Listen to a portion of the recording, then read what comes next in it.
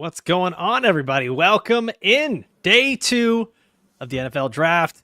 I'm Alfredo Brown. We're on the Footballguys fantasy YouTube channel. As always, got Dave Kluge with me, but we brought along a couple other people. Jeff Bell, Mike Kashuba. Gentlemen, day 2 NFL draft. I know that everyone is super excited for what's going to happen tonight, but we were having talks before this whole stream even started. Dave is just huffing massive amounts of copium right now as he's talking about Colston Loveland all day. I think, Dave, you threw up like a 300 tweet thread earlier today on why Colston Loveland might be the best tight end of all time. Oh, it's his first live stream, everybody. That's tough. You tough. Muted me, Alfredo. It was 6 tweets, and in those 6 tweets, I said, I prefer Tyler Warren, but hey, I'm kind of dumb. Maybe I'm wrong. I'm wrong all the time. So I'm just I'm hoping this is a situation where I am wrong.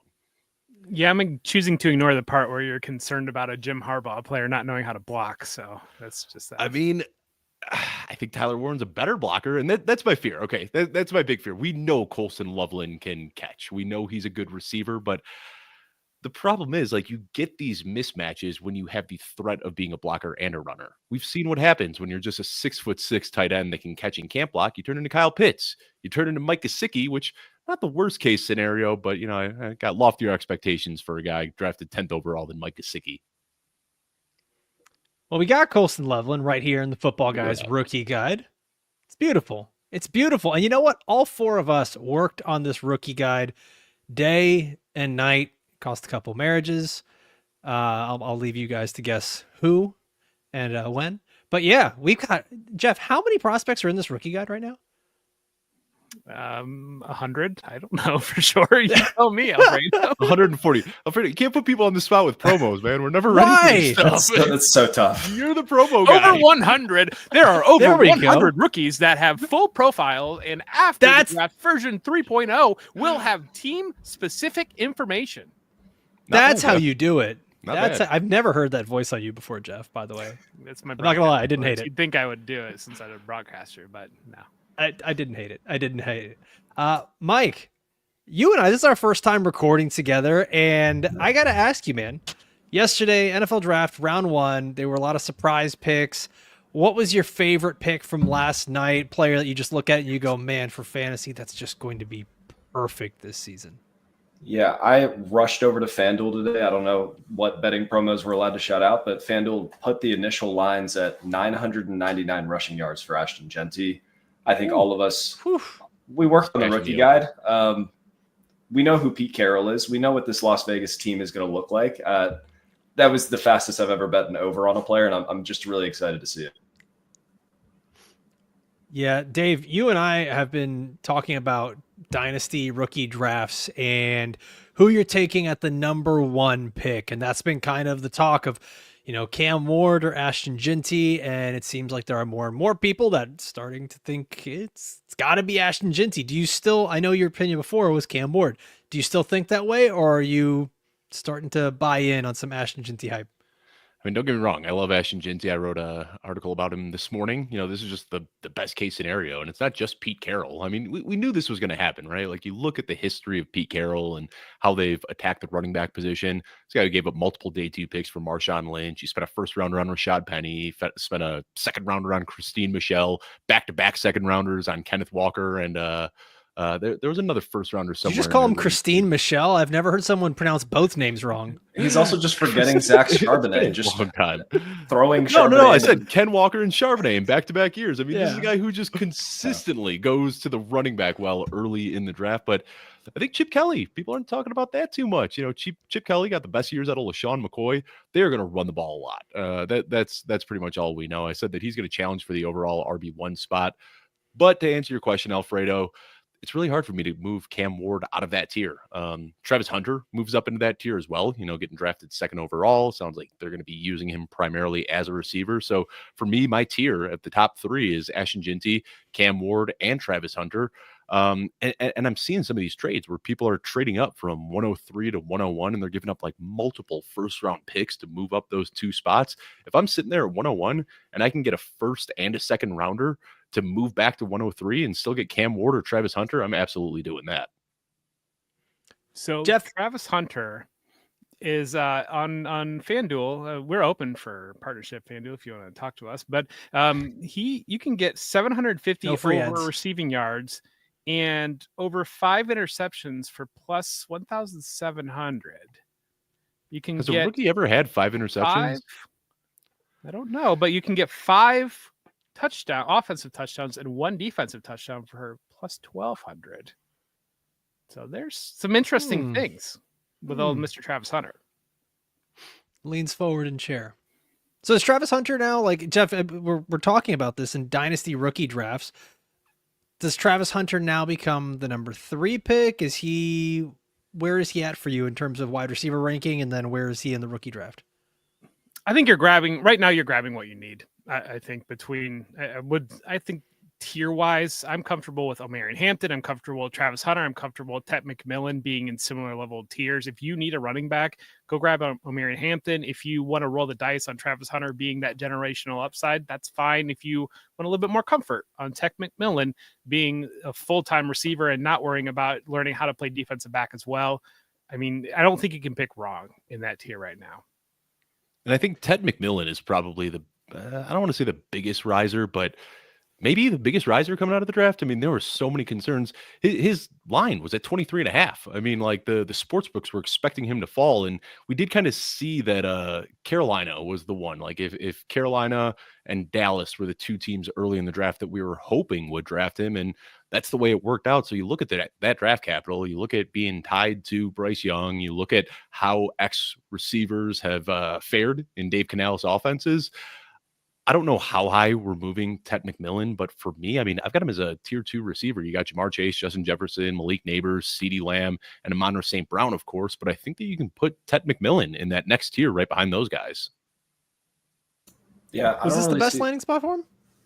It might not be the best one, but I think there's not really a world where all of a sudden he flames out of the league. Like, he has that elite draft capital. He has that elite upside. He's an early declare. The frame is awesome. Teams are going to keep betting on him.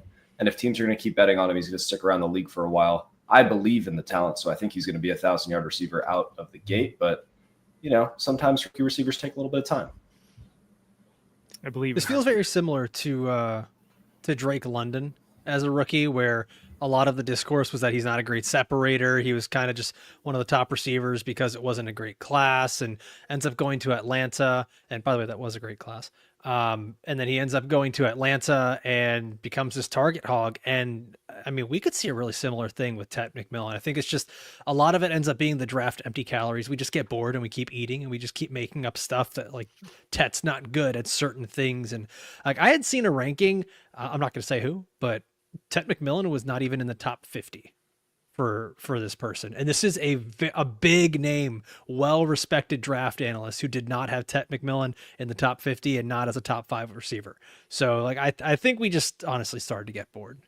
So I think when you look at the prospect profile, there are a lot of comps between Ted McMillan and Drake London, but the difference is Drake London came into the league with Desmond Ridder and Marcus Mariota as his quarterbacks. And what we saw over the final month of the season from Bryce Young, we saw better play from Bryce Young over that month than we have ever seen from either of those quarterbacks. So I think that even though they profile similarly, the situation for Ted McMillan out the gate is just so much better. I have an intrusive thought with Bryce Young. Does anybody think that now that they finally invested on a real wide receiver, we can talk about Leggett and Coker and all the fun pieces they've had there, is this going to shorten Bryce Young's leash as we move forward? Like, if he continues to struggle a little bit, doesn't return to form that we saw in the last month, like, could they look to move on in 2026? Yeah, possibly. I don't think it's completely out of the question.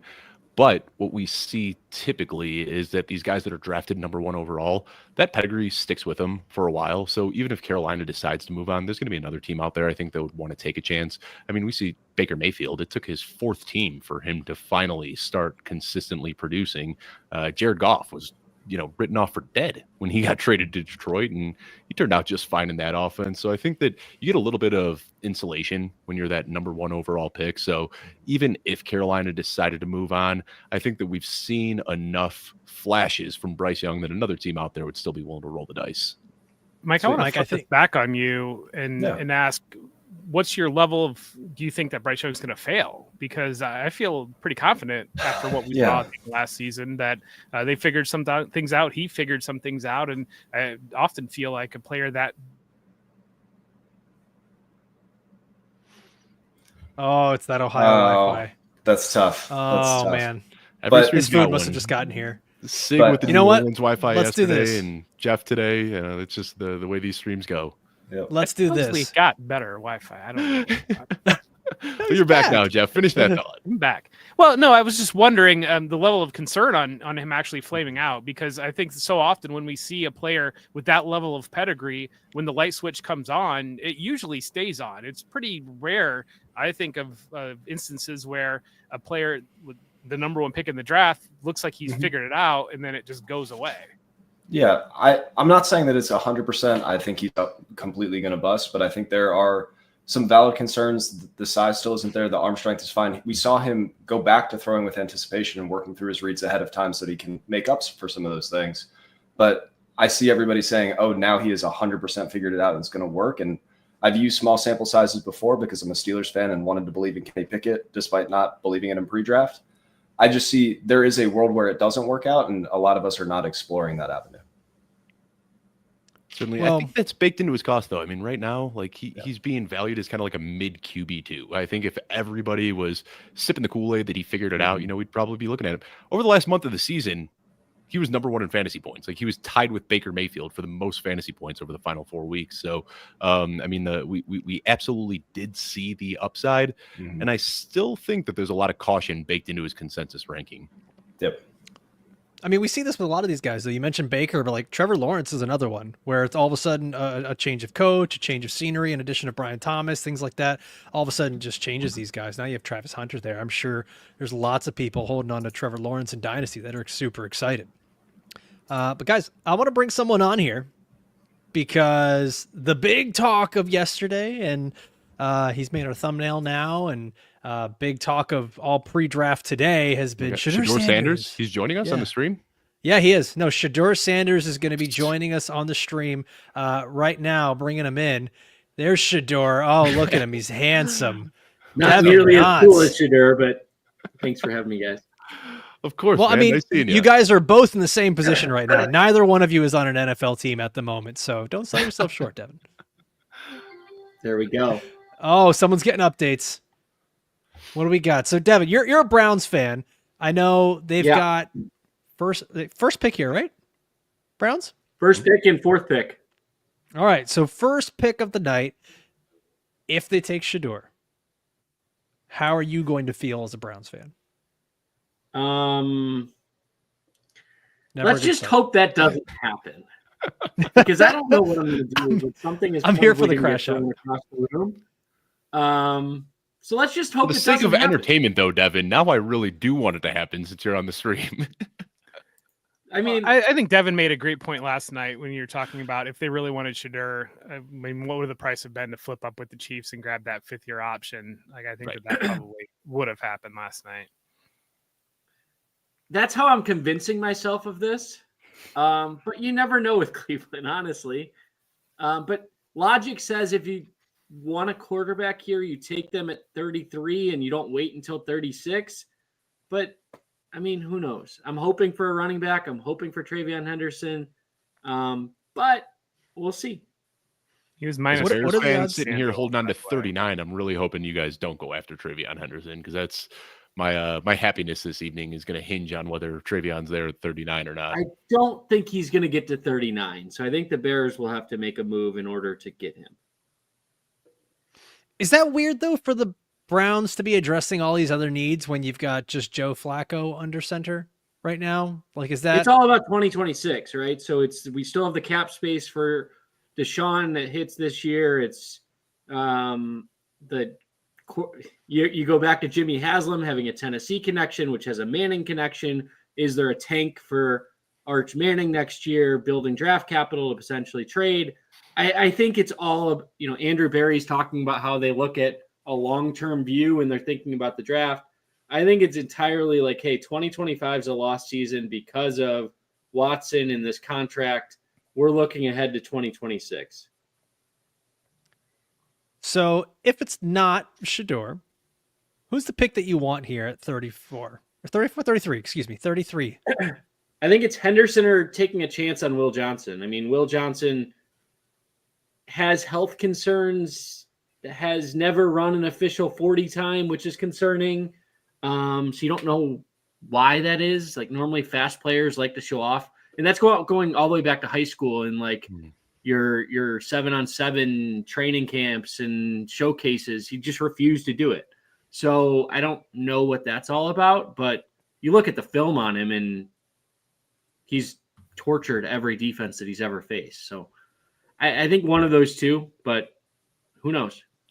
I was shocked by that one, Devin. I had San Francisco, and I thought like him going to 11. I thought that was a little bit of a slide for Will Johnson. I was shocked to see that he didn't, made it out of round 1. Yeah. I thought he was screaming Miami Dolphins with Stephen Ross's affinity for Michigan players and Jalen Ramsey potentially not being a Dolphin anymore.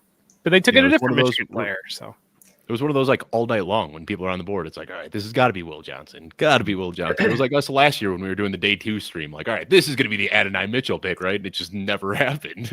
Well, did you see the nugget that everybody wanted Colston Loveland, and there was a whole bunch of calls to trade up, and then as soon as Loveland went, the calls all just stopped? And I got to assume that's because his medical is cleared, right? There was the concern about his shoulder, no pro day, no combine, anything like that. And then it was just like a week ago that we got this news that his shoulder looked good and then he was meeting with teams and all the concerns were gone. I didn't realize how big of an issue that was, his shoulder, that was, causing him to get pushed down a little bit. But I was kind of shocked to see how quickly he shot up boards.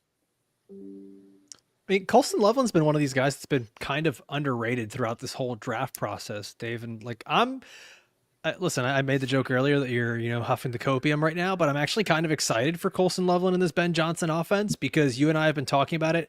Whoever ends up being the slot receiver for this offense is going to have some real success. And it kind of looks like now by default, it's going to be Colston Loveland. And you get both of these tight ends on the field at the same time. I know I've seen people talking about they're going to trade Cole Kmet. Why? Just let him do what he does best. These guys are 2 different flavors of tight end. Just get as many good players out there on the field for Caleb Williams.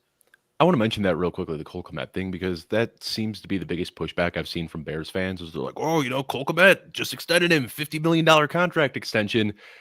And I think a lot of people don't know how to look behind or beyond the headline. Like, yeah, the headline was 4-year, $50 million. But when you actually look at this contract, they gave him a big signing bonus to front load the contract when they had a bunch of extra cap space. And basically what it is, it's a year-to-year deal where they have a team option every single year that they could pick up for $11 million a year. And when you look at $11 million a year, that's, top 15 by the time he hits 2027. If they still got him around, that's top 20, top 25 tight end payments. So it's a pretty team friendly deal. I think a lot of people see that $50 million and just assume that he got paid premier money, but there's a lot more beyond that headline.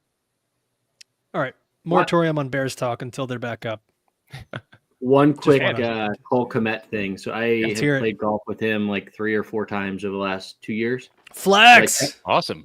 I texted him last night and he said everything's good. He's known that they were going tight end for a while. So he's not worried about it. I think that they play different positions. He knows his role as more of a blocker. And he's happy about that. New Brock Wright. All right. I like this question. Do you think that Colston Loveland hurts Rome Odunze's value? And right out of the gate, I kind of think that if we're saying these guys between Loveland and Kmet are different, I mean, Loveland and Odunze are still very different. I think that there's still enough football to go around, especially in a Ben Johnson offense. Jeff, what do you think? That's where I would lean to. I don't know how much. I mean, we've seen DeAndre Swift be a pass catcher out of the backfield before, but I mean, you talk about Brock Wright, he's not a factor in the Detroit offense. And what we see so often with the Detroit offense is really funneled targets between Amon-Ra St. Brown, Sam Laporta, Jameson Williams getting some action as well, and then kind of Jahmyr Gibbs involvement. You're not really getting a lot of David Montgomery catching the ball, and then it's just kind of Tim Patrick will catch 2 touchdowns and steal those fantasy points. But But other than that, it's really just focused target trees. By the way, you guys in the stream are going to see me do this a lot with my head so I can see who's been picked. Devin, your Browns, the pick is in. Do you have any idea who it is? Are you already seeing it online? I am not seeing it yet, so I am. Oh man, Which I think we got to get that out of the way right now. Are we spoiling picks? Because Jordan Schultz I'm fine is always spoiling. like a half hour ahead of the draft. Like I'm fine. he's already telling us Let's who's do getting it. drafted No, in don't round 3 spoil here. picks. I No, think don't. spoil picks. I think we try to Oh, stick with the broadcast. I don't know. That's fine. We can run a I poll was- in the chat, right? Do we have that ability? Can we poll the chat and see what they want? Why don't you guys just tell us in the comments? That's better than a poll. Engagement, baby. That's the game. Yeah. Engagement. Tell us in the comments down below. Do you want us to spoil the picks or do you want to wait for the TV? I was Jordan- anti-spoilers yesterday, but now I don't have a way to actually watch it. So I'm willing My to say favorite Jordan is Schultz when and several teams tried to trade up for this pick, so we'll see. they always do. My favorite is when you'll have the broadcast and they'll all be talking about the impact that a wide receiver would make for the Cardinals, and then the pick comes in and it's like a defensive tackle. Yeah. Yeah. I mean, this pick is gonna be similar. Oh, I'm seeing a lot of spoil it. All right, everyone Yep. wants the spoilers. There we go. Let's see. Oh, I'm so happy Devin's here for the crash out. I love it. Let's see it. It's linebacker Carson. I'm not Schlesinger. Built How for do we feel? 26. I think you're right, Evan. I think that this is just showing, Let's yeah, just play especially smart. with the extra first round pick next year. I think that they are positioning themselves to get that number 1 overall pick in 2026. They've got the draft capital where even if, they don't need the worst record in the NFL this year, they don't need to do a full tank. They've accrued the draft capital. They can move up one way or another. To be fair, Schlesinger was picking up some first round steam Yeah. coming into the draft. Like he was getting mentioned as a guy that could go in the back half of the first round. So I don't think it's shocking to see him go here. I think it's important. So many people land into this consensus mindset that they see mock drafts with Carson Schlesinger at 45. So to draft him 33 is just egregious. But I think that once you get to like 15 through 45, you're really dealing with very, very similar level players. Mm-hmm. Yeah, I Jeff, mean, I there's don't talk need your that Jeremiah logic here. Owusu-Koramoah is going to be out for another year because of a neck injury. So, like, they need a linebacker position. It's not somebody who can win them games next year, which is probably a bonus because, again, we're trying to tank for 26. So I'm okay with it. It's not Shedeur. That's fair. The question now This is is- how far does Shedeur fall? Oh, Who knows, man? Lord. It's Nobody wants Raiders? to catch a falling knife. 36. They're the Raiders? betting Browns- favorite, but we'll see. Yeah, I think it makes sense. I mean, that was my comp for him was Geno Smith, but with a weaker arm. It maybe makes sense for him to sit a year or two behind Geno. It's just, I always hate that discourse of let this player sit for a year or two. That really doesn't work unless it's a guy you're drafting in the top 15 that needs development, like a Patrick Mahomes or something. When you draft a guy in the second round and he needs 2 years to develop, you're like, well, screw it. Our team's not good. Let's go and take the can't miss quarterback prospect in the top 10 right now. So it doesn't work out. Like, I don't know that there's a spot for Shedeur now that makes sense, except for, I think it was the Steelers. And I feel like I'm missing another quarterback needy team. But if the And even Steelers then- really wanted him, they Could have taken him. Yeah, That's what I'm they saying. Like, had I the don't think there's a spot opportunity, for him. I think you could ugh. see the Rams jumping, like the Rams in the late second take him, but I don't know. The Giants, Seahawks. they don't have a second round pick anymore, right? The Giants. Oh, well, they took Jackson Dart. Never mind. Yep. But The big the loser Seahawks in could be this They're- is Tyler They're Shuck, set who's at gonna- quarterback for at least the next 8 games, Dave. They'll be good. Oh man. I mean, with All right, so how we got quarterbacks Texans are in the clock. falling, I think Tyler Shuck is going to fall probably in the 5th round because You no one's going to want shut your dirty 26 mouth. No one's going to want a 26-year-old quarterback who needs a couple years for a starting spot to open up. Tell that to Brandon Whedon. All right, it's happened before. Yeah, how did that work? Ooh, boys, Texans. Oh, They that's go fun. Jaden Higgins. That's very fun. Love Jaden that. Higgins Wow. paired Wow. with CJ Stroud. Nico Collins on the other There's side. a lot of Nico Collins in Jaden Higgins' game. Yeah. This is fun. Uh-huh. Oh, okay. So let's talk about this. How do we like this now? Where would we be, Mike? Where would we be ranking Jaden Higgins in terms of rookie wide receivers now, because he's the fourth one off the board if we're including Travis Yeah. Hunter, which I And mean I we should Matthew be. Golden. I mean, he's fourth in the order, and then he also gets a perfect landing spot with a need for it. The skill set, it might be a little overrunning with Nico Collins, but like they're just going to run a bunch of vertical routes with him, have a great time with it. I think you have to rate him fourth, maybe fifth. I want to see where Luther Burden ends up first, because I think that Burden is going to end up being that guy. But this huge jump. Like I think the question, Matthew Golden was the most recent drafted. Mm-hmm. So Matthew Golden obviously got better draft capital, but I'd argue that Jaden Higgins might have the better quarterback, better landing spot, better opportunity. I think, my gut reaction is that I prefer Jaden Higgins to Matthew Golden. I'm sorry, this is the fifth wide receiver. Just wanted to fix that here. Jeff Blaylock, let me know. That's right. Yeah. But they're going to end up being a very similar tier, and it's really just pick your flavor. Do you want the little guy that's a little bit more of a route technician, or do you want the big guy that those spike weeks are going to be fun in Houston? And don't forget, they've got Christian Kirk now, too, who's going to be working across the middle of the field. So that'll just open up the boundary even more. You get Jaden Higgins and Nico Collins on the boundaries and Kirk in the middle. All of a sudden, CJ Stroud, that year 3 bounce back is looking pretty likely. Here it comes. Seattle has traded up to this pick. Who did? Seattle. Shedeur. This could be Shedeur. I had him taking Shedeur at 18 in my final mock. Oh, daddy. It makes sense for him. Right. This is another one where I think if they did take Shedeur here, people would be like, well, look at the Sam Darnold contract, when the reality is Sam Darnold's going to get less than half of what was reported that he was going to make. Sorry, Bob. We're spoiling. The people have spoken. I wouldn't let Bob spoil last night. I started the movement, #no spoilers. He was not happy. Man, okay, so back on this Jaden Higgins thing until we find out who the Seahawks draft here. The Jaden Higgins thing, this feels a lot like when T. Higgins joins, or T. Higgins is on the Bengals.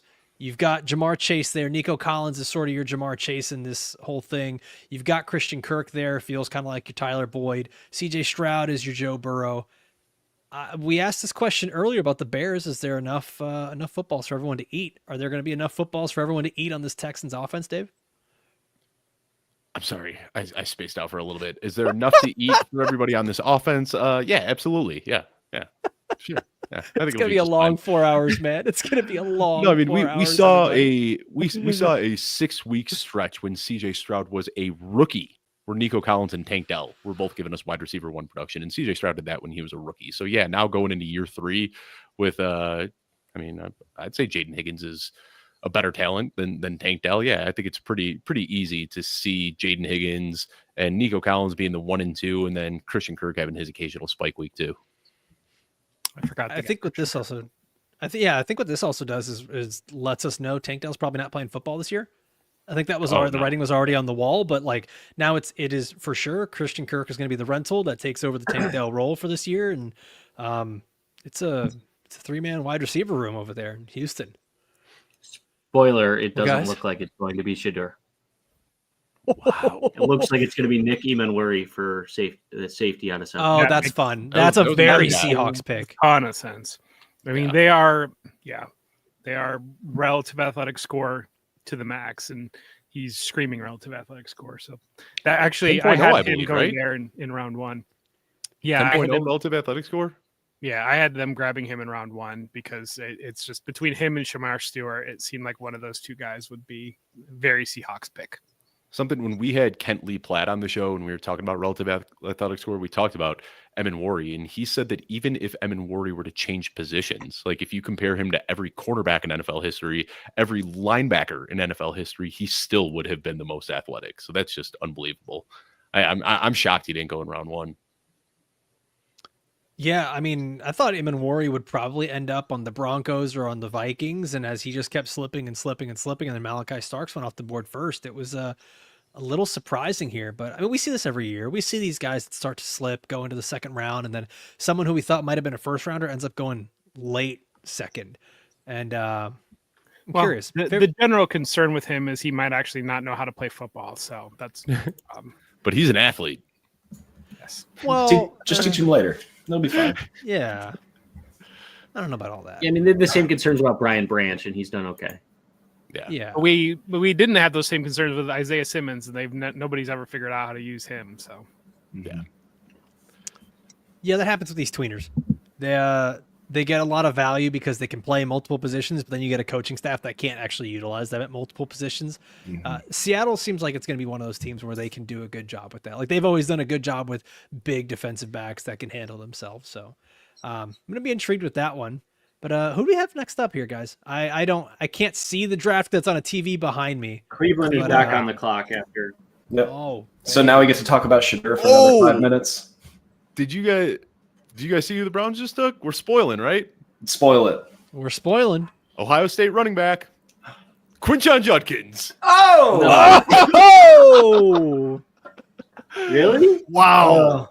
Yes, I did not There it expect Judkins to is. go off the board before Henderson. Wow. They don't want their running backs to be able to catch the ball. That's fair.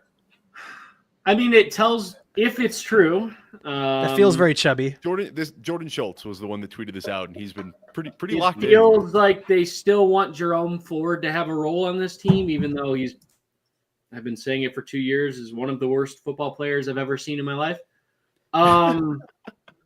He broke like a 70-yard run against the Steelers in his first replacement game against when Nick Chubb got hurt and everyone clamored over him. But it seems like they're still going to have him as a third down guy, which, okay, fine. I mean, Judkins is fun. I like him. You want to talk about another relative athletic score? I mean, Judkins yeah. isn't I'm special. loving Like this. Henderson, when he touches the ball, he has a burst that's special. Now, getting Yes. to that burst is hit or miss, but Judkins doesn't have that. I think Judkins is special at the contact point. Like he may not have the flashy plays. He's not really exciting in the open field, but when he makes contact with a linebacker, he makes him want to stop playing football. And I love that for an AFC North team. I wish it was not the Browns. and you're an Ohio State fan, right, Devin? Yeah, I went there. Yeah. So I mean, you Perfect. saw it was also kind of I don't want to say tough to get a read, but kind of because like the roles for these guys were so. Quinshon Judkins was just getting the early down work. So, like, we haven't seen Judkins in a 3-down role. Do you think that it's possible that maybe we see that expand a little bit now at the NFL, or do you think that We that's saw just it kind of at what he's limited to? We saw it at Ole Miss. Oh, yeah, he was a pass-catching machine there. Yeah. No, he wasn't really a pass catcher, but he was just a volume guy. He had 300 touches in 2 years. I mean, he only had 22 to 25 receptions per year. He only had 15 as a freshman and 22 as a sophomore at Ole Miss. Like, Yeah. The receiving work is still limited, which is unfortunate because he's a super fluid athlete when you hand him the ball, but for some reason when you throw it to him, it seems like he's thinking about it with the ball in the air. He's trying to figure out how am I going to catch this? How am I going to transition instead of just doing it like Henderson does? The counter argument there is if you have a guy like Henderson, do you need to throw the ball to Judkins? So like, Yes. does he have a ceiling that he could go up a little bit, even though he didn't show it last year? I don't know. I think if you're going to keep Jerome Ford in the mix, then it's a fine pick. He's a first and second down running back, and then you bring Ford in on a third down. So I don't know. Building to 2026, boys. That's the model of this draft. Yeah. The positional nerd in me is the Browns off-ball linebacker, interior defensive lineman, and a 2-down running back, all with top 50 picks. Is that how you want to spend your resources? If we're trying to go 2 and 15, yeah. Yeah. Good The long question term. on every one of these draft picks, does this get me closer to Arch Manning? And if that's yes, then I'm cool with it. Yeah. I mean, isn't this Garrett the Nussmeier- exact? Isn't this the exact formula that the Lions did 2 years ago, and everyone was poo-pooing on them for going running back and linebacker early? Mm-hmm. But now the Here Browns goes did that. Campbell. Yeah. Yeah, the Browns did that while actually not doing that in the first round, and then picking up a first rounder for next year. So, Devin, I think that right now you are the experience of every NFL fan, where you have a hope in your mind, you have a player in your mind, your team picks that a different player, and you're just like, okay. And you try to talk yourself either in or out of it, but it's just glorious The to Browns watch have here on done stream. so many stupid things to try and be flashy over the years, like trying to get the fan base excited or get like Jimmy Haslam talking to a homeless guy and drafting Johnny Manziel, whatever the case is. I think this is them being smart and having a plan for 2026, rather than like, hey, we're going to go take the flashy, sexy guy who's going to get the fans excited. I mean, doesn't this kind of get anyone excited up there in Cleveland? They got an Ohio State guy, running back, skill player. Yeah, I mean, it's going to get people excited, but I think most people wanted Henderson. Can we get Jeff up to speed? Jeff, did you see what happened while you were away? Well, I'm listening and watching thoroughly while right. I ate my dinner, so I right. apologize. The timing didn't really work out, but no, I think it's when so often we see you lose key pieces and you lose Nick Chubb out of that franchise, and whatever's going on with Osa Kuamora kind of replacing that with linebackers, you just see more and more whenever those big blue chip pieces of that franchise. You can argue about the positional value, and I think that that's a fair argument, but losing those pieces, NFL GMs like to go back early in the draft to replace them. I don't love that the entire Brown staff is wearing shirts that say keep learning every day.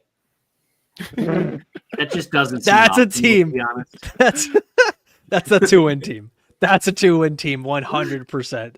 They're just looking at the bright side right now. Yeah. We're just gonna take it one day at a time and They learn every day. Matt It's like, guys, you've been there for 5 years. But anyway. Football's trade. amazing, man. Football's amazing. Like, could you imagine if any other workplace you just be like, you know what, guys, we're gonna be really bad this year. We're all gonna like really underperform, but next year. Let me introduce you to the are on NBA. clock, Alfredo. Dolphins just What? traded up. Will Johnson. Oh, Let's man. go. Dude, Put him on the big screen. Let's see it. I do like Will Johnson, but Luther Burden in that offense. Lots of talks about Tyreek yeah. Hill traded, yards I'm- after the I'm catch in. machine. I mean, when I'm I did in. that first mock in early March, I had Dave, been taking if him in it's the Luther first. Burden, I'm buying the jersey. Yeah, I think it would be a fun fit. I mean, he screams Miami Dolphin to me. I mean, to me, if it's Luther Burden, you got to think Tyreek's on his way out. I'd assume, man. Is that too much? Totally half-baked thought here, but Kansas City could really use a guy like Tyreek Hill. What are the chances if that trade goes down? Seems like a culture fit. I think it could work. Guys, we have a what are we going to call him? The president, the mayor of Football Guys land. Guys, yes. Yeah, Joe Bryant in the chat. Everybody, say hi to him. Hey, Joe. Hi, boss man. Joe. How you doing? Oh boy, I can't All wait to right. see who the Dolphins take here. The pick yeah. is in, and Jordan Schultz doesn't even know yet. If Jordan Schultz doesn't tell us on Twitter, Jonah Savianea, offensive line. Makes it, yeah, after losing Armstead, I mean, they do, yeah. Well, Armstead, Yeah, okay. Armstead, I thought, no, he did retire, didn't he? I know. Yeah, it's no, kinda up in the he air, retired. He retired. Isn't that one gonna be a guard though? Like, isn't he projected at guard? Yeah. You're asking that wrong hypothetically. guy. Yeah. Hypothetically, yes. I mean, I wouldn't be He's surprised. not a We've got But we've got Patrick Paul at left tackle right now for whatever that's worth, but we are not good at guard. when the Bills drafted Deion Dawkins, everybody said he's going to be a guard, and they said, no, we think he can play left tackle. So I mean, that happens, and Deion Dawkins turned out pretty okay. Hey man, you know what? I'm just excited. More fat dudes up front. Block for Tua Tagovailoa. This offense needs to work by having someone that can actually block. So I'm in with it. I'm good. Sorry. And maybe a part of that too, they jumped the Patriots too. So obviously we've seen the Patriots kind of be dedicated to building in front of Drake May. They might have had a little bit of intel on that division rival there and said, well, no, we're going to go get this guy because he's going to go to the Patriots. They did announce him as a guard for what it's worth. Well, we got to answer this question because we've been getting a lot of the where is Sig? Where is Waldman? Jazz Fest. Maybe I'm not allowed to say that. They get the night off. They work Yeah, hard. he's got the night off. Yeah. That's it. Yeah. They got the night off. They were on assignment. all night last night for around on assignment. Yeah, Dave loves saying on assignment. Just means they're not. That's from they're not Cecil. here. Cecil told me if you're not around, you're on assignment. Yep. On assignment. That's what they say. But Matt Waldman is going to be joining us, and tonight, you know what? It's us. It's us. I'm sorry, you're stuck with us. You actually don't have to be here. You can go anywhere else. But we'd love for you to stay with us. Here. Bob Harris is going to be here. Some of the OGs you saw yesterday, they'll be with us tonight. Just got to be patient. Gotta be patient, guys. And we're We got a whole bunch of Dave. How many? We got like 16 different guests. One of whom has been sitting backstage waiting patiently for his turn to come on here. Yeah, I'll drop after this pick. Should we? I'm gonna. You know what? I'm just gonna bring him on anyways because I like the. Why not? I like got the room. chaos. I like the chaos. Hello. Guys, Hutchinson, Brown. Oh, hey there. How's it going? Hutch, Decent. fresh off the Eagles winning the first round again, just like they do every year. So How we Oh, can't so keep getting away exciting. with it.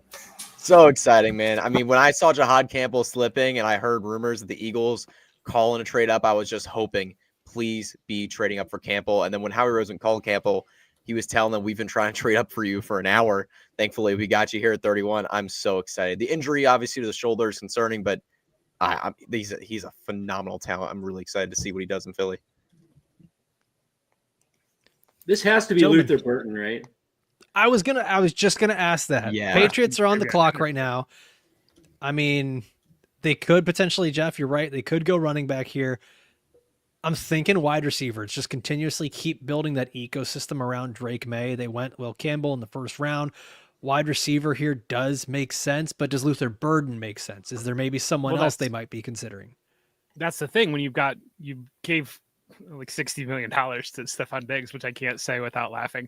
And then you've got Demario Douglas as probably your other best wide receiver. Is Luther Burden a little bit duplicitous with having those players? I mean, certainly they did bring in Matt Collins. It's important to recognize the valuable contributions of Matt Collins. And so that's a big part of it as well. But if they don't go TreVeyon Henderson, the Bears are running that pick in. I'm sorry, Jeff. Did you just drop a duplicativus on us? Are you trying to make us all feel dumb here? Too I had late. to Google that. I still don't know what it means. Duplicatus. Wow. There's only a minute left on this clock. They're taking quite a long time. Well, I mean, Jack Besh feels like a Patriot. That Jack Besh was a that guy name that came to my mind as a Patriot pick. yeah. That feels like a Patriot move. I feel like right Jeff now. got it immediately. He's like, yep. Yeah. But he was in that grouping when you were looking at, all the guys, Dane Brugler and everyone coming out talking about that run of round 2 wide receivers. Jack Besh's name was in there when anybody was talking about it. And he was a guy that, Alfredo, I know, months ago when we were talking about this, we were like, oh, he's going to be a day 3 steal for somebody. And now it might not be the case. Did they I get mean, $60 million? Jeff can't stop laughing at that. Guys, there's like 40 Oh, seconds man. left on this clock. Yeah, don't worry. They're gonna run getting out in. all these The clocks. Patriots guys. are the early in worst guy in your fantasy league. Dude, the Just Chargers milking had the a clock. scary one last night, too. I do remember the Chargers at 22. They ran it down Yeah. 2-0. The Hampton pick. I They should had to probably know this pick or the answer to this. I'm sure at least one of you will. What happens if the clock runs out? The team just The next loses team their can pick, go. the next Yeah, team Yeah, next next makes team their is up. run. Yeah. So Yeah. the Vikings did it, and 2 teams. It works ran when all in. of us talk at the same time. Yeah. Go, Jeff. Yeah, that was bad. Well, the Vikings did it probably in like 2003 or so. They Yes. timed out, and 2 picks got ran in. Yeah, because everyone starts rapid rapid. fire Yeah. making their picks, right? I do remember that. Oh. Let's see. Nothing yet. Yeah, this one we're getting live on the broadcast. Apparently, nobody's Oh, tipping this boy. one off on Twitter. No? Where is it? Come on, the pick is in. I mean, Let's get it would be Roger the Goodell most- up there. It'd be the most Patriots thing in the world if it's a player that none of us know, like the Cole Strange pick a couple of years ago. It's just About to some, say Cole Strange, Yeah. yeah. some random player. Which It's is a guy I Vrabel know. has the Strange. Ohio State connection. Cole Strange developed into an okay player, by the way, for the amount of flack that the Patriots got for that pick. Could have been worse. Yeah. TreVeyon Henderson. Please, Is it no. really? Yep, confirmed. Oh. So close, Oh man. so far. So how do we feel I about like that landing this. spot versus I- Judkins? I kind of like it. I'm not going to lie, especially considering the lack of receiving threats you have here in New England. They picked Will Campbell 4, now no receiver round 2. And Henderson, we know, is an amazing receiver. I think with a lack of receivers, lack of tight end depth, you're going to see a huge target share go to Henderson here. And we know Ramondre Stevenson, he can pass catch when necessary, but Henderson's the far superior talent in the pass catching game. So I like this pick. I like this landing spot for Henderson. Mike Vrabel knows exactly who he's getting because he's really close to that Ohio State staff with Brian Hartline and Ryan Day. So, yeah, I like it a lot. I mean, Ramondre Stevenson was already not really a favorite there in the New England backfield after this past season. And we were starting to see things slip and wondering what direction they were going to go. I'm a little surprised they went running back this early, but I mean, TreVeyon Henderson, guys, how do we like this fit with TreVeyon and Drake May? Because I mean, Drake May's not really a big check down guy, but you got to assume when you draft TreVeyon Henderson, it's to, get some schemed up touches for him in the passing game as well. No, I think you're exactly right there. And yeah, they still have Antonio Gibson, I believe, and then Ramondre Stevenson. But I think that Henderson probably takes over. It feels like a mid-season. Maybe they're going with 3 backs kind of to start the year and a little bit muddled. And we're all frustrated. And then by the time October rolls around, it's true TreVeyon Henderson time and just clearly blows the rest of the backfield away. 100%. Dave, before this draft, TreVeyon was your running back 2. Now that he is on a team and we've got some landing spots for other people, what's the order? Running back 4 right now. And if Caleb Johnson gets a nice landing spot, maybe running back 5, not crazy about this one. Okay. But then again, they do have a good offensive line there. I just, I worry because they've got Ramondre Stevenson under contract for the next couple of years. Davis crushed because, I mean, there were rumors He that it really seemed wanted like him to go to Bears the would be taking TreVeyon Henderson with the 10th pick and then to have him go right off. This is a major snipe here. This one The hurts. story of this draft so far has been we're all crushed based on the picks that our teams have made or not made. But this one hurts. Hey, guys, I'm going to drop. Thank you so much for having me. Hey, thanks for stopping by, Devin. Yeah. Hopefully, Shedeur doesn't fall to Cleveland in the 3rd round. That's all I got to say. There's gonna be a Thanks, rain. man. This one sucks. I'm hoping the Bears, Mike Green, I mean, he's still on the Get him board. Mike running Green or routes. Will Johnson, catch one of those fallers. I guess I'd be okay with that. I'd be concerned about Mike Green with those assault cases. It seems like it's a serious issue given how far he's fallen. So I'd be hesitant with Mike Green. It's just the value is there because he's so talented, right? He's so talented. The round 2 value is there, but it feels like a mess that you're investing in.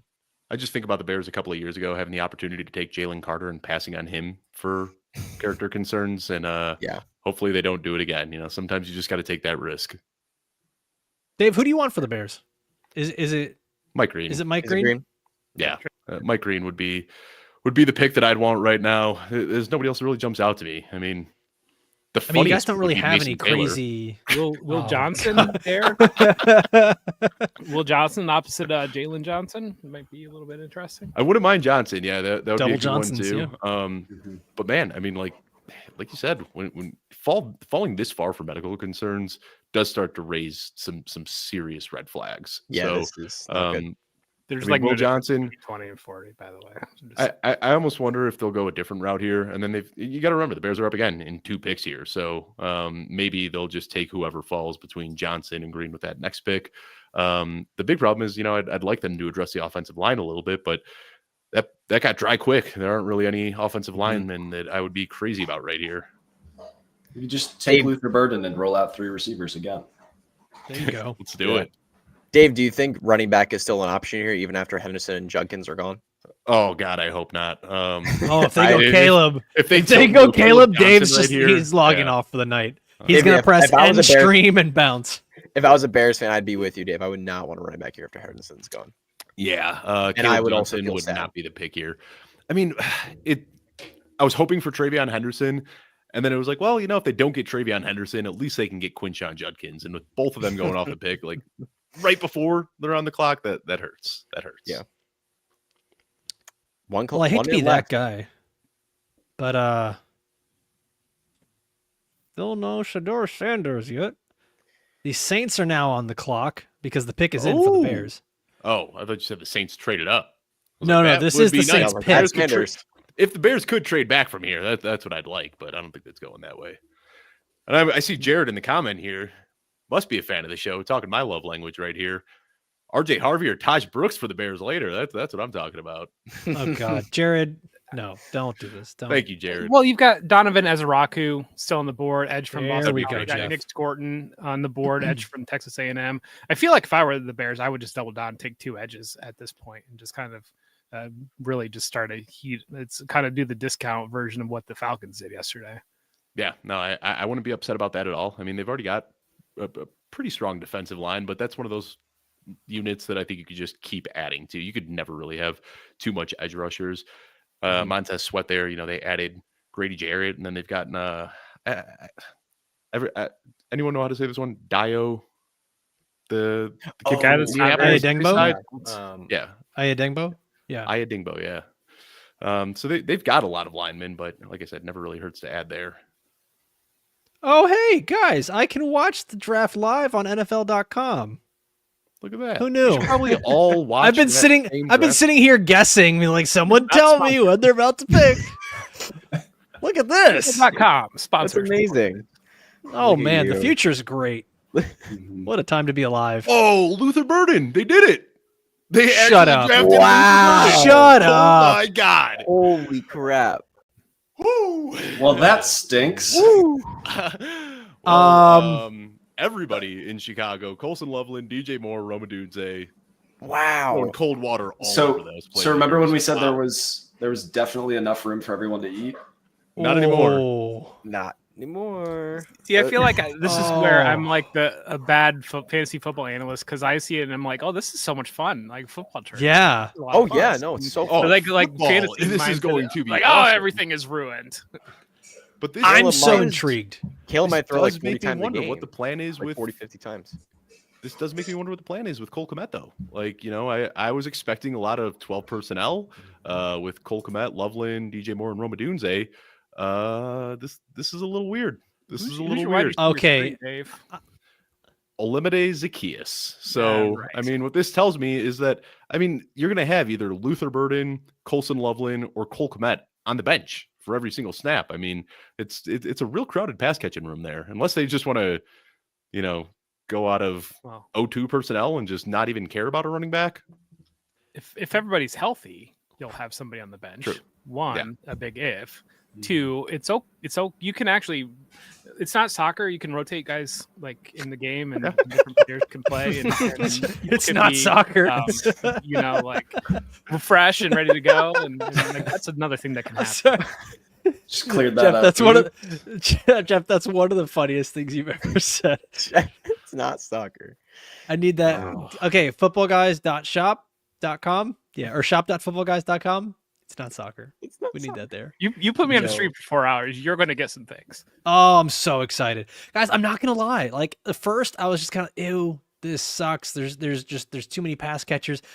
But now I'm kind of excited the more I think about it. Ben Johnson's the same guy that's been able to pepper Amon-Ra St. Brown out of the slot, to use Jamison Williams in a lot of fun ways. If there was going to be an offensive-minded coach that's going to utilize Luther Burden, and especially when wide receiver is not really a need for them, there's something sexy about the Luther Burden pick here where Ben Johnson is saying, I need to have this guy, especially when they still have needs, Dave, like you've said, along the offensive line, at running back. And he's like, you know what? Give me another sexy pass catcher here. So I don't think this team looking like the Lions is out of the question. And this offense being very dangerous is out of the question. I think it's going to be a very pass-heavy offense, a little different than what we might have thought. Yeah, this And I think feels you like can utilize DJ Moore and either Luther Burden out of the backfield as well on some pass catching plays, some routes out of the 100%. backfield, like those types of things too. Let's Yeah, this put feels Luther Burden in the Jahmyr Gibbs role and just have a blast. There you go. But Oh, also, man. there have been a lot of comps, Luther Burden to DJ Moore. DJ Moore's 28 years old, 2 years left on his contract. I'm not saying that they're, hoping to get rid of DJ Moore by any means, but this does set them up to have the same offense post DJ Moore. All right, I'm gonna put you guys in the spot here, Mike. I'm gonna ask you this first, because I think these players are in very similar situations. Maybe one is better long term. Emeka Egbuka goes to the Bucs in round one great question. in what seems to be a crowded wide receiver room.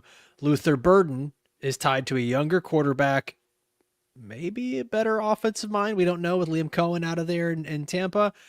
Who are you taking here between Luther Burden and Emeka Egbuka in a rookie draft? Yeah, I think the draft capital gives a little bit of a nod to Egbuka, obviously. Okay. And it's a more clear role heading into 2026 if, Godwin continues to deal with injuries, if Mike Evans moves on. And we've also seen the wide receiver 3 in Tampa Bay be useful. Wide receiver 3 in Chicago, yes, it was early Caleb Williams, but there's a chance where we could really see that take a bigger step forward or continue to be dust. I think there's a lot more safety with Egbuka. So if you're risk intolerant, you're going to go that way, risk averse. If you're risk seeking, like chase them in with Luther Burden, there's a lot of ways that this can go. And some of them are super fun and some of them are a quick flame out. Can we get like an NBA like hat swap when when Vince Carter and Antoine Jameson got drafted and then they were traded for each other and they had to swap hats? Because I feel like with the Patriots taking TreVeyon Henderson and then Luther Burden going to the Bears, it's like, now give us our guy, we'll give you your guy, and we can just move on with this. Man, NBA draft is fun. I do want that, Jeff. This is NFL draft. I mean, so do the Sanders? Is this Shedeur Sanders? Is this finally If when it's not, Shedeur Sanders go? that's concern. If it's not, that's a huge. I don't think so. Milrow would make a think lot so. more sense. I like Jeff's line of think thought Sanders is with gonna be Kellen Milrow. Moore coming from Philadelphia. That would make much more sense. Milrow makes a but ton of sense. A lot of rumors about them liking Shedeur. We'll see. He's announcing right I now. think there was a lot of Tyler rumors of Shug. everyone. Stand up, Alfredo. Let's go, Shug Hive. What's up? It's not. Let's go. Tyler Shug. This isn't real life. This isn't real. Dude, Go there's shuck no yourself. way. Let's go. What the shuck? Oh Why my do you see Oh. God. quarterback 3, Tyler Shuck? Interesting. Hey, for some Wow. people, he was always the quarterback 3. Wow. Woo! Holy crap. Oh, guys, and, What? I mean, he's starting. Is he not? I'd I- assume so. I mean, if Derek Carr's out, I mean, that he's guy's going to be starter. retired in 3 years, so he's got to start now. Yeah. Got to Sig take dropped a advantage. nugget yesterday Oh my on the God. live stream. You know, Sigmund Bloom, he's down there in New Orleans. He said that yesterday the front office approached Derek Carr about taking a pay cut, and he just flat out said no, which is kind of hilarious. I mean, I get it. Like, I'm surprised it doesn't happen more often. I mean, would anyone else like if, at our Eric job? Work Like, asked me to take I mean, it happens all the time. Dave texted me the other day and asked if I would. Dave's down to like $8 an hour, man. every I'm just day. doing this Dave, for we're the gonna love of the game. Yeah. Oh man. Okay, so this actually gets really fun because Tyler Shug, I mean, big arm. He's one of these risk taker type of quarterbacks. I mean, a lot of the comps have been Matt Stafford, but with a little more mobility. What? Who? Will Levis? Okay, relax. What do we think about this this marriage here? Touch, you got to watch a Kellen Moore offense all season last year. What do you think about this? Because I've got to assume Tyler Shug's going to start right out of the gate here for the Saints. Personally, when I watched Tyler Shuck on film, I didn't see it really. I mean, Alfredo, you said QB3 for you? Yeah. I didn't rank him that high. I was definitely a little higher than consensus. I saw the upside, but 7 years in college, not really be able to fully put it together. Like, I don't know, man. I didn't see the hype as some others did, but the NFL clearly does, picking him as the third quarterback off the board in the second round. And the Saints are putting him in a position where he's probably going to start. Like we've mentioned, Derek Carr is injured, so they're clearly pretty confident in him. So I guess you have to follow. I'm going to follow the NFL here and say Tyler Shuck might actually be something. Who was Jeff, Kellen Moore's The Bills quarterback? are on the clock. Jalen Hurts. wow. Yeah. Bills No, just traded up with who the was Bears. his quarterback in 2023? Who? Was that not Dak? Who was Kellen Moore's quarterback in 2023? Was it? Justin Oh no, Herbert. he was in. Yeah, he was in Herbert. Los Oh, Angeles, that's right? right. Tyler Shuck. It's Herbert. Justin Herbert was my comp for Tyler Shuck. That he was also his backup. He was his backup in Oregon. Yeah. And I think Yes. stylistically, there's some things there that Very no, similar. maybe Kellen Moore seeing See it? that. I like the things that Justin Herbert was able to do for me. Maybe Tyler Shuck can do some of those same things within my offense.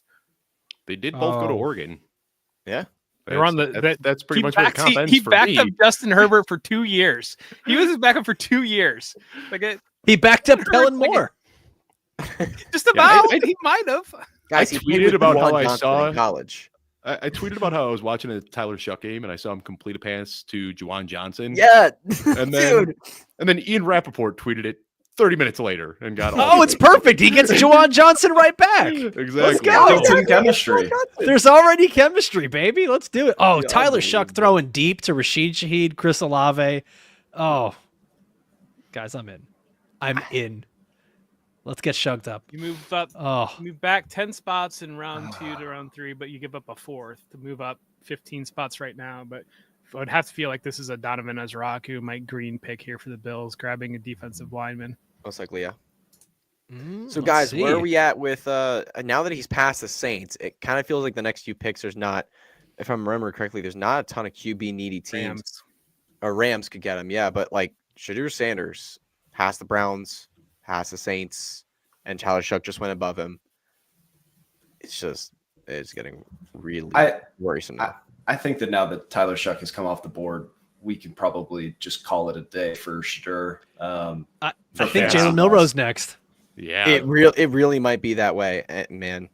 And I was pretty low on Shedeur. Did you see the video of Shedeur putting on a concert in his draft room last night?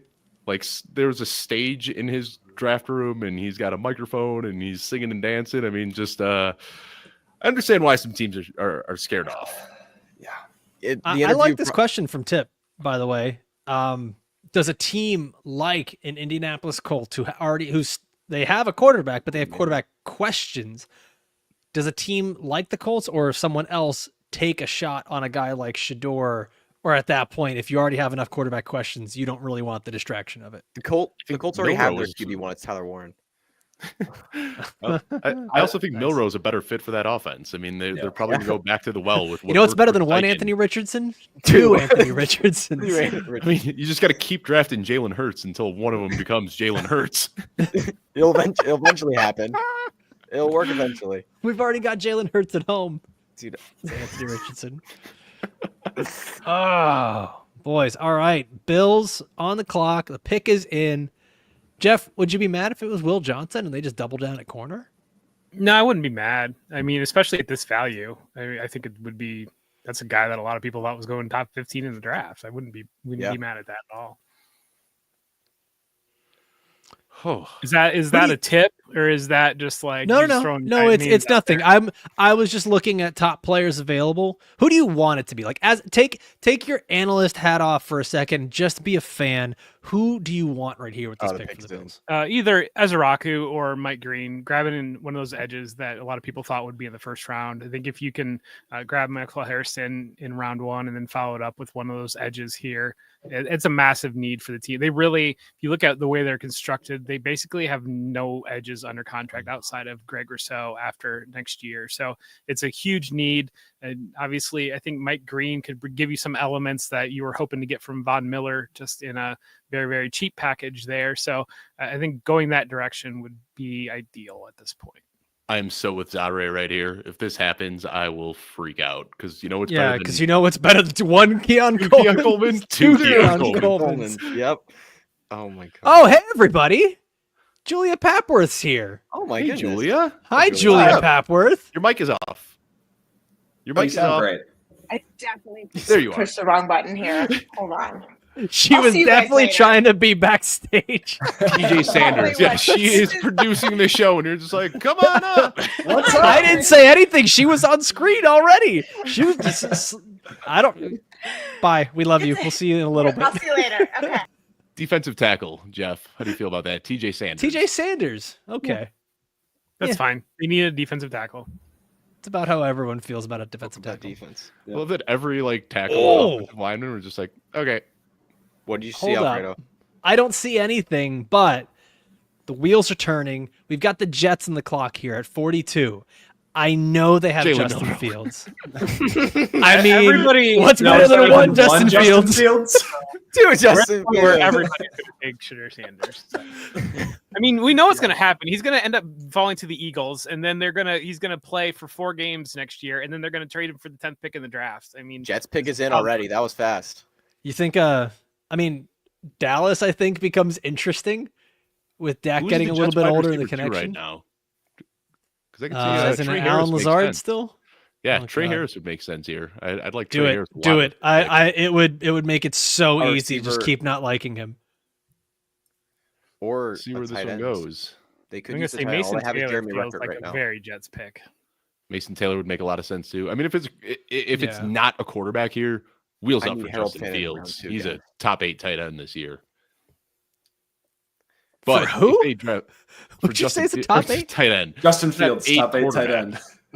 I was like, yeah, probably, man. If they draft a quarterback here, the fear with Justin Fields is that he's the week 1 starter, and then when you need him most, you make the playoffs with Justin Fields, and then week 14 they throw Shedeur in there. So if they can make it through this pick without a quarterback, I think Justin Fields is in play for 2025. Oh yeah. Dave, man, you are the most Rick Astley man ever for Justin Fields. You're just never going to give him up. Why would I? Just He's a top 5 quarterback every time he steps on the field. No, he's elite for fantasy. Yeah. You mean okay, fantasy? I've been grabbing him an underdog. This because is he's the like quarterback Football Guys 13. fantasy football show. Yeah, I know, but we're not watching the fantasy Jeff draft. is Like sitting we're here watching the talking about his NFL defensive draft. Like I'm tackles just and We saying. gotta talk fantasy a little bit, you know. Like he's not great for the players around him either. Hey guys, Jets pick is in, and it is someone we talked about. Trey. Oh, let's go! Thank God. Thank God. I love this one. This is going to be This gonna is be fun this is offense this interesting, year. man. Dave, I know you're the resident. Is it Someone 100% tell Trey me. Harris? No. Caleb Johnson. It's not Trey Harris, but it's Is it Mason Taylor? My guys. Mason Taylor, yeah. Was it Mason Taylor? Mason Oh, Taylor. that's such a Tyler sorry, Jeff. Joe. That's such a dick move. Them grabbing a Dolphins player's son. Oh, I like come it. on. I'm- Jason Taylor was on the Dolphins or on the Jets for like a year too. He was a trader. I like this Wow. one. This is I good. like- I mean, Ideal Armand fits. Armand Membu in the first, Jason Taylor in the second. I mean, Mason Taylor, he can block too. I mean, he's more than just a receiver. It's pretty obvious what Aaron Glenn wants to do here. He wants to run the ball a lot with their 3-headed running back Jeff committee. Bell, apparently. Football Guys did a round 2 and round 3 mock that was released today on the Football Guys website and has pick 42 Mason Taylor going to the Jets. So There you go. Jeff Bell, third person speaker. Smart guy. Wears cool hats and quarter zips. So Jets are kind of having a like sneaky good draft, and I Nothing know it's sneaky just about one it. pick. Okay, I mean, sure, whatever. These first 2 picks are great. They're not the sexy ones that people talk about, right? Like it's offensive line and a tight end who doesn't have incredible athleticism, but both players are very, very good.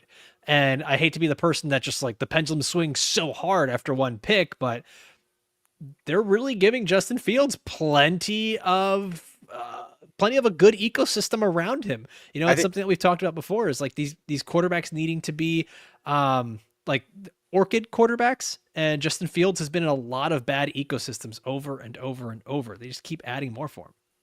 I just want to read this Jordan Schultz tweet really quickly so I could watch the steam shoot out of Alfredo's ears. Uh-oh.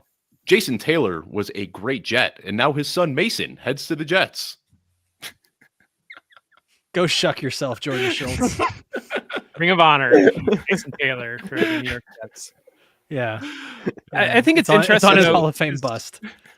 a lot of like looking at where one of the things that I like about the draft is when you look at combos. Yeah, Like basically, you talk about everybody talking about the Jets going tight end, whether it be Tyler Warren or Colson Loveland really was in that conversation. And then if you would have followed it up with a tackle, I mean, what's on the board at tackle versus grabbing that tackle, and then you turn around and grab Mason Taylor. I think that they played that combo very well. Yeah, absolutely. They made a smart choice going tackle early. I completely agree, Jeff. But I mean, the Armand Membu pick, that was one of my A pluses in the first round when we were excellent. asked to grade picks. They sat at their pick. They didn't do any kind of crazy move, and they didn't do something that I think a lot of people were expecting, or at least trying to project, which is go and grab Tyler Warren and get the tight end. They still get the tight end later, but Armand Membu, a lot of people had him even as the offensive tackle 1 in this class. So Jets, I mean, they're having a good draft. I hate to say it. Yeah, this is a good draft. How do we think Mason Taylor could be impactful for fantasy year 1? I mean, that tight end room is like empty. The tight end room is very, very. Oh, limited. Jeff's gonna jump Well, through the the wide screen and receiver. strangle you. Yeah. My receiver room is empty too. I mean, Yeah. what do you got? I mean, Mason Taylor could be the number 2 target on that team. Oh, yeah, And we 100%. saw- I'm we with saw you. Justin Fields and Cole Kmet, the way that that connection there. I mean, Mason Taylor could be that security blanket underneath for Justin Fields. Yeah, I'm Fields 100% was with you. still, I think that Fields top was 12 is there. He was a high end tight end too when DJ Moore came into the picture, and I think that probably is the biggest fault with Justin Fields is he doesn't get to his second read often. I think there's going to be a lot of just locking in on Garrett Wilson. So I like Mason Taylor. Big fan of this for real football, but for fantasy football, it's going to be hard for me to get Mason Taylor above like tight end 15 or so. Tyler and he's- Conklin in the chat. There's somebody got Daiquiri Man, who's a great contributor, saying fade the Conklinator. He plays for the Chargers now. So Yeah, Yeah. he's in charge. Tyler So we should all Conklin, be on though. board. I don't think Anytime we else can say know that. bad things about Tyler Conklin on this show, though, we do it. So Yeah, it's Jeremy Rucker. Daiquiri That's gets it. it. That's the only competition for Taylor at the tight end room, and then the receiving room outside Careful. of Garrett Wilson, there's no other receiver on that team that has ever had a 300-yard season. Because Alan Lazard is now gone, right? No. he's still Alan there. Lazard is still there. Oh, he's still but there. He's He's asking for considered a trade, but- target. Yeah, he Okay. got that huge contract negotiated by Aaron Rodgers, and no other team is stupid enough to take that one on. Yeah. So he will be a Jet for the remainder of that contract. And So then Jeff, Alan Lazard tell Hutch what you told me about Jeremy Ruckert, because Let's this go. is a good nugget. well, he where'd he go to school? Ohio State, just with Justin Fields. Let's say it with Justin Fields Yeah. and Garrett Wilson. So I mean, there's you flash back to there's some college football play against Clemson. Jeremy Ruckert had an amazing catch from Justin Fields, and what probably the best play of his entire career. So there's connections there, but I do think that Mason Taylor will step in pretty quickly. Guys, 49ers pick is in.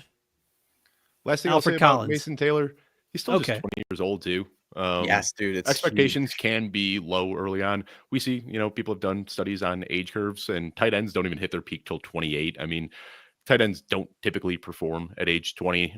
So I think this is probably more of a long-term pick than anything else. I love Mason Taylor, but expectations for 2025 shouldn't be too high. There were a lot of jokes I wanted to make there about age and performance and peak, but whatever. I'll just Stone Hutch is smart. on. So here we go. Hutch is I on don't here. care. You can do whatever you want. 49ers go with defensive tackle Alfred Collins out of Texas. So nothing exciting there. They just keep going after that defensive line.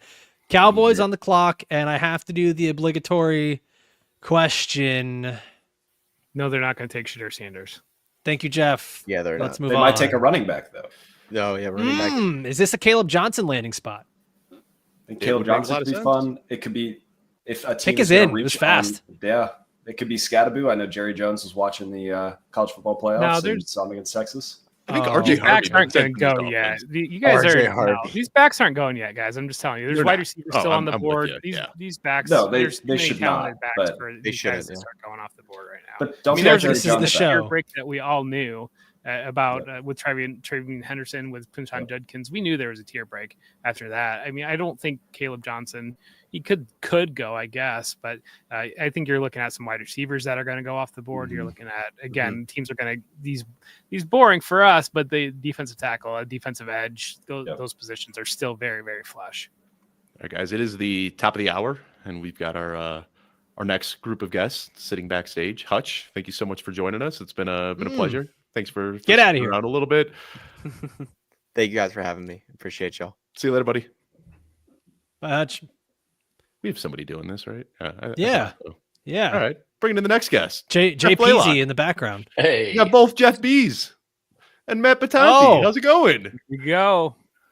so hey Matt, guys. Wow. Jets fan. Well, we got you on the stream. Let us know how you feel about Mason Taylor. We just talked all about it, but I'm out here saying that the Jets are having a hell of a draft. I love it. Armand Membu, huge fan of him. Mason Taylor, huge fan. This is a fun start. You got to be excited as a Jets fan, right? I'm not going to get excited, but I love a good nepotism. And yeah, I like not just that Jason's his dad, but Zach's his uncle. So, ayo. Do we know anything about Armand's parents? Does he also have some I know they're lineage The that he has? Membos? Yeah. Cameroonian. They're Cameroonian, and he's known for his nasty edge and blocking, and he's a natural right tackle. So I think the Jets could have a top 5 line next year in the rankings without being ironic about it. And Membu would have to be the bell cow of that unit. He needs to make the Pro Bowl. Yeah. So over under Justin Fields, above or below QB5 at an end of season finish in fantasy? Below. He'll get hurt, but though they're going to throw him. They're going to throw bodies at this position. They're going to throw. I was surprised that Milroe didn't go off here because I know they were connected to Milroe a lot, and I think they're just going to run the quarterback more than most NFL teams were comfortable running their NFL quarterback. You know, I dig And I that. want to ask you about some of the offensive linemen that are sitting available. You got They're all the gone. They interior all went guys in round from- one. That was they all go? Matt. I was We- sitting there. we thinking have no Bears need Benavis. offensive line, and there aren't any. That dried up real have real no- quick. There's 3 guys from Georgia, I think, on the interior line: Tate Ratledge, and then Jared Wilson. I think you're going to start to see them kind of yeah. come off the board here relatively quickly. Ariante Irsay from Minnesota's off massive right tackle player. Ozzie Trapelo is a second generation player that I don't know, could be guard, could be a tackle. I think some of these guys are going to start to take off too. The chat room is hilarious as usual. Shout out to the chat room. And Jeff, how's your night going? Thanks for joining us as well. We immediately started throwing questions at Matt. Don't want to forget about you, though. How are things going out here? Thanks for helping out with some of the articles that you were able to do last night.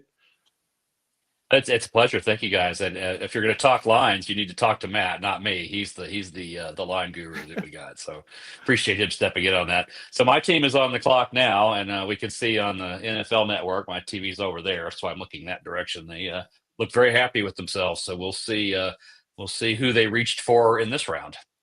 I mean, do you ever see a draft room where like the pick is in and you just see the GMs all like hanging their head and just like The "Oh, Bears, man." when they picked Colston Loveland in the first round, they had absolutely no juice. They're just like, all right, man. Yeah, we know we're getting a good player. All right, we'll see you Tom soon. didn't look overly pumped tonight. When You're they gonna be happy with this one, Jeff. This is Yeah. a good pick that the Cowboys just made. I'm surprised he Ooh. fell this far. Oh God, it's Trey Harris. And the only reason I'm tiptoeing around it is because I know I do will like butcher that his pick. last name. Eziraku is how I say it. I Yep. guess Yes. you can lean on the Oh, that's a good lean on the pick. line guy, but it's a great pick for Dallas. They that is finally the position they really needed some help on. No, the Colts ran their next pick in. NFL.com it already says the pick is in for the Colts. They are. All right, who's the Scoot. top athlete on the board? Let's sort this by Raz. Yeah, I mean, that's exactly all it is. top Cam Scatterbo. No. Siobhan Ravel That's actually a rocket. corner at ECU. It would has make like sense. cartoon style speed. Mm-hmm. It'd be fun.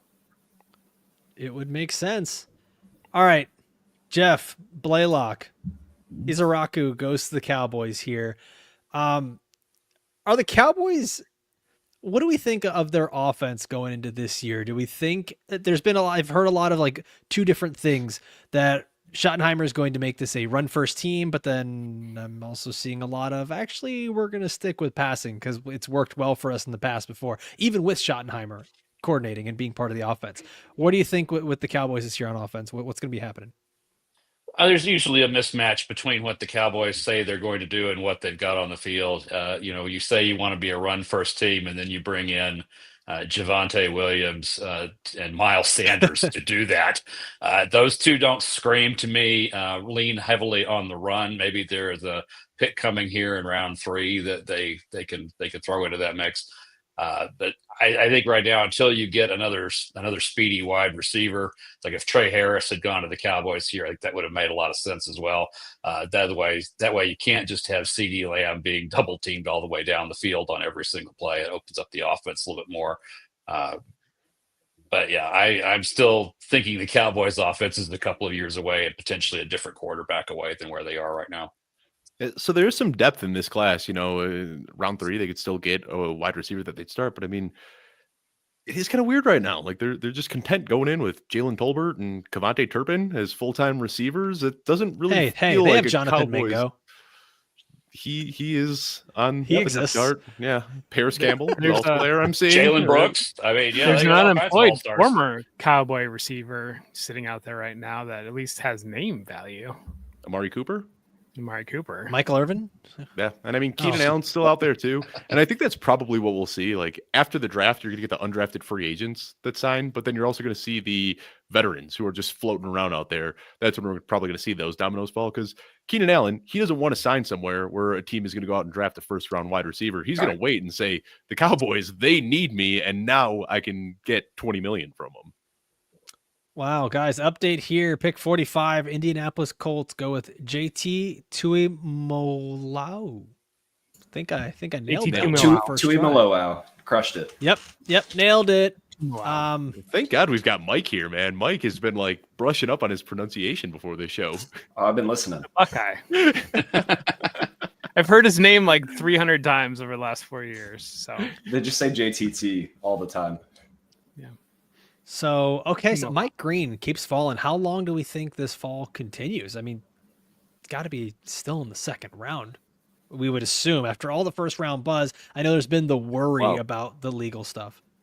You start to get to a point where it's like La'el Collins range, where it's just like he's just off the board for teams, and he starts to become a day 3 player. Matt, I saw you were about to chime in there. No, I mean, we're watching the draft, and the Saints have a thing behind them about autism acceptance, and these teams have all these positive sayings, and their marketing is all forward for acceptance, and Mike Green is kind of like the opposite of that. So how far can you go before you draft him? I think day 3 could be a serious possibility at this point. Yeah.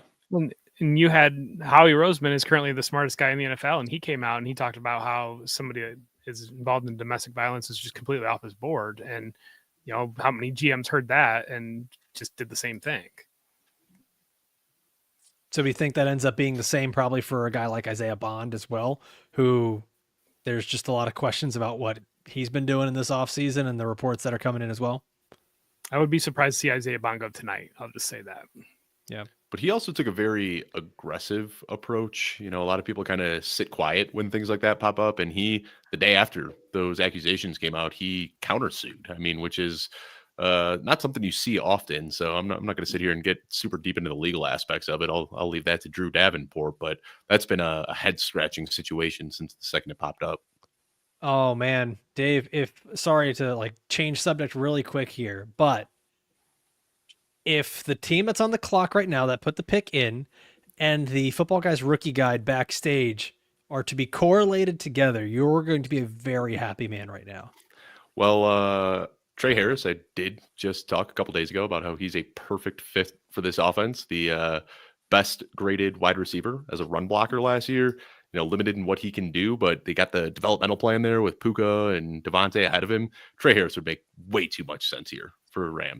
It's almost like we're not on the same broadcast and you can't look at the screen. I can't. I don't know what I'm looking at. I don't know. I'm sorry. It's our boy Turd Ferguson, the Oregon tight end going to the Los Angeles Rams. Okay. Wow. I like that one. Got the draft capital I wanted to see. That's exciting stuff. Yeah. It feels I feel okay about that ranking now. I mean, Terrence Ferguson going ahead of Elijah Arroyo, going ahead of Harold Fannin, and going to the Rams, a team that, I mean, they've been rumored to be going after a tight end, for a couple of years now, and wanting to trade up for Brock Bowers last year, possibility of trading up this year for Colston Loveland, and Terrence Ferguson. It seems like they have had a very specific role in mind for a guy like this. It won't be receiving. He's not much of a blocker either, so he's got to be. I don't know about that. Yeah. What makes you say that, Jeff? What makes you say that it's not going to be receiving? Because the history Tyler of the Rams Higbee and their tight ends. Yeah. So interesting. Ferguson, Okay. He is. I mean, he can block occasionally, but he is very much so a pure receiver. I mean, he reminds me of Mike Kashuba in that aspect that he is going to play. I forget the exact number off the top of my head, but I want to say he was third in slot rate last year among tight ends. So, they've got. No, I mean, that's what we want to see. You look at every fantasy football tight end, all the guys that are crushing there, they're playing primarily out of the slot. So that's what I'd expect there, especially with Cooper Kupp out of the picture now. It's going to be a lot of Devontae Adams, Puka Nacua, and Terrence Ferguson is probably the top 3 targets there. If you go back, right. there's been stories that Sean McVay, when they had Tyler Higbee and Gerald Everett and originally drafted them, that the intention was they wanted to be a base 12 personnel offense. And basically what happened was Cooper Kupp was just so good that they couldn't keep him off the field because they had Sammy Watkins, they had Robert Woods in that era. They had Brandon Cooks, I think, came a little bit later than those guys. And it was just the case of Cooper Kupp as a rookie was just like, oh my God, this guy has to play.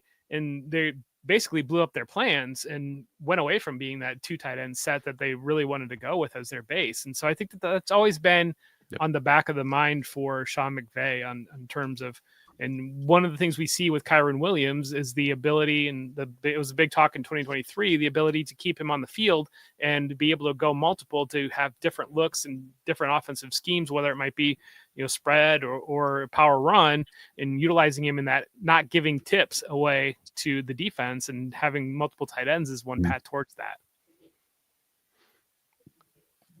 So the tight ends, Mason Taylor to the Jets, Terrence Ferguson to the Rams, Colston Loveland to the Bears, Tyler Warren to the Colts. Dave, how are you ranking these four? I know you've been huffing the copium for Colston Loveland. He's probably your tight end 1 at this point. What about the rest of these guys? How does that list shape up for you? Yeah, the exact order they went off the board. I'm not trying to get too cute here. It's Colston Loveland. Okay. And then it's Tyler Warren, and then it's Mason Taylor, and then it's Terrence Ferguson for me. I will say, though, I think Terrence Ferguson is a little bit more pro-ready. So if we're looking redraft, I'd prefer Terrence Ferguson in the 2025 season over Mason Taylor, but I think long-term Mason Taylor can develop into the better player. What if like Elijah Arroyo becomes an Eagle and Dallas Goedert is no longer an Eagle? Well, we're not there yet, Jeff. I would still prefer Ferguson and Taylor to both of them. Interesting. I think I've I had Mason Taylor as my tight end 3 and Ferguson as my tight end 5. I think just based on this landing spot, I'm willing to put Ferguson ahead of Taylor in rookie drafts, just because I like it. I like this spot better with Sean McVay. Back to the hypothetical that you threw out there, Jeff. I don't know if Arroyo would really fit how they use a tight end in Philadelphia. I mean, Arroyo is very much like a split the seam type of guy. And when they use Dallas Goedert, it's very much so in the short areas of the field. And they let A.J. Brown and Devonta Smith get deep, and he's kind of that check down option. So that would be a head scratching scheme fit for me. But, they could always switch things up. But that one would be a little odd.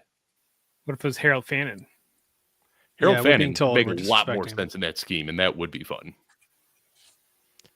Well, we're being told we're disrespecting Harold Fannin. So, Matt Patanti, I want to ask you about this. Harold Fannin, are we disrespecting him? I know I have Harold Fannin at tight end 1, 2, 3, 4, 5, 6, right behind Terrence Ferguson. Are we disrespecting him? A little bit. I'm glad Jeff Bell said his name and brought him into the conversation. There's definitely a Bowling Green connection between the Eagles coaching staff and that player. I personally think Fannin is higher on my board than a guy like Ferguson, just because I like his film, and I'm not going to say he's a better athlete than Terrence Ferguson, but when we go through these drafts, it's like everybody thinks they're getting the best player, and it's all going to shake out eventually. And it's also about player and team match. So Fannin to the Eagles could have a better career than Fannin to some team that doesn't know how to use him. I don't know the example there, but you know what I mean? I would love that fit, because that's very much so how they use the tight end in that Eagles offense. Like, let him get the ball at the line of scrimmage, a few yards off the line of scrimmage, and then make plays after the catch. I think that's what Harold Fannin does best. So I would like that fit a ton if it works out that way. Ooh, finally got Will Johnson off the board. Yeah, that makes a ton of sense. Nice. They've really been trying to build that defense in the Eagles model, and obviously we saw them bringing Josh Sweat in, some of these other guys, and so having that long corner that has ball skills, that's kind of been obviously we saw with Cooper DeJean, but definitely upgrades what they had in Arizona at corner. And we got to remember, Jonathan Gannon is a defensive-minded coach too. I think everybody gets so excited about the weapons on the offense, but I think that was the long-term plan, was to build out the defense there in Arizona. Well, my mock draft wasn't wrong. It was just early. I had Will Johnson at the Cardinals in round 1, so half a point. Look at that. Yes, thank you. Similar all right, next up. Situation with Emmanuel in Seattle. Oh yeah, when we see it every year. We see these guys that start to just fall down the boards that we're like, how are they not going? And then even some of them fall all the way to the third round. Who are some of the prospects still sitting on this board now that Will Johnson's off? Who are some of the prospects still sitting on the board that you are just waiting to see where they go? Jeff Blaylock, who's the guy that you're just like, why has he not been picked yet? I would say Trey Harris is probably that guy for me right now. I think he is somebody that can really be an explosive guy for an offense and can fit in fairly well in a number of different schemes. And the fact that he's still out there is a bit surprising to me, especially given some of the reaches that a few of the other teams have made in the last about 20 picks or so, 25 picks. Well, Texans pick is in. Oh, man. Jalen Knoll, get those Iowa State boys back together. Let's do it. Injuries I'm are a curious. big deal, and I think that's a factor too. I mean, we talked about Jihad Campbell falling down the board. That was due to injuries. Will Johnson's due to injury. Injury flags are a massive deal when it comes to this. Especially in the first round, you want somebody that is going to be as clean as possible with that pick, and then that's where we see some of these guys fall. They don't get clearance at the combine, or they don't check out there, and that's going to cost you draft spots here at this level. Matt, I'd imagine, I mean, there's no offensive linemen that jump out to me right now that wouldn't be a huge reach, but it would almost be malpractice if Houston doesn't draft offensive line here, right? Like they just almost have to reach for a guy. I still like Ozzie Trapillo out of Boston College. There are some guys available, like Charles Grant, Liam Mary. There's some guys you could develop. Wow. So we'll see how it goes. I think they have an idea of what they want to do, and it's different than what everybody else on the outside of the building believes or for them. So what are your thoughts there? Can we talk about that for a second? Because I am not an offensive line guru like you. Yeah, what's up, Alfredo? Really quick, whoever the Texans are going up for, they gave up a 3rd round pick to move up 10 spots here in the second. Wow. It's got to be someone who's the last at their position or a very, very premium position. Sorry. Go back to it. So Matt, when I see the Texans last year, I don't know where they slotted it in your rankings, but clearly one of the bottom feeding offensive lines in the NFL. And then they get rid of Laramie Tunsil, who was, had his ups and downs, but probably the best guy on that unit. And now they aren't drafting offensive line. What is the plan? What do you think? So they did pick up Cam Robinson. They'll probably have Titus Howard at one of the guard spots, Blake Fisher at one of the tackle spots, Jared Peterson center. They need more. I mean, they picked up Ed Ingram. They have Trent Brown hanging around the roster. So they have all these vets. Yeah. I think they are more of I think they feel like if they are going to gamble, they're going to gamble on a guy like Trent Brown more than with a 3rd or 2nd round pick. And I also believe that things have been picked over. Maybe they thought when they traded down from 25 that they would have a chance at somebody who's gone, one of the Ohio State players. I was on the draft party last night, and it was like just offensive linemen one after the other. They all just went in a flurry. Yeah. Gents, some interesting names still on the board, especially at the wide receiver. Some of the guys that we're still looking at, Dave, you mentioned the name earlier, Jalen Knoll. We got a couple of these guys on the board, but let's start with Jalen Knoll. With some of the upcoming picks that are going to be here, let's take a look right now. You've got Bengals, Seahawks, Broncos, Titans, Bucks, probably not there. Jalen Knoll, is there any team that you want to see him on here in these upcoming picks? I mean, I just want to see him off the board at this point. I hate to see him sliding as far as he has. I'm trying to pull up the draft right now to see what teams are coming up. Because I think Texans are out of the question. Bucks have 1 million receivers now. Packers, it's probably done. I don't think the Chargers are going for it. I think we're going to start to actually probably see some of these wide receivers slide a little bit here. Or maybe not slide, but just keep going where they probably would have gone the whole time anyways. We're only 15 picks into the second round though, too. And we're at pick 48. Right. So it's not like we're in panic zone even close to that. And we're starting to get to actual good teams that can actually throw the football. So it's kind of a catch-22 on if you avoid these terrible teams at the top and you can land with a strong quarterback, it's almost better for you.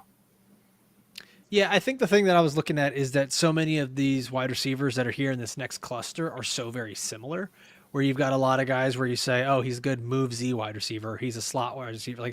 There's maybe Trey Harris is the only guy who's a true outside type of wide receiver that's really left on the board here at this point. Maybe Eli Manor, but I don't think he's a 2nd round wide receiver.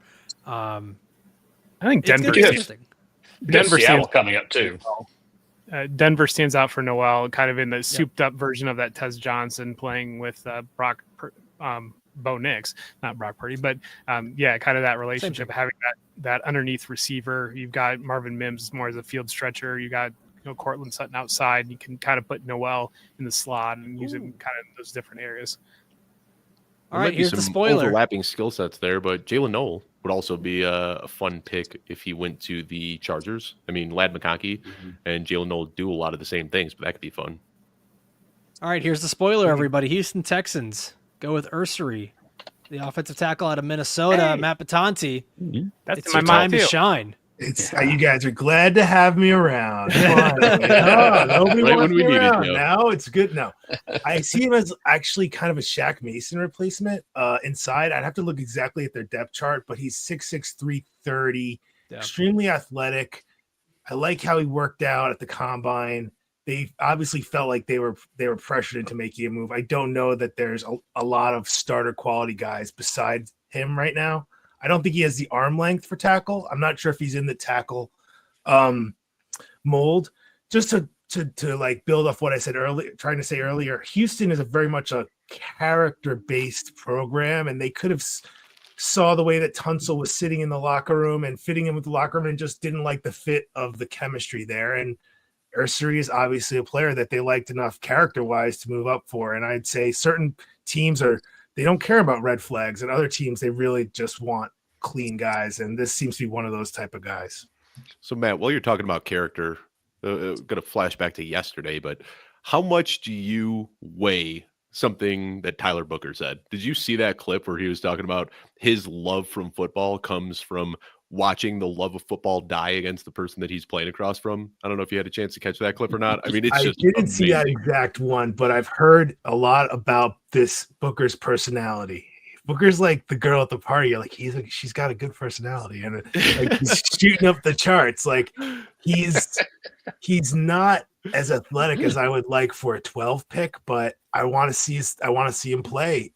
I don't give these guys grades until they play in preseason. So every first round pick is a B right now, and some guys stay there for the rest of their lives, like Colton Miller. But very quickly, if you play well, you get moved up, and yeah, I mean, losing Zach Martin out of that line, obviously that was, I think, was what the impetus for that. When you lose Zach Martin out of that line, when you lose a player like that, and if you're to put a replacement level or worse player in that position, how much does that affect the way that the rest of the line was built out of having that Hall of Famer at guard? And then how does it affect the players that are next to them?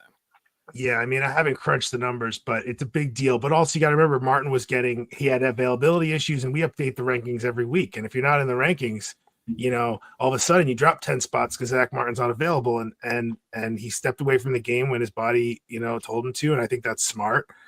I overall, it's a rebuilding job. They have Tyler Guyton at left tackle. They have Tyler Smith, a left guard, who's an ascending player. They have the guy they got last night. They'll probably slot him in at right guard, probably, and have a Brock Hoffman, Cooper Beebe competition at center. Probably Cooper wins, and go from there. I like that they invest in it. I think the headline is, you can't find these guys. This class wasn't as good as last year's, but it doesn't matter. There was like more of them taken. It's like the shortage has gotten worse, and there's no free agents available that can start without you getting absolutely raked over the coals, and nobody's trading these guys. So it's funny. I love being on with you guys because now we're in the part where these are fantasy relevant picks, and we can talk about wide receivers and tight ends. But last night it was like all linemen all the time, and Bob Harris was probably going to have an aneurysm. Well, Matt, I did send you that clip that I was talking about. You can find that in your pings on Basecamp. Watch it after. It is maybe the highlight to come out of the draft so far is Tyler Booker talking about what he loves about football. I mean, I will say Jerry Jones knows how to scout, which a lot of owners don't. And he was when I would go to Senior Bowl over there, he was there too, and not just to schmooze. He played football at Arkansas, I believe. So he knows what he's looking at, and he knows what championship attitudes are like. It's just really hard to win one in the NFL. Well, we got a few more minutes here with you guys. Actually, just a couple. But Jeff Blaylock before you go, I want to ask you, with the remaining players that are on the board, teams coming up here in the second round, what's the one player team fit combo that you really want to see? Ooh. I would really love to see someone like a Jack Besh, and I would love to see him in Harbaugh's hands in Los Angeles, and what they could do there with the talent they have, with him being able to line up basically anywhere, snatch the ball in any direction. He can block, he can run deep, he can cut across the middle.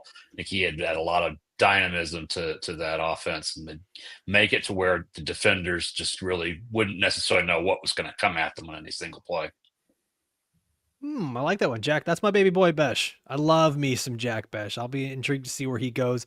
I thought that the Jaguars would have been a good fit for him in the early second round. They've still been picking there, but the NFL draft changes all the time. Matt Batanti, most improved offensive line so far. Go. I like the Saints, what they did drafting Banks. I think they keep reloading, and if you're wondering how you end up at the top of the rankings, you keep investing. You gotta invest high picks, and I like Banks as a player who is under the radar, despite winning the Outland and Lombardi trophies. How does that happen? And he's got great film, and they just make smart picks. And I wouldn't say improved, but they could have gone down, and they just kind of maintained. Let's put it that way. And but I'll let you guys know after I crunch the numbers. After round 3 or so, you're probably not going to find any starters. So I could probably do the model tonight. That pick made Well, Jeff a lot of money, by the way. I don't know if you guys saw the Rams just traded up. Ruh-roh. With who? Because I see the Seahawks pick is in. The Broncos are on the clock. Where did the Rams trade to? The Bengals The took Broncos Demetrius were Knight, back. linebacker from South Yeah. Carolina. Yeah, pick 51. Yeah, I guess the Seahawks, they haven't announced the pick yet. Carolina is 51 going into this half hour. Yeah. The Seahawks are still on the clock. It was going to be the Broncos on the clock at 51, but the Panthers jumped up, which is odd. We usually see that happen after the pick is announced. I'm not sure who the Seahawks took here yet, but must be 2 guys that the Panthers are interested in. No idea, but we're gonna find out. We got 2 new guests hanging out backstage, so Ooh, that means it's time Seahawks to. pick. Wait, Alfredo, you're going to wait. like this one. let's see it. Elijah Arroyo to the Seahawks. Hey, Okay, that's good. okay, I like it. Mike, talk I to us love about that. it. I see the excitement like on your it. face. Bring Mike, the talk tight to us end about guy Elijah Arroyo in for a here. minute. Yeah, look, I think I had Arroyo at 3. I had him over Mason Taylor. I also had Terrence Ferguson a little lower. Look, he's a freak athlete. I think Cam Ward played a little bit like a backyard ball, and that fit well with Restrepo finding space. A healthy Arroyo is one of the most exciting tight end prospects this year. I don't know if he's going to be healthy forever because he just keeps battling injuries. A little linear, but big, fast, fun with the ball in his hands. I'm excited for this fit because I think the Seahawks are looking for pass catchers other than JSN and Cooper Kupp, who are just going to fight for slot snaps, I guess, but they just need another person there, and I think Arroyo can bring a new element to the offense. And they do have Noah Fant, too, who may not have lived up to the Yep. pre-draft expectations we had for him, but still a very serviceable NFL tight end. So this is going to be fun. Excited to see what Kubiak can do with Arroyo. You know, we've seen some tight ends really flourish in that Kubiak system. Yep. Well, Devin, you know it it's was- better than it was one plus Jackson 100 Smith and Jigba. Plus 1,200 odds, by the way, Devin. Way to go, Jeff. Woo! All right. Congrats, Jeff. Corey, Josh, Jeff. nice to see you fellas. Got Hi, our fellas. Hawaiian crew in here today. What's up? I love it. I'll tell you Just what, chilling, man. the Manning brothers have nothing on you guys. I know the Manning cast, to get rid of it. I love this over here instead. Well, I'd argue that they have, You don't have to lie. athleticism, skill, Yeah. looks, and money A lot on of us. money. But thank you, Josh. A little height. Buy us, purchase it. Much bigger foreheads too, but we Yeah. appreciate the kind words, Right. Josh. There's better You say facial now, hair. And, over and here. Corey, my mock draft brother over here, Corey, we've been doing mock drafts for like a month now, leading up to this thing. So good to see you, friend. Great to see you too, guys. Howdy. I thought Can you show off the You sweater? come on too, Corey. Corey, you are very much so a tight end specialist. Yeah. Love tight ends from what I've heard, from I what I, do. know about you. What do you think about this Arroyo pick? And again, I think we have to have the conversation again about how we're ranking all these tight ends who have been drafted so far, because Arroyo, great landing spot. Terrence Ferguson, great landing spot. This is really shaking up dynasty rankings quickly. Yeah, Arroyo would be cool. It would be interesting to see if he's really going to mold into that Y type guy, or if he's going to stay out there as like an F. So I guess we shall see. Corey, how are you going to rank these tight ends right now? Because we've got, what is it, 6 of them off the board at this point? For dynasty or for like 5 right now fantasy? Let's say for dynasty. Both of them. Because those are the sickos that are watching this right now. Yeah. Well, Loveland, Dave knows I've been talking with him about it. Like, Loveland's my guy there at 1, has been the entire offseason outside of when I didn't have him at tight end 1. Let's see, Warren 14. That's kind of like what the Indianapolis wants out of him, opposed to Loveland. Let's do that too. Mason Taylor probably sticks there at 3. I like Terrence over Arroyo as well. Okay. Yeah, and right now, dynasty right now, whatever it is, that's what it is. So you're pretty much saying it is draft order at this exact moment. The rankings are how these tight ends were drafted. Just give me Loveland at 1 though. That's how they were drafted. Yeah, you silly boy. Loveland. Oh, sorry, I was looking at the screen. I'm like, what do you mean, Warren, Loveland, Taylor? No, not these are our drafted, rankings. yes. Yeah, these are our consensus rankings. Let's just ride with how the NFL views these tight ends. Is that normally how you value these rookies here? Is it mostly, because I know Dave and I talk about this all the time. Dave's thing is NFL draft capital. He's like it's a big deciding factor in how to value these rookies. So is that a big thing for you, Corey? I want to hear from you first, and then Josh next as well on this. No, not necessarily, because like when we look at Matthew Golden, he was a first round pick. Like I'm gonna like Burden over him. So obviously, if there's a 5th round guy, no, but for the different positions, what will matter is where they were drafted. So wide receivers, 1st round, 2nd round, running backs, 1st round, 2nd round, tight ends up to the 3rd. And then, did I say wide receivers yet? Quarterbacks, 1st round. Yes. Sorry. There we go. And then that's all I look for. Titans are making their selection right now. I know I've said it a few times, but Trey Harris, man, they love these big bodied. It's not Trey Harris. It's not Trey Harris. It's another name you could try. I can't wait for Dave to say this one though. Not even going to try. Edges are starting to come up. Oladejo. That's kind of Olawafemi. Oladejo. Scourton to Panthers, though, that explains why they traded up. That's a really good pick there. That was a guy who was catching 1st round buzz for the couple of weeks leading up to the draft and not happening. And there was a comment I wanted to revisit here. I don't know if you guys saw this Quinshad Judkins clip when the team called him to tell him that they were selecting him. He wasn't in the room, and his mom had to pick up the phone and talk with Andrew Berry, waiting for him to come back. Tom Pelissero shared that one on Twitter. Fun little clip if you guys come across it. That is fun. All right, so we got a couple of edge defenders come off the board here. Bucks are back on the clock, and one would have to think they're going with another wide receiver at this point. Trey Harris feels like a good fit, Dave. I wouldn't be crazy about Trey Harris here. Let's say that. It'd be sad. No, Trey Harris is going to fall a little bit because you're looking. He's not going to Tampa. He's not going to Green Bay. He might go to the Chargers. Oh, that'd be not fun. going to Chicago. Chicago's coming up. I'd say, yeah. I'd say I don't think Chicago's taking another wide receiver. Chargers and Broncos would be in play, but and then I mean the Raiders too. The Raiders. Detroit. Somebody.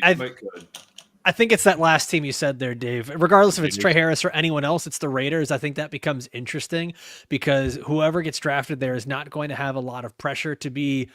It's speaking out of both sides of my mouth. They don't have the pressure to be one of the top 2 targets in the team, but there's still an avenue for them to get that because this is going to be a very Ashton Genty heavy team, a very Brock Bowers heavy team, but. And Jacoby Myers obviously still there, but this is going to be someone who's going to have 2nd round draft capital and starting on an NFL offense with Geno Smith and a potentially fun offense with Chip Kelly. So I'm intrigued to see who ends up there. But I wonder if this, we talked about the running backs getting pushed down because of the depth of this class, and that has happened, of course. But I wonder if we're seeing the same thing with wide receivers here because look, there's still Trey Harris, Jalen Noel, Jack Besh, Jalen Royals, Kyle Williams. Like there's still a lot of really good pro-ready wide receivers out there. And you got to wonder if people are saying like, well, we're not going to reach for Trey Harris when we could just get Kyle Williams in the next round. And I wonder if that's what's just pushing all of these guys down the board further than we expected. They were never going to reach for Trey Harris. Sorry, I'm just going to keep doing that. There's going to be a drop off at some point, though. They're going to. I mean, the run will come. There'll be a run. Yeah, yeah. The run's going to come, and they're going to dry up because I think that it's a little bit of a not top heavy, but you've got some talent at the very top of that class. The top, 5 or 6 guys that might go out there and start, and then if teams are looking for starters, they're going to have to get one of those top guys probably, and they're sitting there waiting for them. I will say I just ran the numbers while we were talking. This is the least amount of wide receivers with a top 50 pick since 2019. Wow. Yeah, I believe wow. Crazy. So it's tied with, I think, 2020. Did you count Travis Hunter in that? I did. So that puts us at 6, which ties it with another year. A couple names from the 2019 draft that we all know and love. Marquise Brown, N'Keal Harry, Deebo Samuel. Those were the only top 50 picks. A.J. Brown at 51.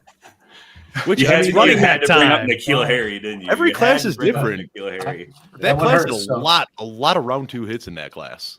Yep. I mean, A.J. Brown, McCole Hardman, clear hit. DK Metcalf crushed it, actually. Clear hit. That was Hakeem Butler class too, right? Was that the Hakeem Butler year? The same class? I think Andy Isabella too. Yeah. Oh yeah, second round pick to the Cardinals. Honestly, the way this is shaping out, looking at the teams that are still picking in the second round, I don't think there's a lot of teams that have a need for wide receiver here. I think a lot of these names that we've been excited about, The Raiders. and yeah, the Raiders, right? I'm saying there's not a lot, Yeah, right? that's Like it. It's the maybe Baltimore, maybe did the Commanders didn't go wide receiver in the first round, right? No, it's Terry McLaurin and Debo are the guys there, so they definitely need a long-term option. Yeah, so so Commanders are in play, Chargers are in play, Broncos, Raiders.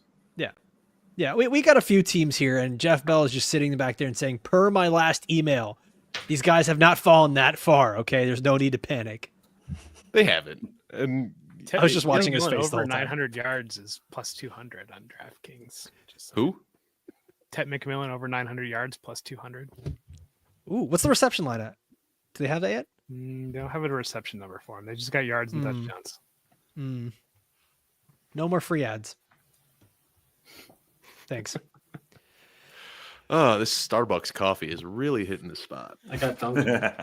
I thought you were going to say something else, Dave, because, yeah, Starbucks. pretty much every We're waiting recording, for Dave it, is so. Dave's worried about his shorts. How was the Taco Bell?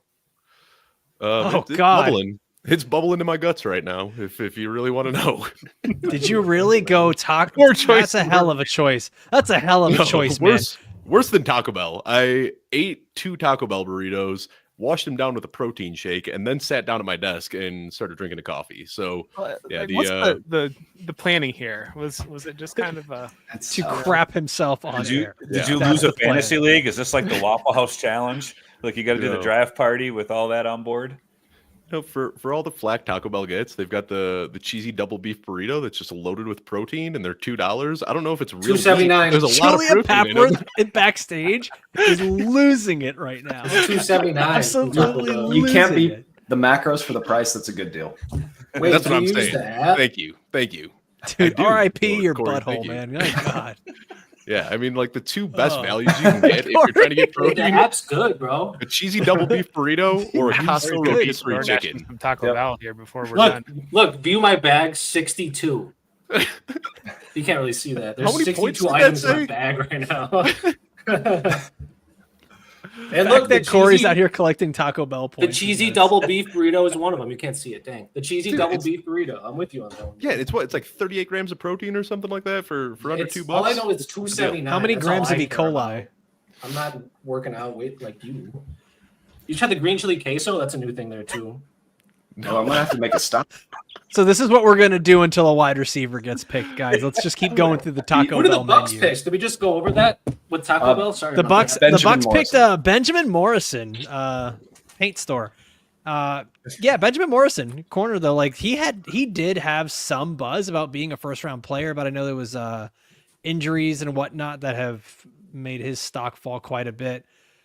Bucks are another team. I'm trying to remember who they went with in the first round.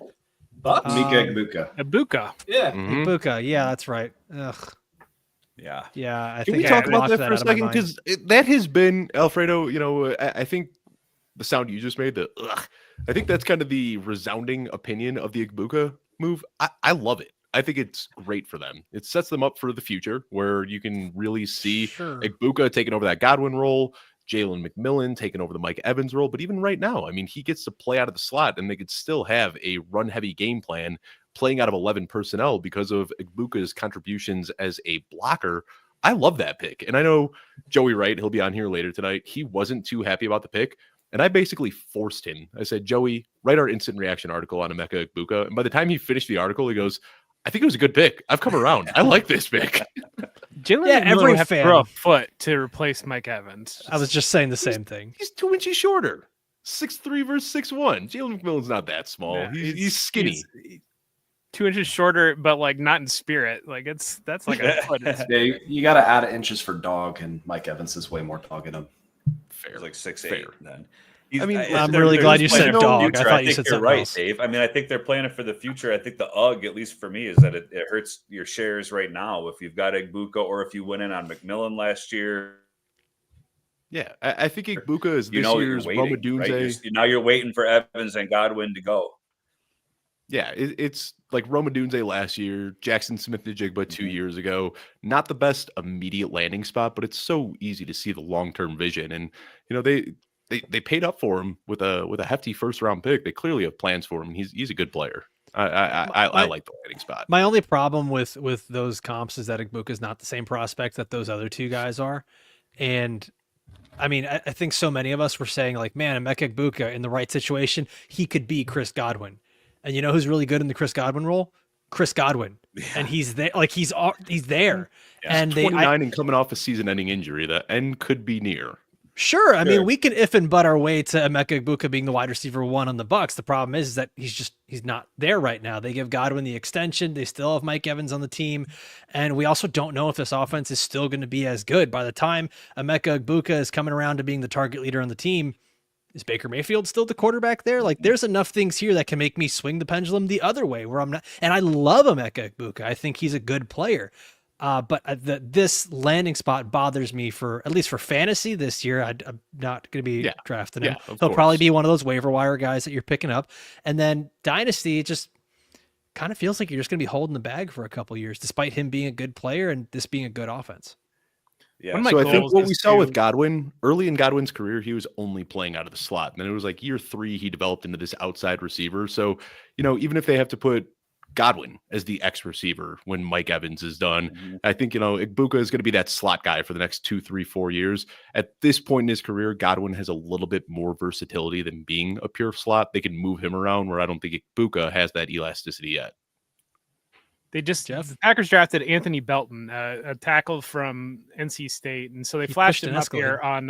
You just pushed an Escalade. They flashed him up here on NFL, and they said the first thing they said about it was big man, and I think that when you take a tackle and they say big man is the first thing.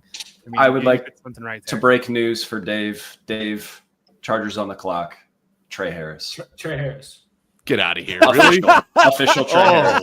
Yes. You know what's better than one Quentin Johnston? 2 Quentin Johnston. No, this is Let's fantastic. go. Like this is hilarious. Not the best you could do there, Dave. Yeah, I mean, this is just an ideal landing spot. This is lovely.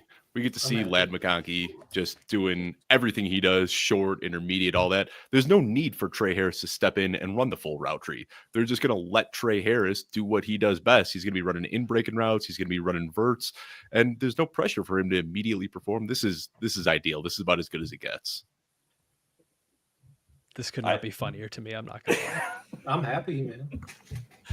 I think the Chargers are going in. I mean, clearly they're going in on offense and they're making plans to try to get this thing going the way that Harbaugh and his crew wants it to go. So I think it's another weapon for Herbert, which as a dynasty, Herbert manager, I'm excited about that. I think that arrows pointing up for him, and I like these additions for Justin Herbert.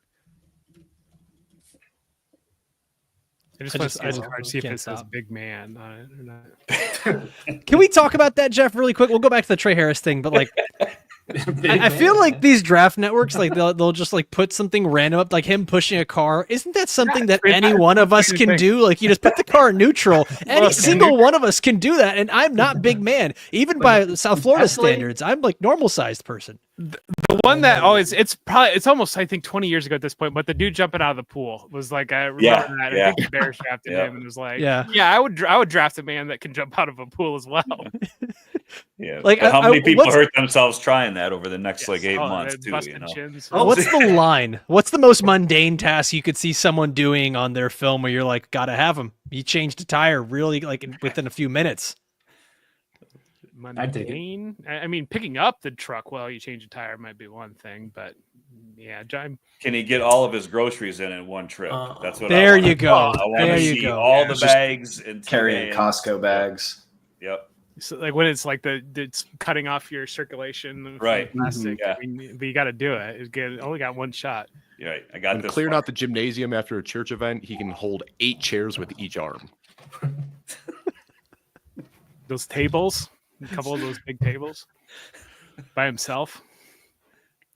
Oh, good times. Big man. Bears are back on the clock. Oh, man. Mike Green here. I still want it to happen. I know he's just Caleb Johnson free falling right now, but that would be a fun pick.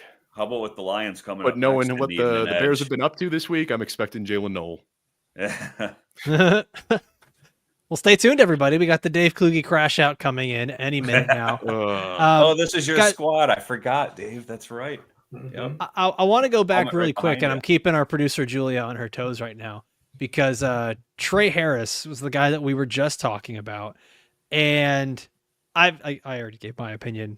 Anyone else want to chime in here on Trey Harris to the Chargers? It feels like around the room this is an overwhelmingly good landing spot for him. Does Trey Harris start to good decision, why not? Does he start to peak into late round 1 of rookie drafts and dynasty? Is he still a round 2 guy with the Justin Herbert attachment here? Mike Cash, what are your thoughts? Yeah. I think pushing him in there might be a mistake. We have to see where the rest of these running backs end up. I mean, you have a couple of fantasy relevant guys in the first round. We have quarterbacks with clear routes to starting. But what's nice about the Trey Harris to the Chargers pick, you don't have to have that little game of like, is he good? Is he not? You know, those dynasty receivers that you keep for a while. He's playing in a good system. There's going to be a clear role for him.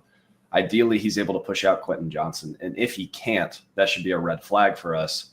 So it's one of those picks. I'm comfortable in the early second. I'll have to shake out and see exactly how this goes. But it's a perfect spot from a dynasty perspective. Yeah, the only movement that I made. Slander. What was that? No Quentin Johnson slander. Just man break coverage like nobody else in the NFL. The best broken coverage merchant. The move I had Trey Harris as my pre-draft wide receiver 5. I moved Jaden Higgins ahead of him because that's just a great landing spot, and he got the early round due draft capital. We like to see that. But I mean, when I start looking at my super flex rankings, if Scadaboo and Harvey get some really, really good landing spots, I might move them up. But right now, Trey Harris falls in for me. He's going to be 13th, 14th, 15th off the board, most likely. Oh, okay. Early second seems about right. I took him 2.04 earlier in your league. Yeah. Yeah. Because there was 9 first round relevant super flex, 2 quarterbacks, 2 running backs, 3 receivers, and 2 tight ends. Yeah. I got Matthew Golden at 202 in Dave's league. But I also took Shedeur Sanders at the 112. Yep. Hey, he's notably the 112. He's a champion, but everybody makes mistakes. Actually, we're talking about Trey Harris, but real quick, how high are we going to be on Justin Herbert this year? Brought Mike Williams back. Najee Harris is there. Drafted Amari Hampton. Trey Harris. I mean, this team is just loaded. Alfredo's face when you were like, Najee Harris is there. No, the way he was like, they brought back Mike Williams, so you know it's going to be good. Yeah. It's like you got a wide receiver core of Mike Williams, Quentin Johnson, and Trey Harris. Dave, like you're not convincing me, man. And I love Justin Herbert. They're going to be low volume. got We know Mike they're going to be Williams low as your volume. He needs efficient pass catchers, right? So if he's got McConkey doing his thing, and if Trey Harris can be efficient, then please finish that, Dave. I'm so excited. You got Mike Williams as your wide receiver 4. That's quite a luxury. It worked well for the Steelers last year, right? He was the wide receiver 2. Yeah, no, Yeah. he was I don't know what definitely our wide receiver he too. was He was not the wide receiver too. too. He was barely getting on the field. What are we talking about? George Pickens was the 1, and Mike Williams was the 2. In He was our our wide minds, receiver too. sure.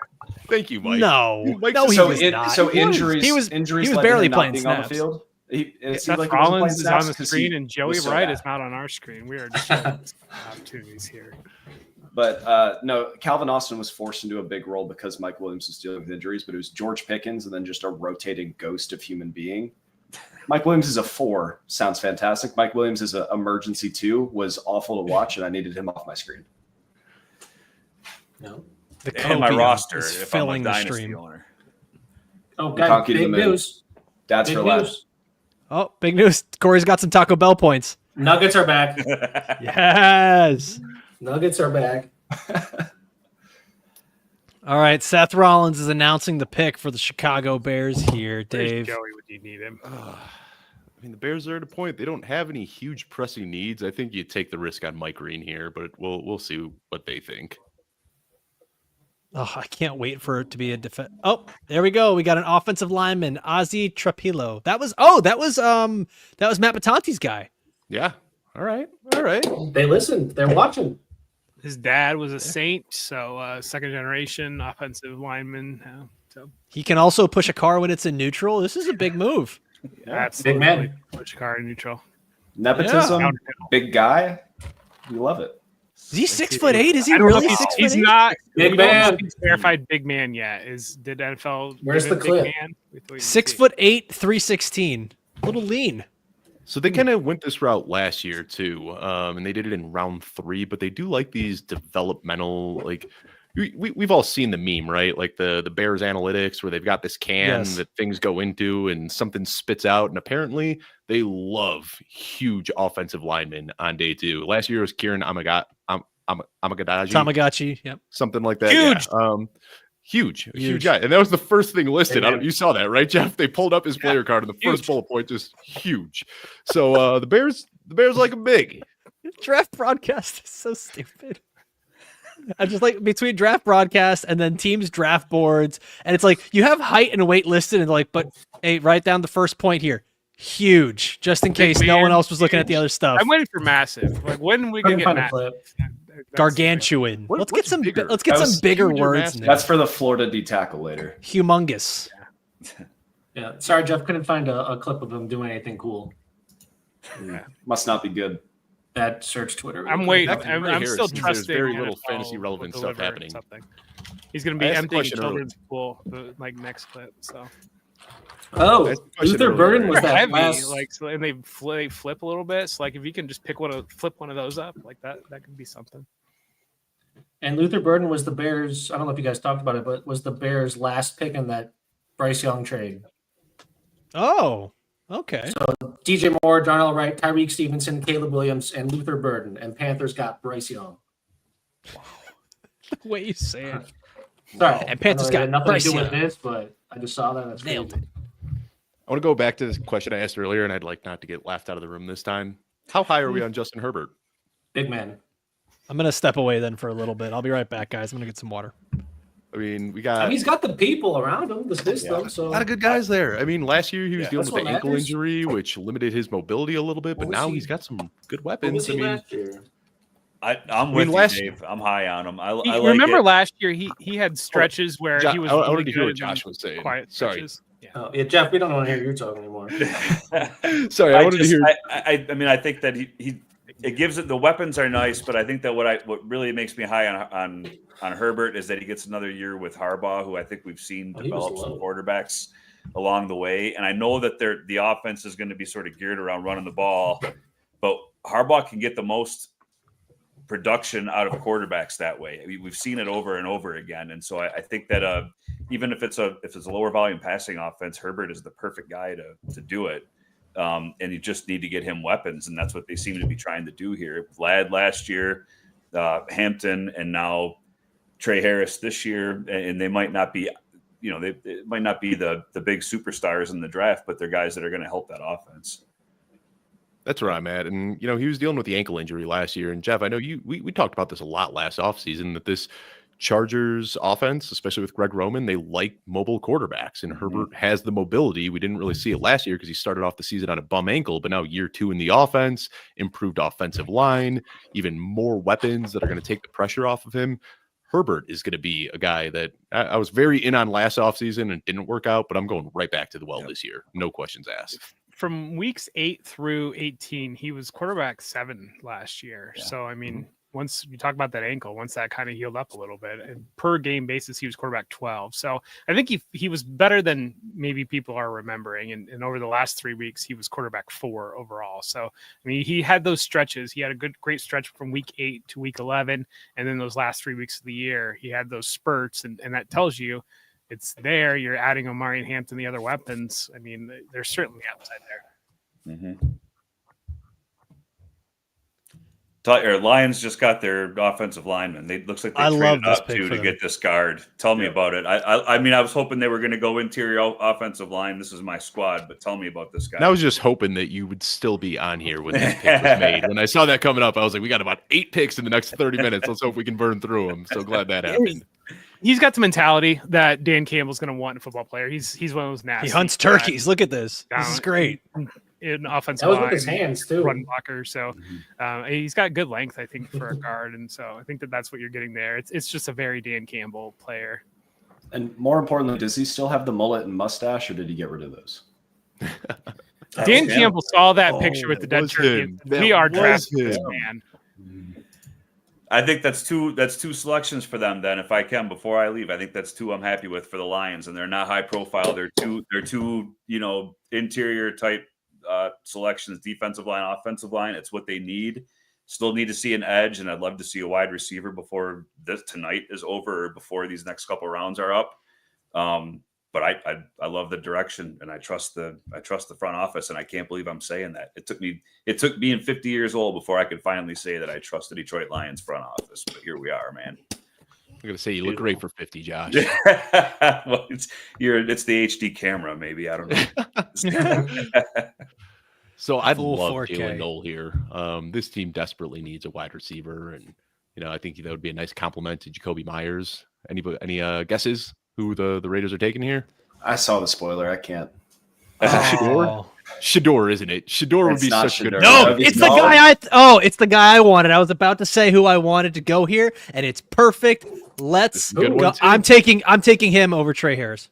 I'm gonna say this right now. Noel? Well, Jack I don't think Besh. there's anything that could have happened today that would have made you not do that. But Jack Besh to the Las Besh. Vegas Raiders, All right. pick 58 here. Let's go. That's cool. Absolutely love this. Absolutely love this for the Raiders. Absolutely love this for Jack Besh.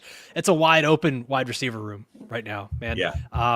And I know Jacoby Myers, he's the seasoned veteran. He's going to get his targets. And I know Brock Bowers is going to be leading this offense. It's going to be a run first team. But Jack Besh is the guy. They can line him up anywhere. Line him up outside. Line him up in the slot. He's going to be a tough run blocker. I got to assume that's probably a little bit of why they got him too, just being a tough run blocker. But I think he has the best hands in this draft, and that's including like Travis Hunter and a bunch of these other top-tier elite prospects. He had 1 drop in the whole season. He had the best drop rate of any wide receiver in this class. Jack Besh on the Raiders. I absolutely love it. Well, they're going to get some good No one offensive else does. players. It's Jake Bobo here. We love Jake Bobo. Let's not be mean. Cool. Are you I'm saying that excited for Jack is, Besh. This family, let me look at these after what they went through. They're very Yeah. excited. I'm happy for them. I'm happy for him. I'm not as high on him as a lot of people are. I think in the rookie drafts, but it is a good spot. I mean, I think anybody that went to the Raiders, any wide receiver that went to the Raiders was somebody I was going to have to look twice at, because there's opportunity there for sure. I think the main thing with Jack Besh that I was surprised by, 9.51 relative athletic score. Sneaky, Yeah. very sneaky athleticism. Yeah, good size. I mean, I don't know. He just doesn't score out as highly as some of these other guys in the way that I put these together. But I think he's one of those guys that I'm going to be happy to be wrong about. So I had the pleasure and maybe the unfair advantage of writing up the scouting report on Jack Besh, and my direct comp for him ended up being Puka Nacua. And I know how loaded that sounds when I say it, but just fell in love with his style of play. And what he does so well is he's a good zone finder. He's a physical player through contact and can catch the ball really well through contact. So when you get these guys who they can win through contact, they have strong hands, and they're also very cognizant of their spatial awareness. That's the type of wide receiver prospect I fall in love with. And in this type of offense with Chip Kelly, where he's going to be a guy that teams really don't have to worry about. They're going to be focused on Ashton Jeanty and Brock Bowers. He's going to have a lot of open space in this offense to work. So I'm once again, I know I'm going off here on this one, but I'm really feeling this pick. Also, there's a guy playing a solitaire in the Raiders draft room. Josh, Corey, it's been a pleasure. Thank you guys so much Thank for you making guys, the time yeah, today. Thank you guys. Now you guys can Appreciate go it. back to I don't know, however you're going to watch the draft not being on a live stream, but really appreciate you guys making the time today. It was a ton of fun. Corey already left. Mike's gone. Josh, Everyone's as soon as I say leaving bye to us. Corey, he's like, see ya. I got to go get some Taco Bell. You got me fiending over here. All I had to do is show up and clear the room. That's all it takes, right? Thank you, boys. Appreciate it. Have fun. Thanks, Josh.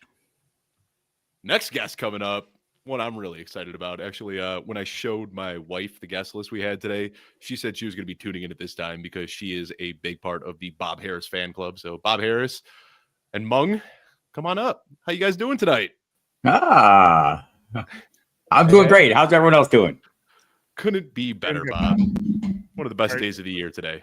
You could be. What happened to Kashuba? I wanted him to turn around. He was talking about mustaches and mullets. I can see half of that. I want to see the other half. I know he wasn't talking He about said himself, but he might. his baby woke up, which we know he's just, Oh, that's cool. What was that? Do it again. I don't know. When I did this, Baby. whoa. Yeah, there you go. I don't know what that was. Yeah, look at that. Pretty cool. Oh, I think it's like It's the Richard the Nixon Apple victory. thing. Victory. I think that's what that is. I don't know. You kids and your devices. Is that on your iPhone, Dave? Is that how behind the scenes? Yeah, I think that's It what is, it is. yeah, I use my phone. Yeah, but Bob, talk us through some of the picks today. What are you excited about? We've had a lot of movement going on so far in round 2. I think the situations that players are landing in are better situations than maybe some of them landed in round 1. Right? Like I look at the tight ends, I feel like certainly say Arroyo landed in a better spot. Like I know Dave, the Bears are great and Colston Loveson's going to be fantastic, but is he really? I mean, they add Luther Burden and it's a pretty crowded field all of a sudden. And Ty Warren, I mean, I do think you'll see, like, I know in early best balls, Warren's been going as like tight end 8 or 9 and Loveland is 13. Look for those guys to probably swap or something thereabouts.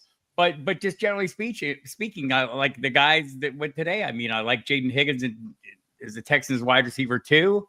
I like Junkins as the early down back and maybe the sole heir to that whole entire backfield. We'll see what they do, what happens with Jerome Ford. I mean, I'm guessing he'll still have a role, but like an 800-yard season doesn't seem like out of reach. Maybe closing in on double-digit touchdowns, 5 to 7 touchdowns wouldn't be crazy. Henderson, I'm not as thrilled, but I'm not like a huge Ramondre Stevenson stand at the moment. But of all these guys, Burden maybe not so much, but Tyler Shuck, I mean, what a landing spot for him. Very fortuitous that a guy who just drafted him in a super flex dynasty that we pick before the NFL draft.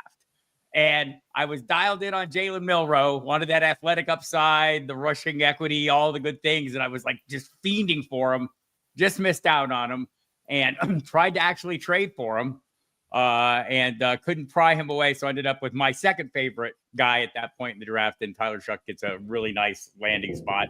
Mason Taylor as well, Roya, Trey Harris, great landing spot. Beshel, great landing spot. So I like it all. Yeah, I mean, these round 2, it's almost every pick you can say. I think TreVeyon Henderson is really the only loser out of round 2 so far. And he might not be a loser. I mean, it's just a little more clouded. Seems like a nice guy. Mung, nice to see you here. For those who don't know, Mung, I don't even know if, we've talked about this before. First podcast I ever went on was with Mung. So going way back when I first got my start in the industry here, was on the Smash Accept podcast with Mung years and years and years ago. It's fun how things come full circle, but hey, thanks for joining us tonight. How you doing? Yeah, great. Happy to come on. I feel old. You talking about your first podcast with me. That seems like forever ago, like a decade, but Yeah, it's fun. I mean, I think based on what we're seeing so far during the draft, that late first, early second range in rookie drafts is going to be real interesting because this feels like another year where, league mates are going to have their favorite guys. And depending on who you think they're going to take, if you trade up or trade back, you can get your guy, quote unquote, even maybe into the mid second. There's a lot of interesting names for fantasy. Just saw the pick was announced. Did you guys see who the Ravens just walked away with? No, when you say walked away, it's got to be a good player. Just go ahead and spoil it, man. Mike Green finally goes off the board, sounds man. about right. It's been known for a while. I'm not giving away spoilers tonight. I've been admonished enough for that. Yeah, I feel like an outlaw criminal is what I feel like with my giving away a pick. So I'm having none of it tonight. I know you guys are doing that. I'm not going to be part of it. We are. We're spoiling. We got the chat said it was okay, Bob. But man, I bullied Bob a lot yesterday. I was brutalized, man. Wow. Mike Green got to the point where we knew that NFL rules dictated he was either going to be a Raven or an Eagle, and NFL rules take him. So every year, once every you year fall it's crazy. like 15 spots past you're supposed to be drafted, it's obligated that you're going to be an Eagle or a Raven. I think so. It's so weird. It's like the simplest concept, but every year we just see the same thing. Bad teams selecting players that shouldn't have gone as high as they did, and then good teams just sitting where they've been the whole time, waiting for the best player available to fall to them, and they do it every year. Did you guys see who the Broncos just took? Oh, RJ man, Harvey. who is it? Round 2 draft capital, RJ Harvey to the Broncos. Wheels. Nothing but great landing spots today. Nothing but. That seems fun. That until is a lot Jaleel of fun. McLaughlin takes the goal line carry. Whew. That is it doesn't get better than that. I thought this guy was going to go day 3 because of his age. Now he's got a clear path to 250 plus touches this year. I love that Dave's just blocking me out. Dave, you're really excited. I love RJ Harvey too. I'm not. No, you don't. Don't try to. What are you talking about? What are you talking about? I've had RJ Harvey as my running back 6 this whole time. You eventually got to running back 6. Don't do that, Dave Kluge.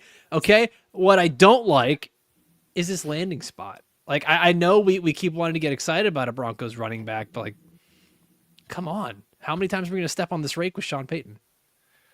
As many times as we have to. I mean, the guys who have had over the course of time, taking the wind out of everybody's sails, Alfredo. Come on, man. Yeah, but someone's got to do it. 2.5 hours, and here's my question, Draft Nick. Dave, you were getting too excited in back-to-back picks, man. I can't let this keep happening. Here's my question, Draft Nick. At what point do we not say, okay, we know all these guys are fairly good, probably within what, 1% of each other, maybe 2%, talent-wise, and at what point is landing spot not the most important thing? And paths to workload, like what are we getting excited about when we're in the middle of this round 2, round 3, 4 run of running backs who are all fairly even, right? I mean, like, does anyone, like, maybe some of the guys stand out a little more at the top of the day, but I mean, once we're past that, the Henderson, Judkins, sorry, Caleb Johnson, apparently not you. This group, I mean, is landing spot not the most vital thing? And if it's not, why am I so mad about Amari and Hampton? Oh, I don't know. I'm not mad about Amari and Hampton. I kind of am. Well, because talk to us about why you're mad. You haven't been in the best ball rooms investing in Najee Harris as like a running back 3, and now it all goes by the wayside. This is all transactional for me. If I had no Najee Harris, I wouldn't care. So, Bob, I will say, I think one of the best decisions that I made this offseason was not to do any pre-draft best ball. Last year, by this time in the offseason, I'd already done 100+ leagues. This year, I stayed away from it, and it has been a very fun pre-draft process. I can't quit it. Bob, there's helplines for that, man. Come on. There are none. There's no help for me. All right, so we've got a handful of picks here left in the second round. 1, 2, 3, 4, 5 picks. Broncos are up. Like you said, it's 4 more picks because Broncos took RJ Harvey. It looks like there's really only one more spot here where a wide receiver might go, and that's the Washington Commanders. Mung, if there's a player that you would love to go to the Washington Commanders here, a wide receiver in particular, who do you think ends up being the best fit for them here at pick 61? Man, I don't even know if they're gonna go wide receiver, to be honest, because I feel like they are okay after the Deebo Samuel trade, but at the same time, I think they would rather shore up maybe. I still want to say defense, but I mean, one of the Ohio State or Iowa State guys would be interesting here, I think. Jalen Knoll. I think. Yeah, becomes a Knoll. really I mean, interesting one there. I think they don't necessarily need a wide receiver to step up year one, so maybe they wait even into day 3. But yeah, I think Knoll would be interesting. Let's see, Betch is gone. I mean, maybe like a Restrepo. That'd be fun with Jaden Daniels, I think. But he's probably not going to go in the second round, I wouldn't think. But again, I think that's why they would go defense and then hold off probably on wide receiver until a later round. How about Cam Skateabu? Wouldn't that be like, I feel like after, again, like I am so purely fantasy oriented. If anybody else has been burned by Brian Robinson as much as I was last season, he had those weeks that were just tantalizing enough to get you to play him the next week. Me. And well, the Bears are coming up. And the Bears are coming up too. So Caleb Johnson. That's both of those guys are kind of standing out. Jaden Blue, we're kind of getting to that point, but we're wide receivers. I mean, Knoll is starting to stand out. Kyle Williams a little bit. Commanders went defense, by the way. Cornerback Trey Amos out of Ole Miss. So we got 3 more picks here in the second round. By the way, Trey Amos was a guy who was getting first round buzz. So that's a nice selection here for the Commanders, who really been looking to add some more pieces on that defense. Dave? Jeff, you threw out the name Siobhan Rebel a while ago. I want to say like 10, 15 picks ago. Why do you think it is he isn't? Again, you know much more about the defensive side of the ball than I do. Is there any reason that he has fallen this far that you can think of? Injury flag.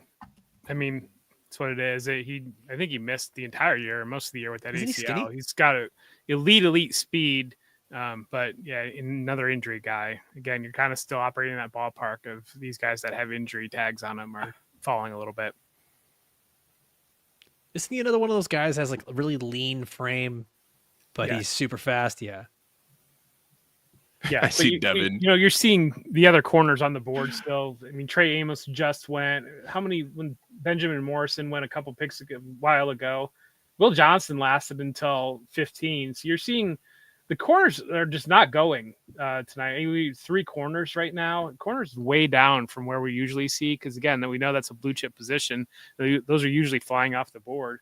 We're at I think maybe 5 or 6 corners have only gone in the draft so far, and almost out of the second round. I'm back, everybody. What's up? Hey, Mike. Yeah, I lost a fight with a baby. She's still winning, but my wife is doing her best. Wait, Mike, did you change hats? I flipped it around because it's Bayshall Tootin time. It's time. I can feel it. Oh, yeah? Everyone yeah, get ready. Bears, pick 62 here. Bayshall Tootin. That would be so I wouldn't fun. mind that one. I mean, we're rooting for Tootin? Be a little bit of a reach, but I mean, again, we're just, like I said, there aren't any huge glaring needs right now, so have some fun with it. Why not? Yeah. Considering Dave's diet of Taco Bell and coffee, Tootin's appropriate for the Bears. Hey-o.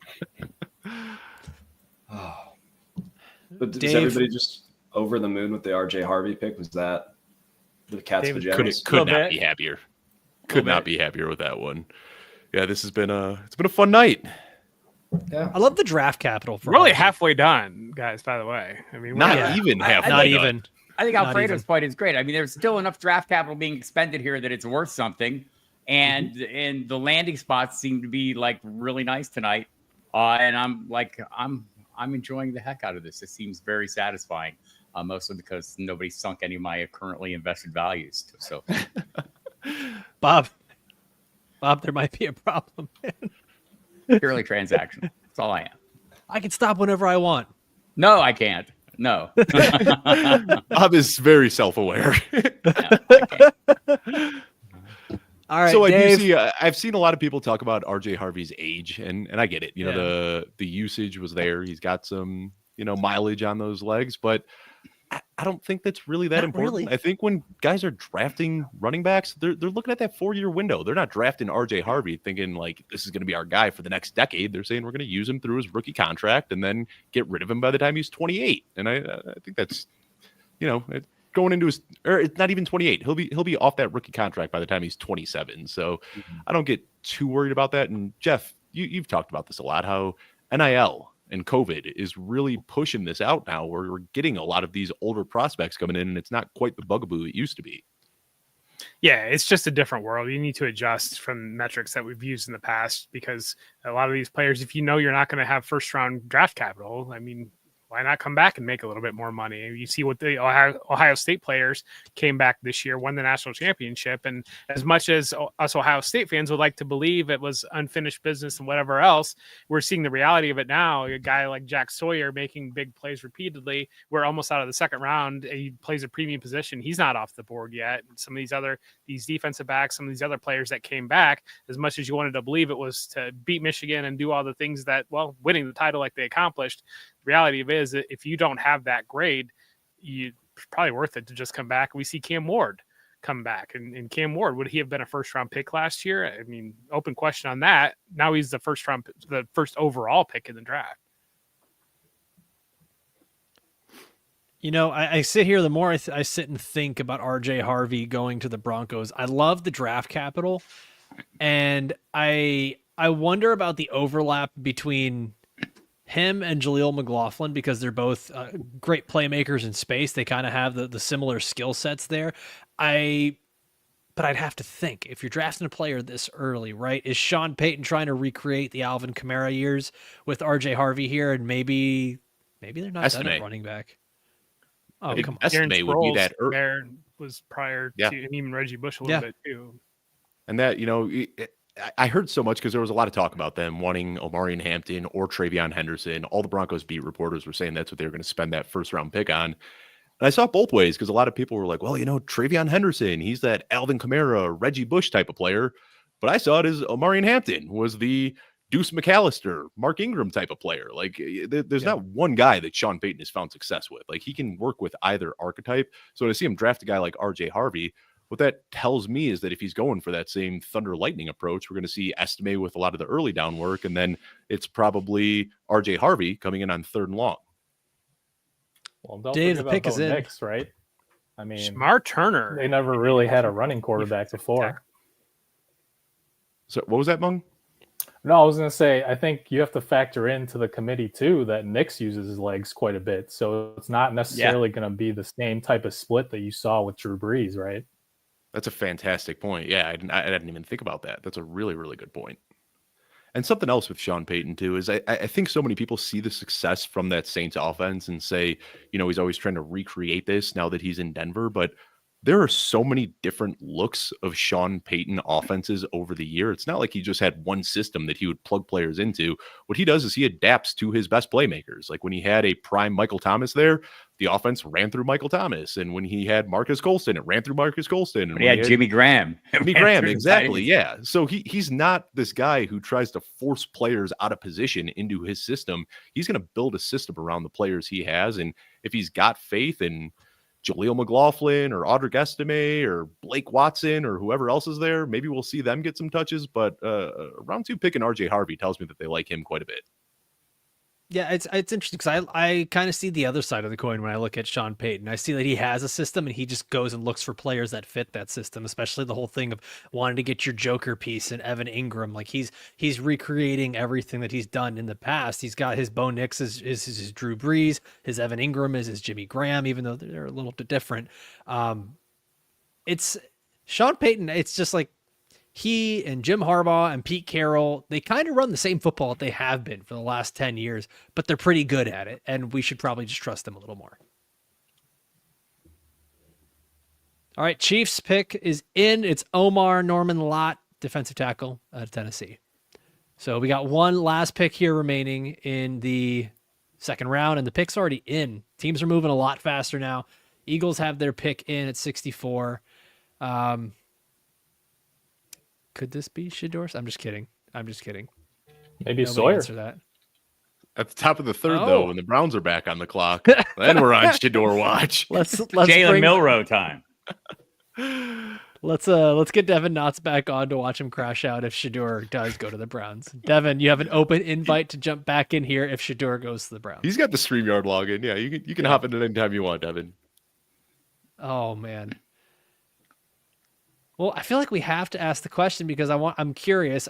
I do think at this point Jalen Milroe probably goes ahead of Shedeur, and Jalen Milroe probably makes more sense for the Browns at 67. I agree with that. Yeah. I think especially with the infrastructure there, you can let Joe Flacco go out there, have some fun, build packages for Milroe, and bring him along slowly.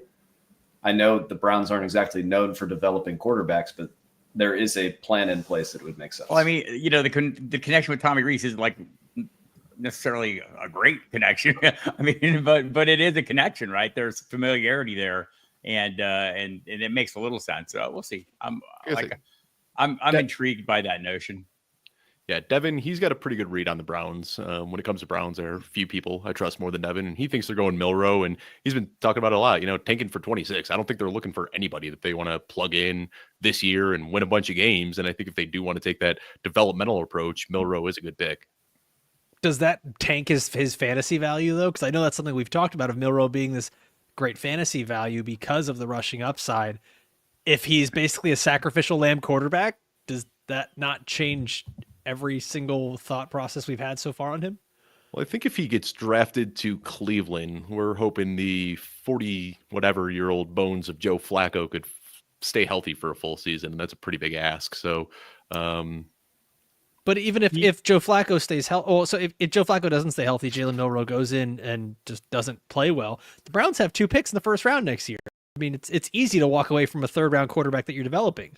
So right. It's it would tank it, yeah, for sure. I mean, There's a team on this card that gets to pick again that didn't get a pick in the second round, and their current starting quarterback options are Mason Rudolph and question mark. So, I mean, you got both of these guys coming up on the board here with the Steelers. I mean, if you told me 24 hours ago that the Steelers would be able to have their choice of Shedeur Sanders or Jalen Milroe with a third-round pick, probably wouldn't have believed that one.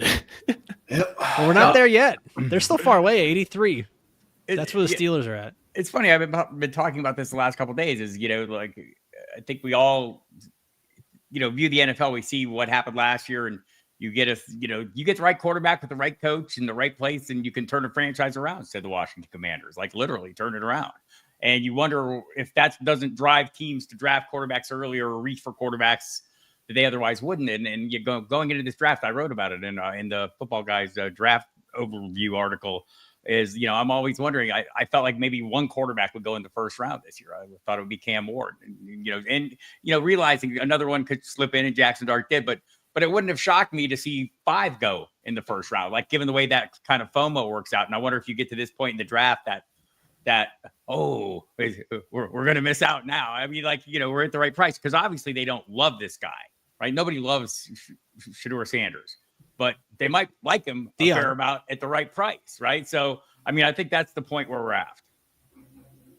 what if the Giants? I mean, there were a lot of rumors about the Giants, and obviously they took Jackson Dart. That seemed to be their guy. But if there was really a split in there, I mean, could you RG3 Kirk Cousins situation here, and you just throw both of them in there and see if you got anything?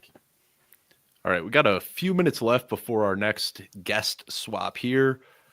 Mung, I hate to put you on the spot like this, but that's what we do on this show. Who do you think so far drafted today is the biggest riser from what your pre-draft notions were? Now that we've got landing spots, now that we've got draft capital, who would you say was the biggest riser for you coming out of day 2 so far?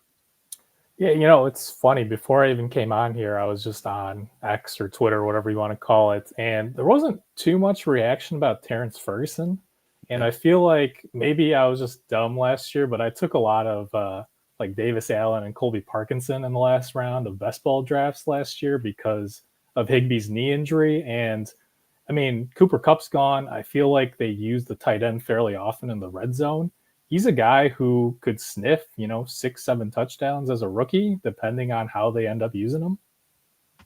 I agree. And Mung, you must have me muted because I'm out here tweeting videos of Terrence Ferguson one-handed touchdown catches. So there's some hype out there. There's some hype. Bob, same question to you. Who would you say is the biggest riser so far today? First, I thought I was the only one I muted. That nonsense has got to go. But I'd mute myself if I was on Twitter. I'd rather look at your wife's pies. I'm sorry. That's all I'm saying. Take it easy, Bob. Hey, not like that. I'd go with Judkins right now just for the clear path to workload or the relatively clear path to workload in an offense that's probably going to lead on the run. But there are other players I like an awful lot, the landing spots, including Jaden Higgins and the tight ends. And hey, for you people that are going to be up late, the Night Owls, 12:20 a.m. Sirius XM, right, Bob? Yeah, I'll be on from 11 to 1, hosting a 2-hour roundup show on Sirius XM Fantasy Sports Radio. Dave Kluge will be the 12:20 a.m. guest, and we will have a rousing 15 to 20 minutes of intense fantasy banter. Be there. Aloha. It's a hell of a tease. This is going to be fun. Man. And then I'm waking up at 4:30 a.m. tomorrow to go for a hike with my friend Josh Larkey. So be get a handful of hours of sleep tonight. It's unnecessary, I can assure you. I told Josh, because out here in Mountain Time, 10 a.m. is when the day 3 draft picks start. I said, whatever hike you're picking, we better have cell phone reception. Man, well, guys, we've got not 1, not 2, but 3 guests backstage right now. 2 out of 3 are wearing jean jackets. So Matt Waldman, go back to your closet right now. Because wow, he's giving us the 2-finger salute. Sorry, Joe. There, we're all number 1. Man, this has been awesome. Of course, Bob Harris, Mung, thank you so much for joining us, guys. Of course, we're gonna try to make this a regular thing, get everyone on the watch party each year. Thanks for joining us, guys. Appreciate you. Yeah, good to be on. See you. See you guys. All right, let's bring in Matt Waldman first. Matt, how you doing? Good. Well, in honor of you, I did take my jeans off. Well, there we go. Just drape them over your shoulders. I love it. All right, we got the highlight of the stream right there. They've been sitting there for a month. Oh man, that's great. Oh, that's fantastic. That was good stuff. So we got Matt Waldman in here, Julia Papworth, and I don't really recognize the other guy. Oh, hey Joey Wright, what's happening? Oh hi, how's it going? Joey Oh hi. Are we getting that? Well, right. Are we getting that? Well, right. Correct. Joseph, we're right. right. Yeah, we're right. Yeah, that's me. What's going on, guys? We're doing trivia, right? Yeah. Cool. I got a whole pack ready. Let's go. Which Ohio State player was drafted with the Buccaneers' first-round pick in the 2025 NFL Draft? That'd be Emeka Egbuka, and I'm excited. Yeah, Alfredo, I heard you talking. I was sitting in my car at a red light, and I was like pounding the steering wheel. I understand what you're saying about him, though. Like year 1, it might not be the greatest pick for the Bucs, but like Dave said, he made me do the instant reaction to it. And I turned basically over in the morning to be like, I love this pick, not just for for his value going forward, especially in Dynasty, but for the Buccaneers. Like, I love this pick. One thing that Mike Evans could not do last year was not draw double coverage. I think Egbuka is going to be huge to get some of that pressure off of Mike Evans and open that entire offense up. So I actually like the pick a lot more than I did last night. So is it good for the Bucs or is it good for Emeka Egbuka in Dynasty and Fantasy? It's really great for him in Dynasty. Like you said, year 1, and that's kind of where I was at. It was like really down on it year 1, but I still think the Bucs are going to find ways to get him open. And if you remember last year when the Bucs did make it to the playoffs, they limped into that game against the Commanders, and basically all of their pass catching options were eliminated. Cade Otton's the only team member on the team that I think is really going to get super hurt by this. I think I said a cannonball size hole in his value in my article. Nailed it. Outside of that, though, I'm not really worried about anybody else on the team. This stock up on Baker Mayfield.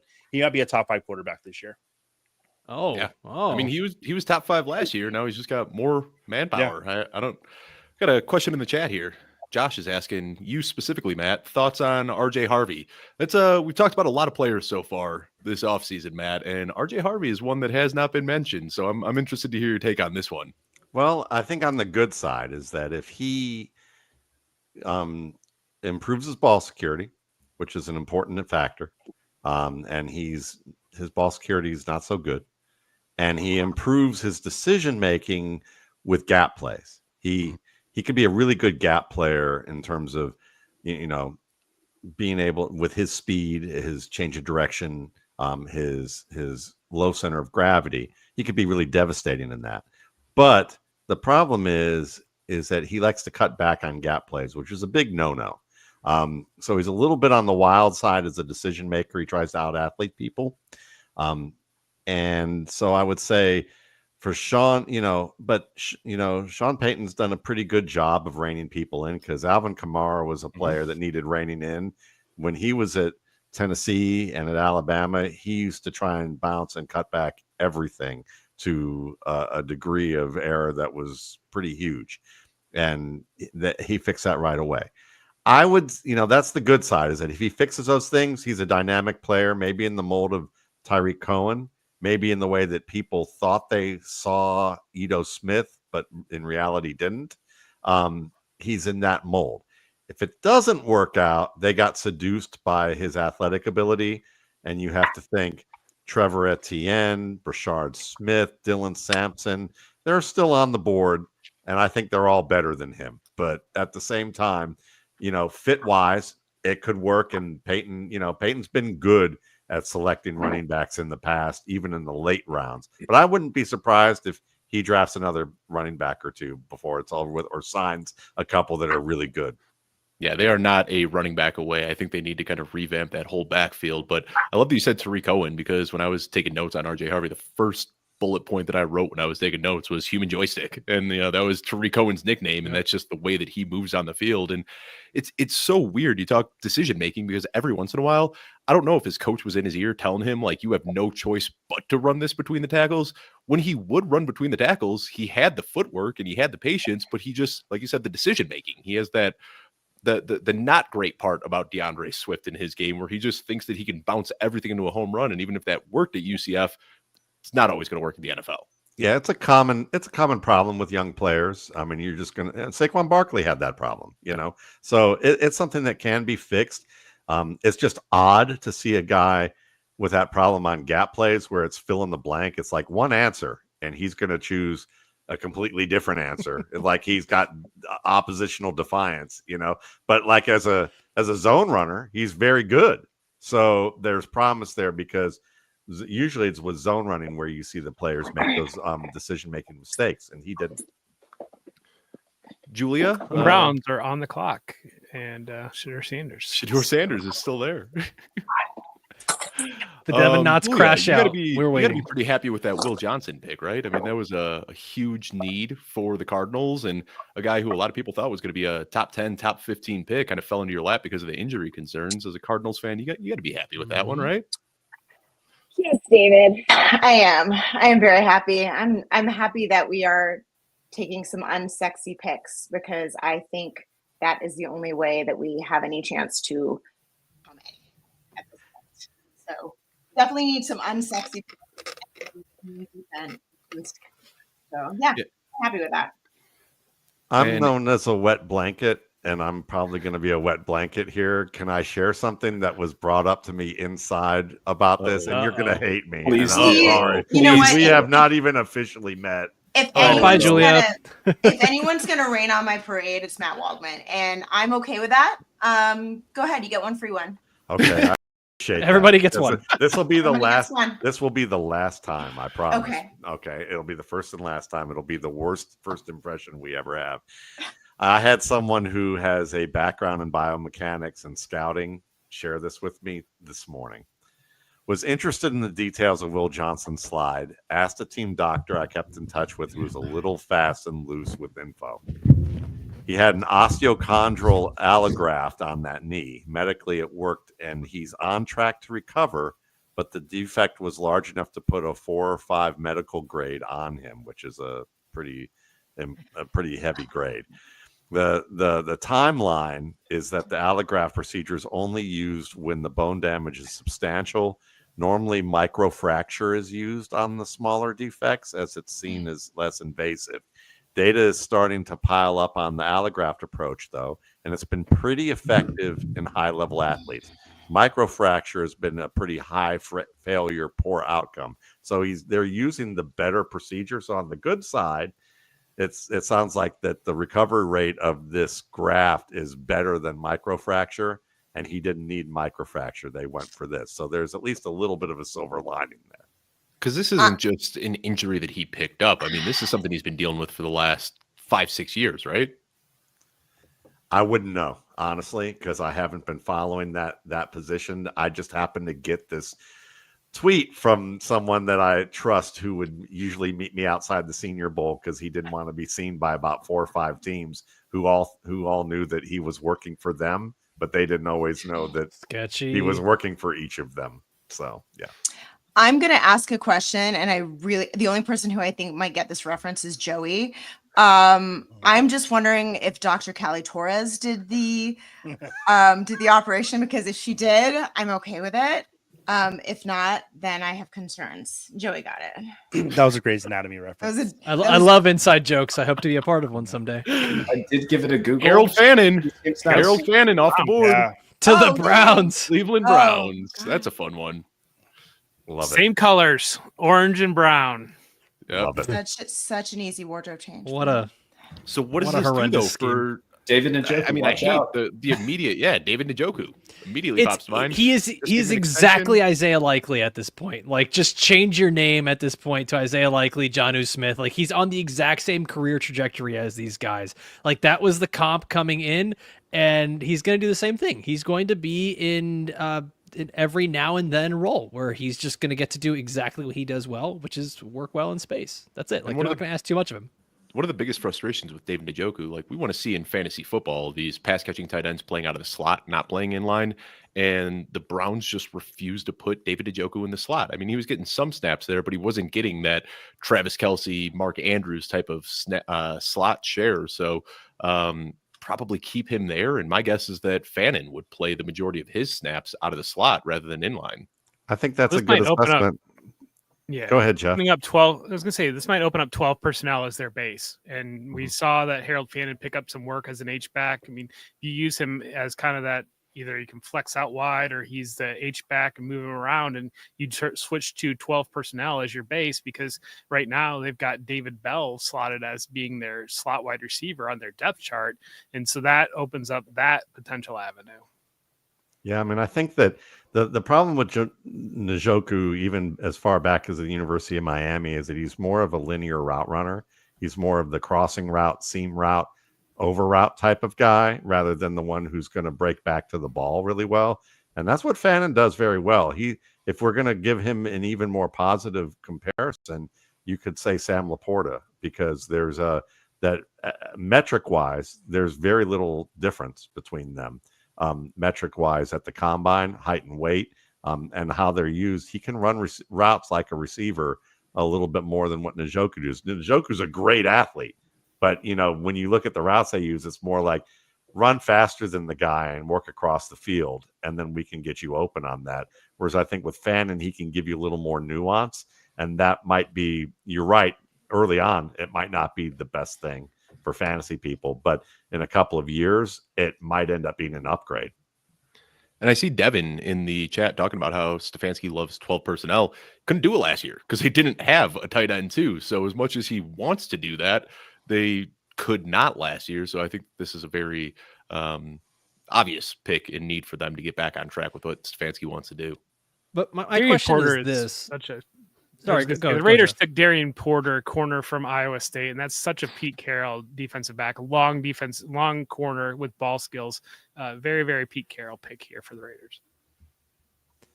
So before we move on from Harold Fannin, because my question is this, is it could eventually turn into something good for Harold Fannin. I know Dynasty we play like in much longer windows. My struggle is this, is that we've now got Harold Fannin, who's going to be like, target number 3, 4, 5 on the Browns with Joe Flacco, who's there, and he's probably about 56 years old. We don't know who the next quarterback's going to be. I know they've got 2 first-round picks next year, and it could be anyone.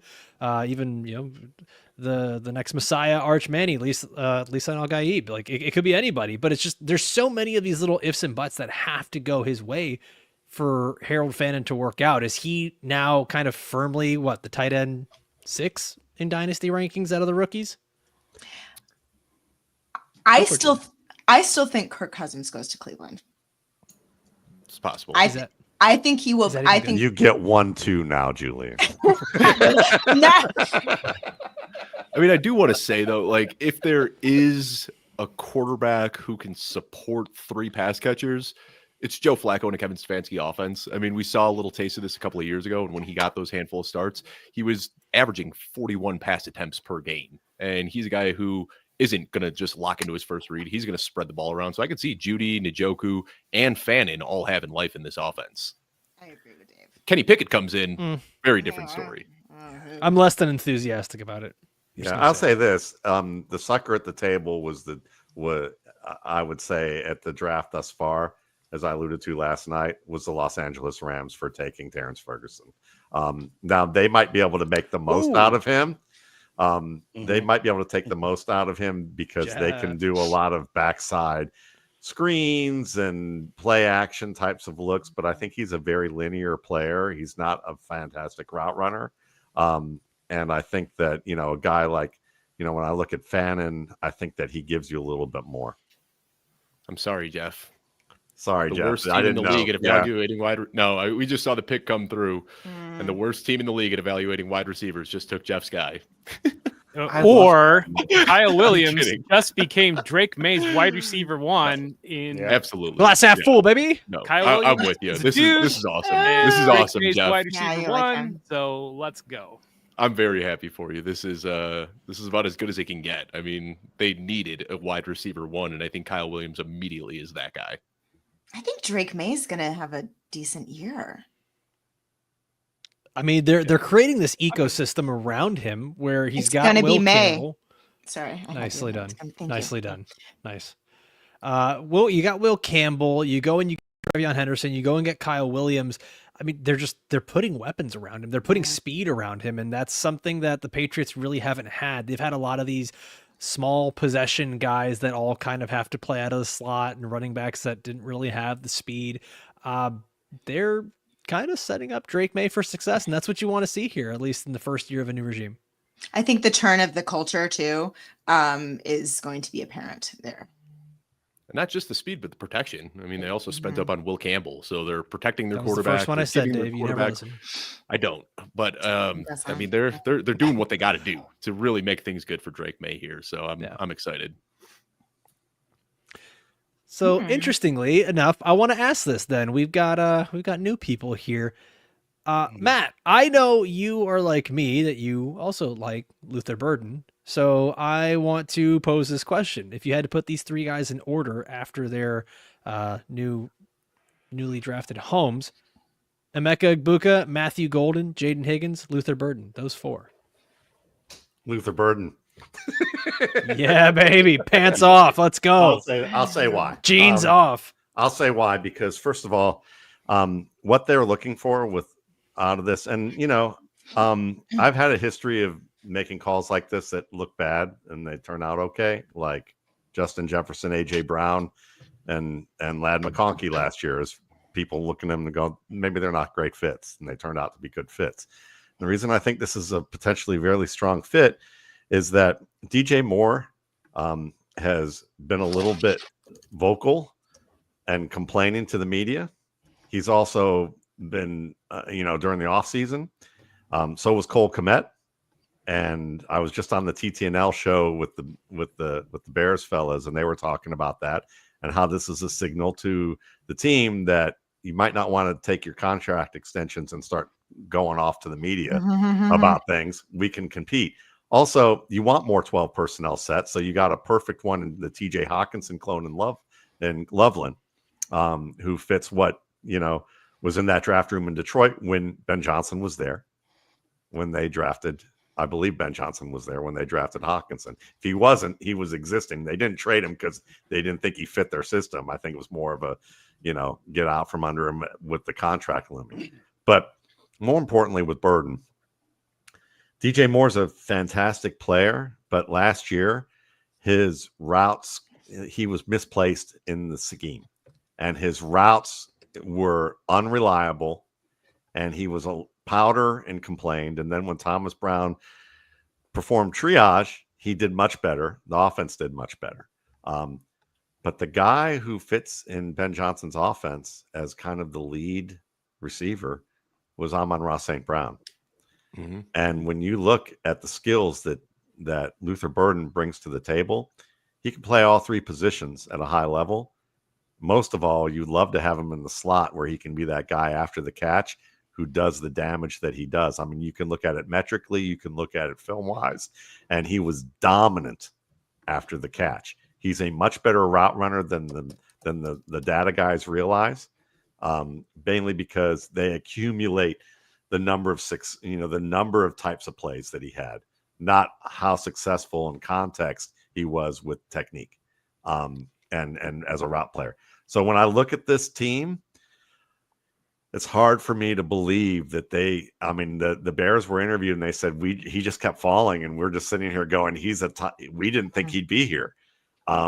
So at the same time, you can put DJ Moore at flanker. You can keep Dunze as a split end, which I think he was the most natural split end of the group.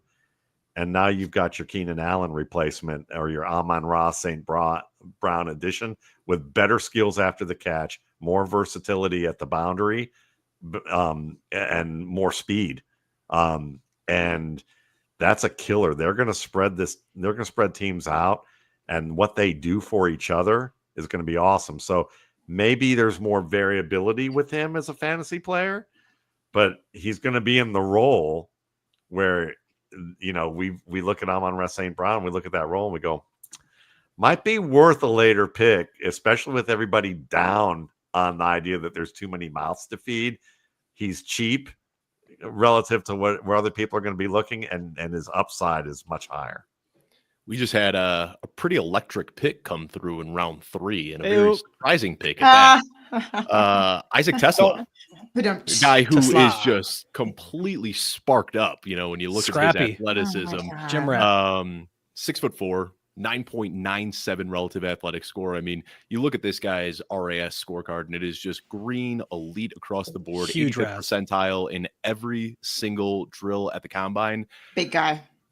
I don't think anybody expected this. This was Big kind brass. of the day 3 guy that everyone was saying, somebody's going to take a chance in day 3. He's got athleticism. Jeff, back-to-back picks. Kyle Williams and Isaac Tesla, 2 guys that you were in on for quite some time here.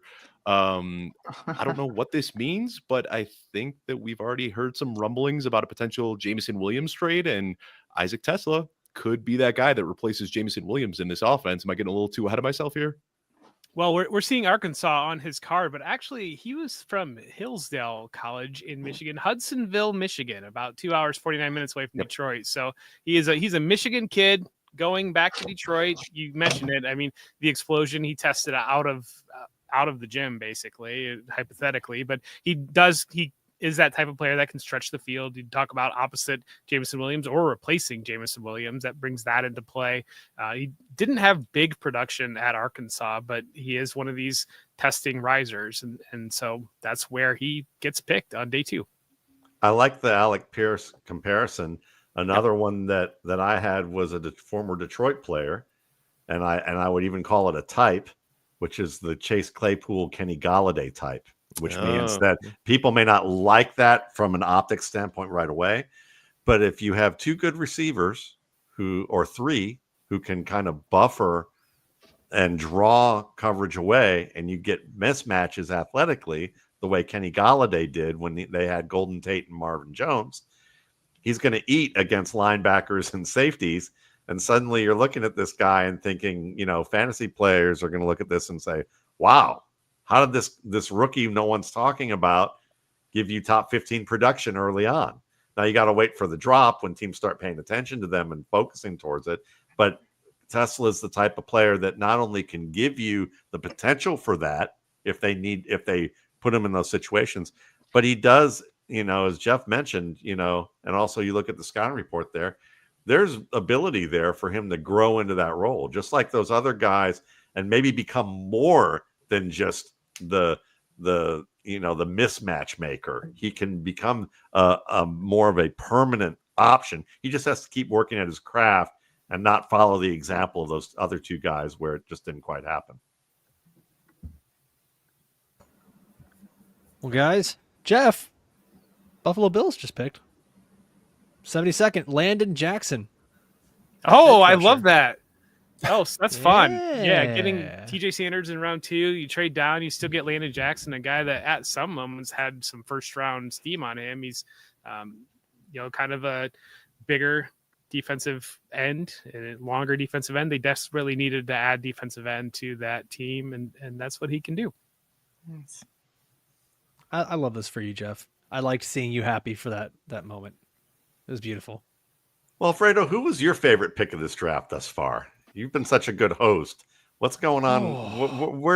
What do you recollect thus far that you're something that just stood out, that either fantasy wise or just football wise, that you've really found impactful? Yeah, I already got really excited about 2 players. I mean, I was already excited about the Luther Burden pick going to Chicago, so I'm not going to rehash that. But 2 guys that I think ended up going to really open landing spots for them where they can just produce right away. And if they're not good, then we're going to find out really quickly. But Tyler Shuck going to New Orleans, because if Derek Carr is not going to be ready to play, Tyler Shuck's going in there, and he's already 26 years old. Like, he's ready to go. We're throwing him into the offense, and we're going to see him toss the ball deep with Chris Olave, with Rashid Shaheed. Let's get some fireworks in New Orleans. So that's going to be an interesting one for me. He can extend plays. He's not the most athletic, but he's a good play extender. So I'll be curious to see how that works with Kellen Moore. And then the one that just I kind of fell in love with his tape is Jack Besh, and now him going to Las Vegas. And I have such an affinity for these guys that are good at finding open space, being spatially aware of what's around them, and then being physical through contact to the catch point where, I mean, you already know this, I'm preaching to the choir, he's got excellent hands. So for him to be in an opportunity where he's not going to have to work his way through a depth chart, he's just going to be starting day one. If he's not, that's a concern, but most likely he's starting day one, and I love that for him. Yeah, I think that's a great... I think those are some great choices, and Besh is a fun one for sure. He's going to help Ashton Genty as well as a blocker, and what you can do, and you can switch him and Brock Bowers out inside, outside to draw mismatches, however, whatever routes they run best versus the type of coverage that they're going to get. And, I'm always going to be a Pete Carroll fan. So for me, it's fun to see what he's doing right now.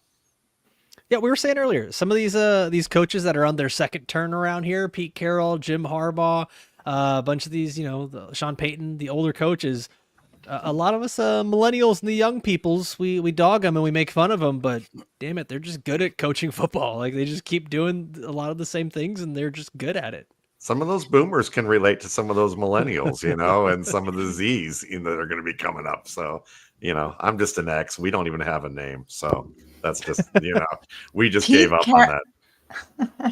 Pete Carroll has more energy than like half the other NFL quarterbacks. It's the chewing gum. Yeah, right. And the white sneakers. And I said it. Did I say it to you, Alfredo? Did y'all on the table in the Vegas room? Like, it was very hidden. It was on the close side, and I was like, is that a bucket of bubble gum? It just feels on brand for them. Very on brand for Pete Carroll. Dave, did that Taco Bell coffee combo finally hit you? Congrats, everybody. The ticket cashed. Hope you're all happy.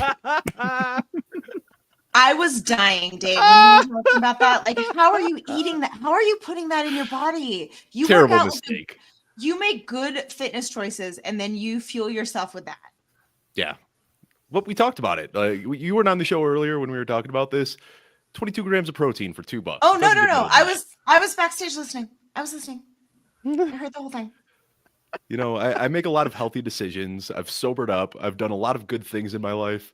Allow me to have Taco Bell. That's the one thing that I just can't get rid of. No, we won't let you. What example are we setting for Joey? Think of the children, Dave. Think of the children. Oh, well, guys, I think it's before we sign off, I got to ask Matt real quickly. Trey Harris on the Chargers. Matt, are you in or are you out? Who? Trey Harris. Yes. Oh, Trey Harris. Oh, Trey Harris. Yes, Trey Harris in and out. Quentin on Johnston. Chargers. It's like the Matt Harmon, Sigmund Bloom, Matt Waldman evolution of man thing, where I play the Neanderthal, and then they move fairly upward in the picture that Adam Harstead joked around about. I'd say Trey Harris is an evolution higher than Quentin Johnston because he, as we've seen, he can catch the football. So I think they finally got their flanker.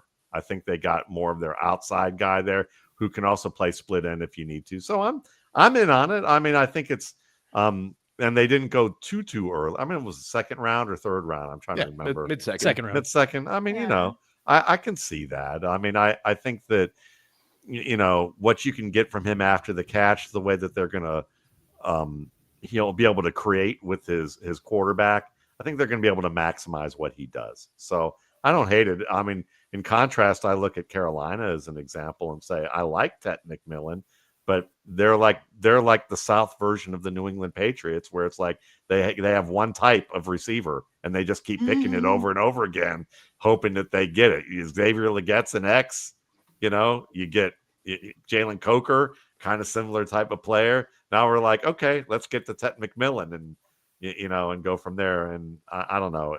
I would have rather seen Luther Burden there, to be honest. But it's not a horrible pick. But it's fascinating how teams go. Some teams just have a type, and they don't think about diversifying. Definitely have a type there in Los Angeles. Joey, you've been quiet, buddy. Well, I came in hot, and so I felt like I got put in the corner. Like, Joey came in never. too hot. So I don't know. Joey, I like your hair. Did you get a haircut? I don't like it. The girl was doing my hair and she was talking way too much to me, and she cut like 2 inches more than needed. Oh, I hate when they talk. Yeah. Will you turn your head so I can see the side? Let's see the side. Turn. I don't even have a side anymore. Did she go all the? Wait a minute. Did she go all the way back? Is that like a 1 on the side? Like John Cena, Joey. Joey. You got the Cena, Joey. Look at you. Yeah, You're I'm so not very happy about it. handsome. I did not get hair plugs like John and Cena stay did. for critiquing Joey's haircut. Yeah. I mean, that's what I do. I think you look very pretty, Joey. I really like that haircut on you. Dave, this is like the 6th time you're complimenting me on appearance on the show. I'm going to create like a long clip. It looks good. I like Mine, again, evolution of man. Mine is my own self attempt to do exactly what you got right there. That's why I'm wearing a hat right now. Let's see it. You really want to see it? My own hair. Because I don't care. Take it off. Take it off. Oh my goodness! Good luck. You have a beautiful hair. That's that is really good. Beautiful.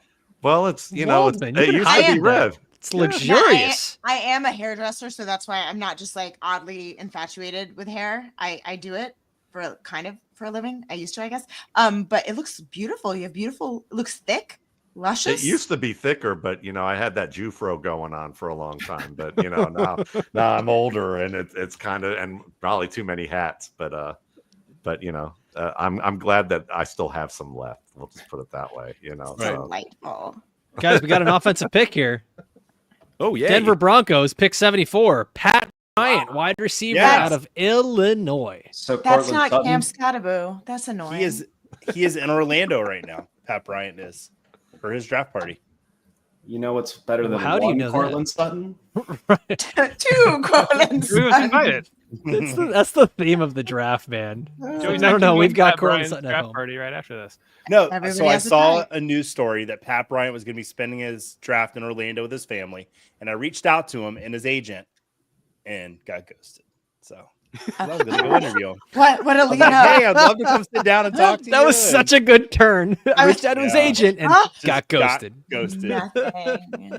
Who is this? Hey, I have a dynasty question really quick before I hop off. Let's get it. It's for Cash. Let's say you're on the clock with the 103, and you've got a choice to take. No, I'm done. Jerk. I'm done. No, this is a good question.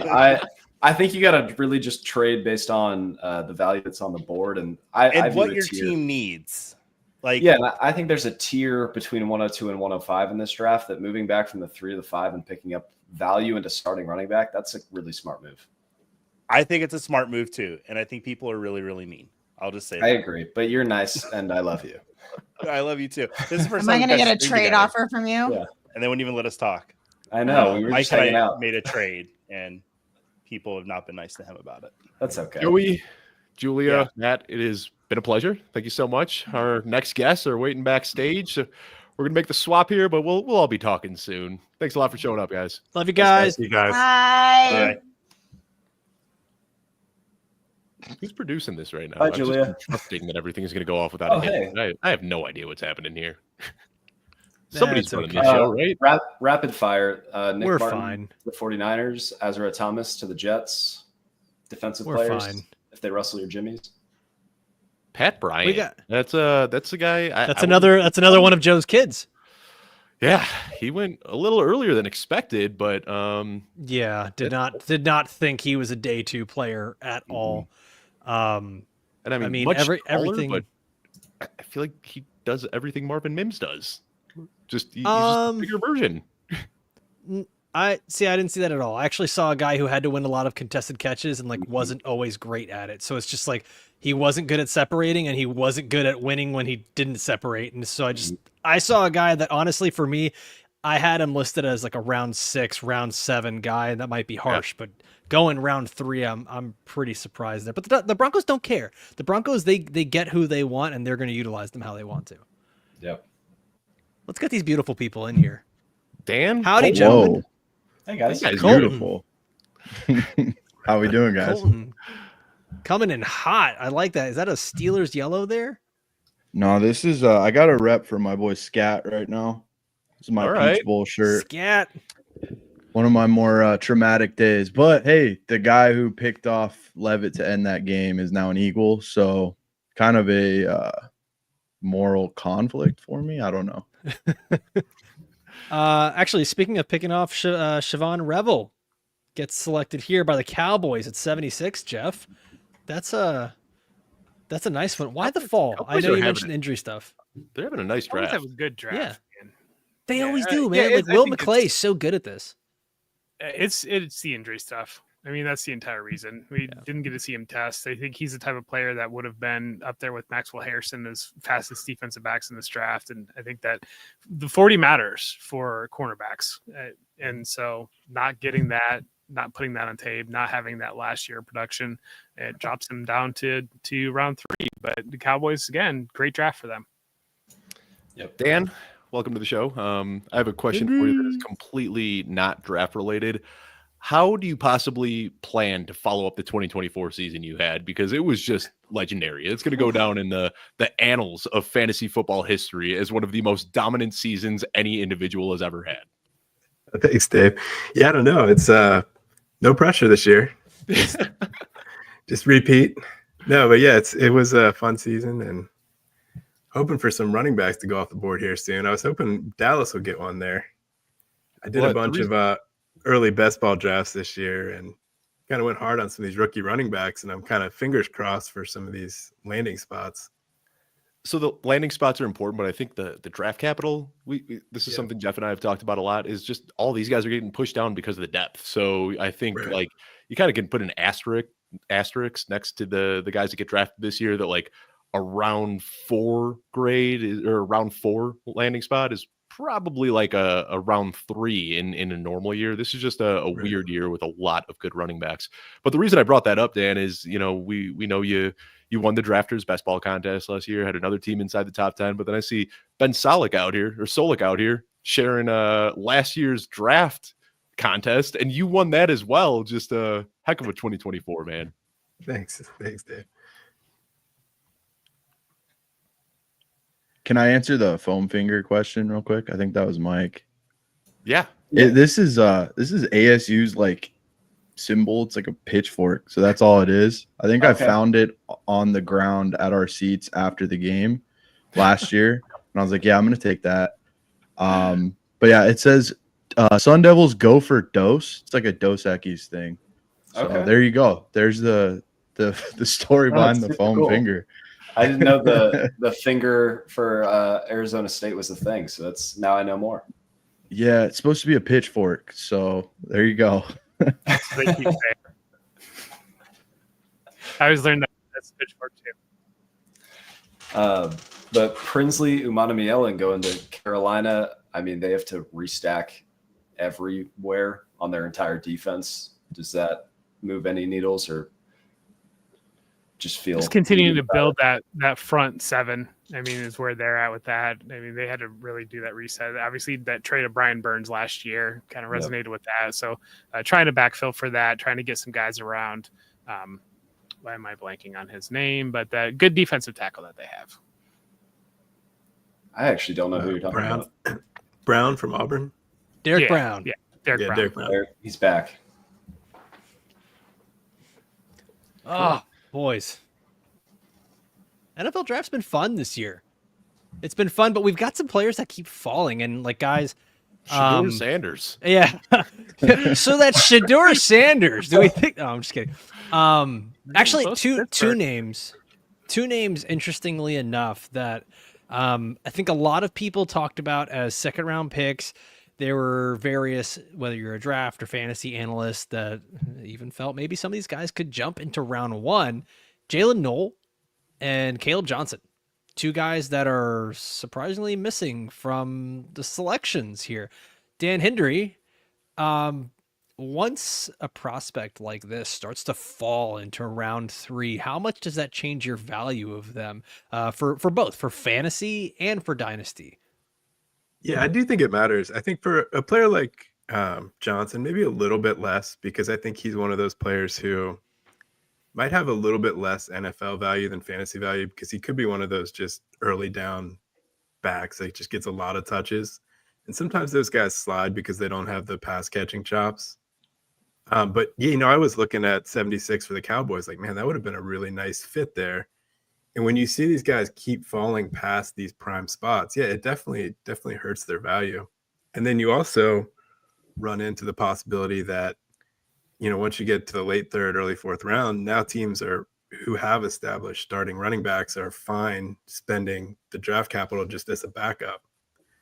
And so I think that's kind of the concern where you get down to, you know, the Packers or somebody like, do the Packers take him where he's a clear backup to Josh Jacobs? So part of it is definitely a little bit of concern with the draft capital, but then also in terms of how they spend that draft capital, because they might just be envisioning a player as a backup.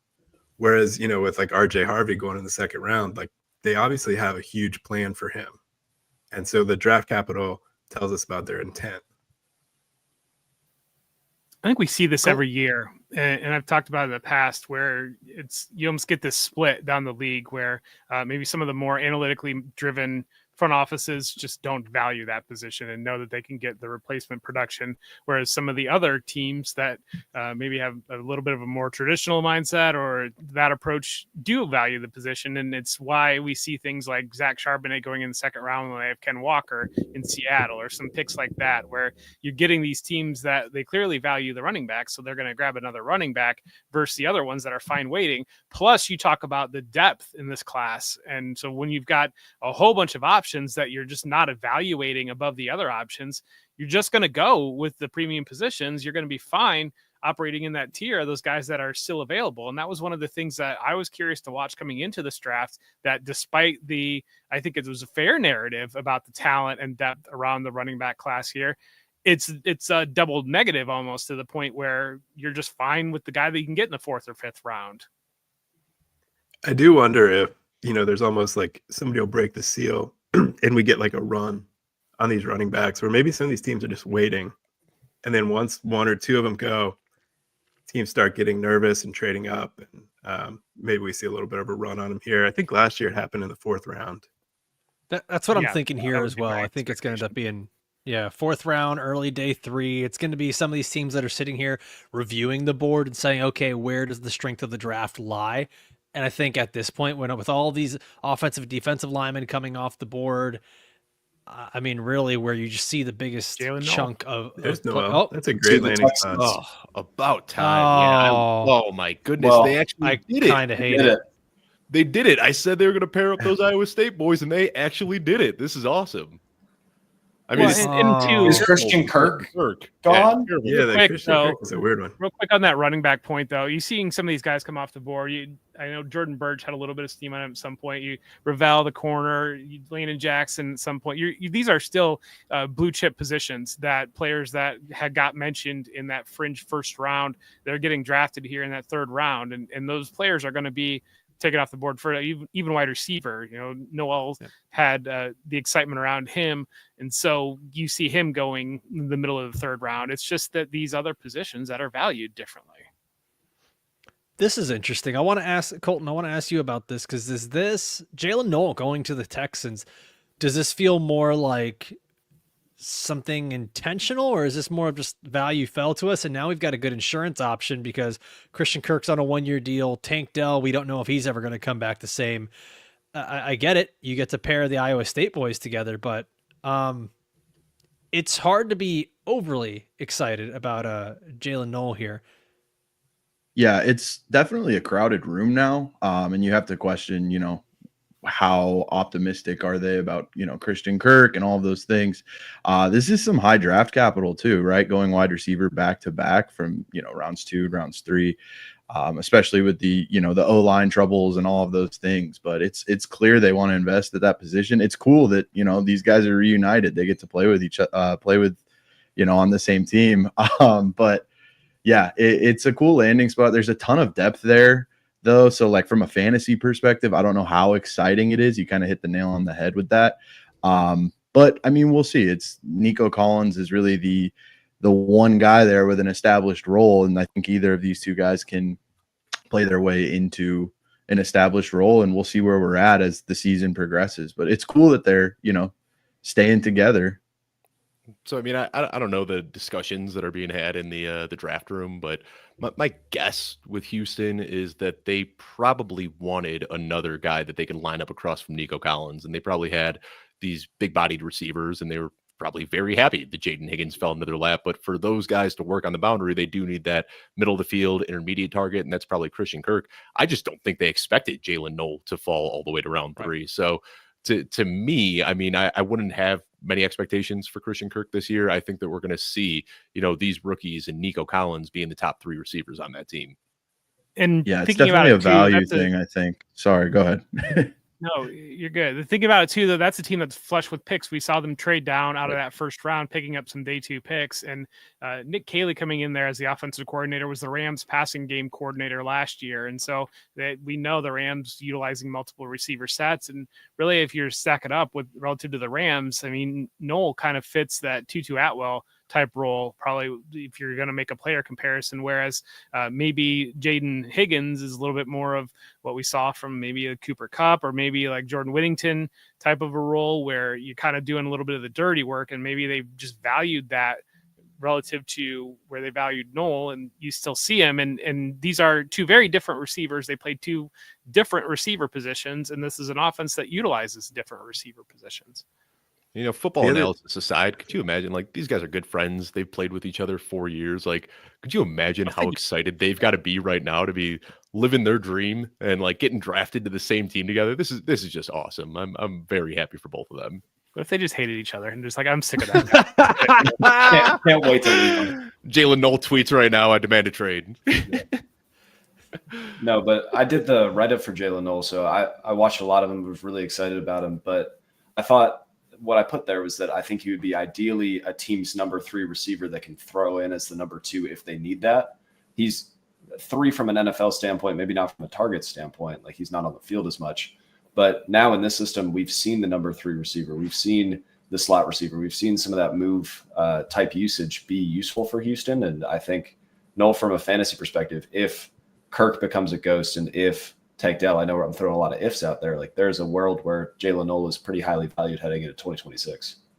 So with Tank Dell, where are we at on John Mechie? Sorry, I was just going to ask on John Mechie, because I mean, we're talking about the depth in that room. What kind of role do you think he plays now? And I guess there's just so many pieces to that puzzle, but I think this is a dead may never signal. die. Yeah, I think this is a signal that they have decided to move on. Like, they're showing us what they think. And I think Tank Dell, that's one of those injuries that worries me, that it's with almost no chance that he's playing this year, but that could be one of those career-threatening injuries that he just never comes back from. So, they know more about the medicals than any of us do, but them making this heavy of investment at wide receiver in free agency and in the draft, I think that tells us a lot about Tank Dell. But think back to last year. Think back to last year when obviously we started the year with Dell and with Diggs, and then Diggs was done for the year. We lost Dell for a stretch, and they were running out Xavier Hutchinson and John Mechie, and Nico was hurt all year too. Yeah, Nico was hurt, and they just had nothing, and it really just tanked CJ Stroud's second year. And what this franchise is all about right now is getting Stroud back to where he was that rookie year. And just utilizing, again, having multiple picks on day 2, looking at different options of bringing Christian Kirk in, bringing multiple receivers in day 2, because we saw them last year not having that depth. And some of those players, Xavier Hutchinson, John Mechie, got a chance and didn't deliver. And they really struggled for a period of the year on offense.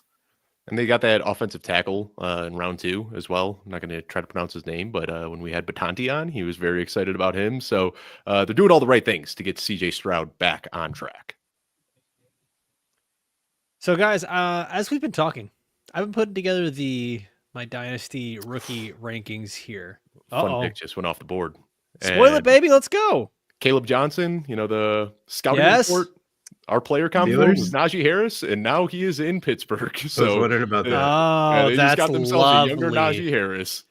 That's I think lovely. I'm so far behind. I'm looking at Tennessee's pick right now. I'm like, a I don't sicko. know I've got what I'm notifications on doing, for but recording. Dave already okay. knows where Shedeur is. Don't worry. Yeah, Dave just spoiled undrafted. it. It's a shame. Yeah. No, I have a Shedeur. I have a Shedeur to the Raiders ticket right now, so I'm sweating that out. But we'll see what happens. Yeah, but Jeff and I were talking earlier in this offseason. You're watching Caleb Johnson. I think the joke was, Caleb Johnson's just a slightly faster Najee Harris. And then Brave Man Standing Up meme, a faster Najee Harris is a good prospect. Like, this is a good fit for him. This might tank the Jalen Warren RB1 truthers, but I think it's going to be a pretty gross split to start, and then we'll just see how the talent shakes out. How does this move your dynasty rankings, Alfredo?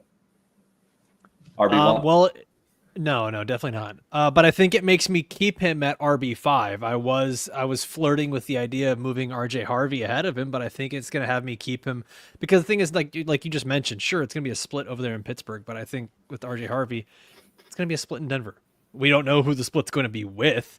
I kind of want to fight the devil I know than the devil I don't. Like, we've seen what Pittsburgh backfield looks like with Jalen Warren involved with someone else. And Caleb Johnson, we've been talking about the Steelers and this 3rd round pick as a potential Shedeur landing spot. And the Steelers didn't have a 2nd round pick. This is their 2nd pick of the draft. They value Caleb Johnson pretty highly. So I'm willing to look at this Caleb Johnson draft capital right here to the Steelers as a 2nd round pick. Yeah, I agree. I do still like Harvey better, but this is a pretty much a best case scenario for Caleb Johnson. Yeah. Of like the reasonable ones, I swear it has nothing to do with the Dallas, fact there that I wasn't much drafted left. him the other day in my rookie draft. It has nothing to do with that and me coping with it. But yeah. And if you're wondering what Jalen Warren's workload is going to look like right now, just look back at the last 3 years. Yeah. Imagine it's not going to change very much. It's going to be the same exact backfield. The younger, faster version of Najee in the backfield. Maybe we'll actually see some breakaway runs in this offense. That could be fun. Dave, Given the Najee's depth of the been class- like around. Sorry, Jeff, go. Given the depth of the class and the need of that in that backfield, even outside of Warren, I wouldn't be shocked to see them hit running back again in this draft, or at least add somebody undrafted that is noteworthy. Oh, we got Kenny Gainwell. We're good. Kenny Gainwell, yeah. Super Bowl winner. I guess you do have That's right. Special teams demon. Yeah, can't wait. Dave, what I was going to ask. This ideal fit here, though, on this player card here. That's smart. Yeah. Whoever wrote that. Yeah, baby. Did all right there. Yeah, who did that? And even if it's technically a 3rd rounder, Alfredo said he's viewing it as a 4th or a 2nd rounder, so we'll even take the draft capital on this one. Yeah, that's right, baby. It's the perfect card. No mistake. Not a single mistake here. Dave, I was going to ask, because I'm remembering this, we were talking about Najee Harris recently and like how everything that could happen with him in Los Angeles, and now that's been kind of ruined with Amari and Hampton. But one of the things that we have talked about is that Najee's kind of always just perennially there as like a low end RB2. If you let's do the transitive property here, you go and you take a player who is in the same role but better. Are we looking at Caleb Johnson as potentially scratching the surface of being a low-end RB2 in fantasy this year? Not dynasty, fantasy this year as a rookie. So I think Caleb Johnson can do like all of the things that Najee Harris did. The difference is Najee Harris didn't have the speed to break out of the secondary, and Caleb Johnson does. So if we're looking at the same workload that Najee Harris has been blessed with over the last few years going to Caleb Johnson, I think high-end RB2 is a little bit more likely. Of course, that's contingent on them getting a quarterback that gives them some sort of semblance of a passing game. I mean, as it stands right now, they're just going to load the box with 9 guys on every single snap. There's not going to be much room to run. If it's Aaron Rodgers? If it's Aaron Rodgers, wheels up. Yeah. Yeah. Plus, it's such a stupid thing, just aesthetic-wise. I love when players go from college to the pros and they wear the exact same color scheme. Sanders got to go back to school now.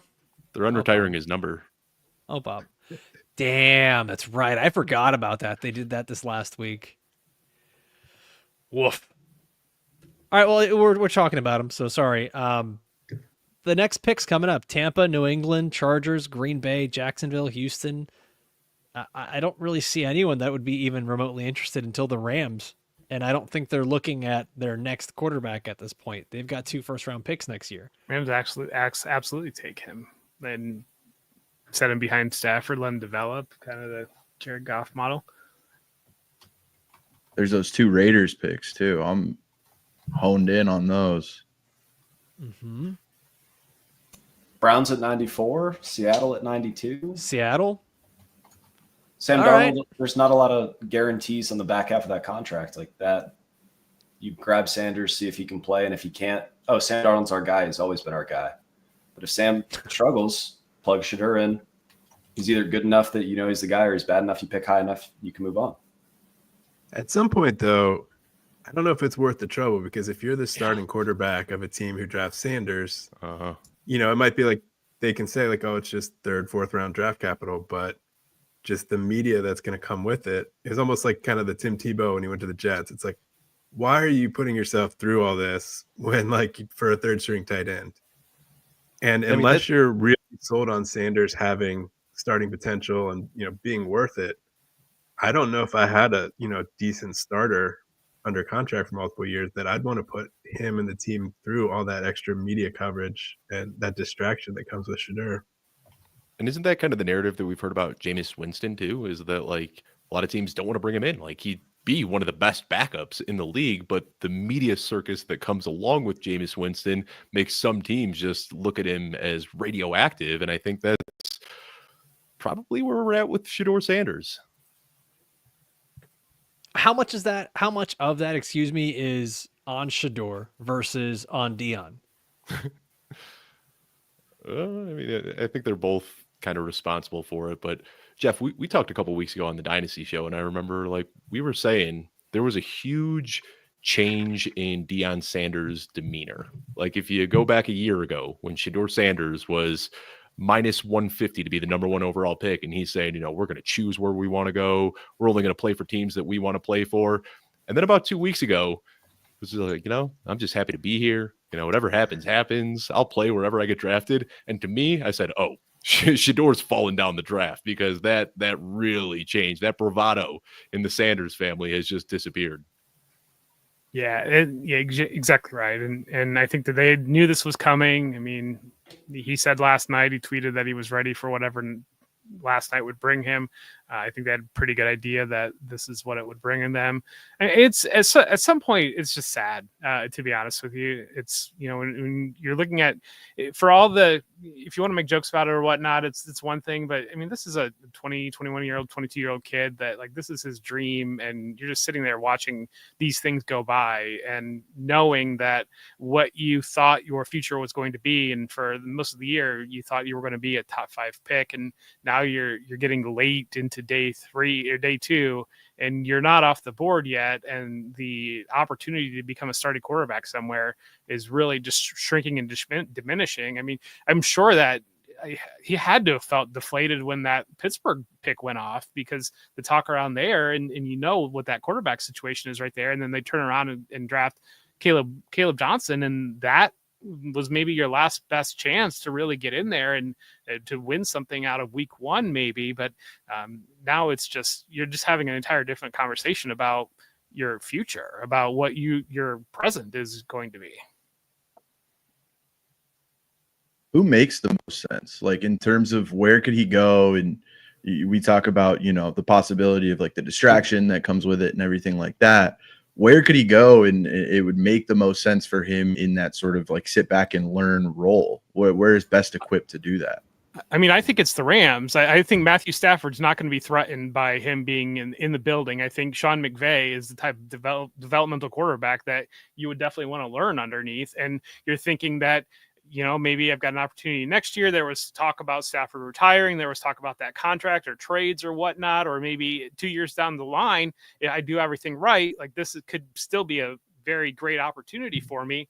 I mean, you're looking at some of the other teams. I mean, go to Philly and sit behind Jalen Hurts, and maybe he gets hurt and you get it in, and you can kind of be that Joe Milton where you get a little bit of a run and you can rebound and become something else. But it's really difficult once you start to run down the board. I mean, you know, maybe it's obviously JJ McCarthy's really young, but Minnesota's backup quarterback is a major question. Even some injuries around McCarthy, maybe you go to Minnesota, you know, Kevin O'Connell can develop a quarterback there, and maybe McCarthy's just not quite ready at the start of the season, something like that. Like that's kind of what you're looking at this point. I'm not gonna lie. I think I like the fit with the Raiders still. I've said it a couple times, but I think sitting behind Geno Smith and someone else who faced adversity coming into the league and struggling and having to start over, and then you've got a seasoned coach in Pete Carroll who just kind of knows how to handle any situation, and teams with big personalities. You look back at the Seahawks team that won the Super Bowl, big personalities all over that. That's a team, and he's already got Shedeur has this connection to Tom Brady, and Dion has this connection to Tom Brady, who's part owner over there. So I think it kind of becomes a natural landing spot for him at this point. And Colton, I believe it was you who mentioned Raiders have 2 picks here towards the end of the third, so it wouldn't surprise me if one of those become it. Let's get weird for a minute. San Francisco 49ers are coming up. San Francisco 49ers are coming up. That conversation around that Brock Purdy contract, Kyle Shanahan drafts Shedeur, sits him for a year, plays Purdy out, and maybe they don't want to give that contract, and they lock into the really cheap rookie all over again. They got Shedeur Sanders at home, and his name's Mac Jones. Wow. What worries me about like the Niners is I think they are just one losing streak away from falling apart. Like they are just a house of cards ready to fall. And we kind of saw that a little bit last year. If anything, I actually get more excited at the idea of them taking a Jalen Milroe, who I know is not their style of quarterback at all, but it might be one of those things where they just start to look around and they go, man, all these other teams that keep beating us, they have the quarterbacks that can create. Let's just see what we can make out of this kid. They definitely had a Jalen Milroe at home, and he's that they did. But it's who am I not thinking of? Trey Lance. Oh, yeah. Yeah, they did do that. Forgot about that. Blocked that out of my memory. But you're looking at the Jets coming up again in round 4. I mean, you know, Raiders have multiple picks here within this run. Jets feel like the worst place for him to go. New York media, training camp battle with Justin Fields. There's already questions about is Breece Hall getting traded, first-year head coach, first-year GM. And then they had such a good draft so far. And then all the talk would be about this 3rd-round pick quarterback who's probably not going to start. Yuck. Dolphins. Shut up. It's not horrible. Actually, I'm not gonna lie. It's not horrible. Right-handed that makes a lot of sense. It kind of works. Damn it, Jeff. Why did you do that? Fit in with the injury concerns. Okay, you know what, Mike? I was liking you, man. This is our first recording. But at some point, I mean, sure like the Pittsburgh will pick again, or like some of these like again like the Rams situation, but you're kind of looking at a Joe Milton situation at some point where it's like you know you're going to be the backup. Like hopefully you land on a good team, and if you do get into the game, you do something, and you never know what might play out from that point. All right. Well, Dan, Colton, any final thoughts before we make the swap here to our next guest? Just thank you guys for having me. Yeah, I got Shedeur to the Raiders 12-1, so manifest it for me. We'll be rooting for you. Dan, I wish Shedeur and Philo both end up Raiders tickets, so Colton, I'm there with you. Sweet. I drafted way too much. Expect me in your inbox in the next 2 to 3 days. I'll be bouncing some post-draft takes off you. You know, a guy whose draft takes I really respect. So we'll be talking soon, I'm sure. Thanks. All right. Thanks, guys. See you guys. See you guys. Bye. I think we're on our own at this point. Oh, there we go. There we go. I learned a lot about thumb fingers today. That was good. It's nice to learn about thumb fingers. Hey, evening, guys. Zare just put himself in here. He's like, I don't care. I'm in. I need to talk. Production be damned. Oh my God, what's going on? You guys are folks? catching us on hour 4. We're all slap happy and weird over here. Welcome to the show. Well, look, let's just get weirder. I mean, I'm all for it. Like, you know me. Come on now. Tip, you're just a lightning bolt, dude. What's been your favorite pick so far? Favorite pick of this draft? I think my favorite pick is the one that just went off the board. Okay, that's funny. Yeah, no. So for me, look, I'm a Raiders fan. Everybody knows that.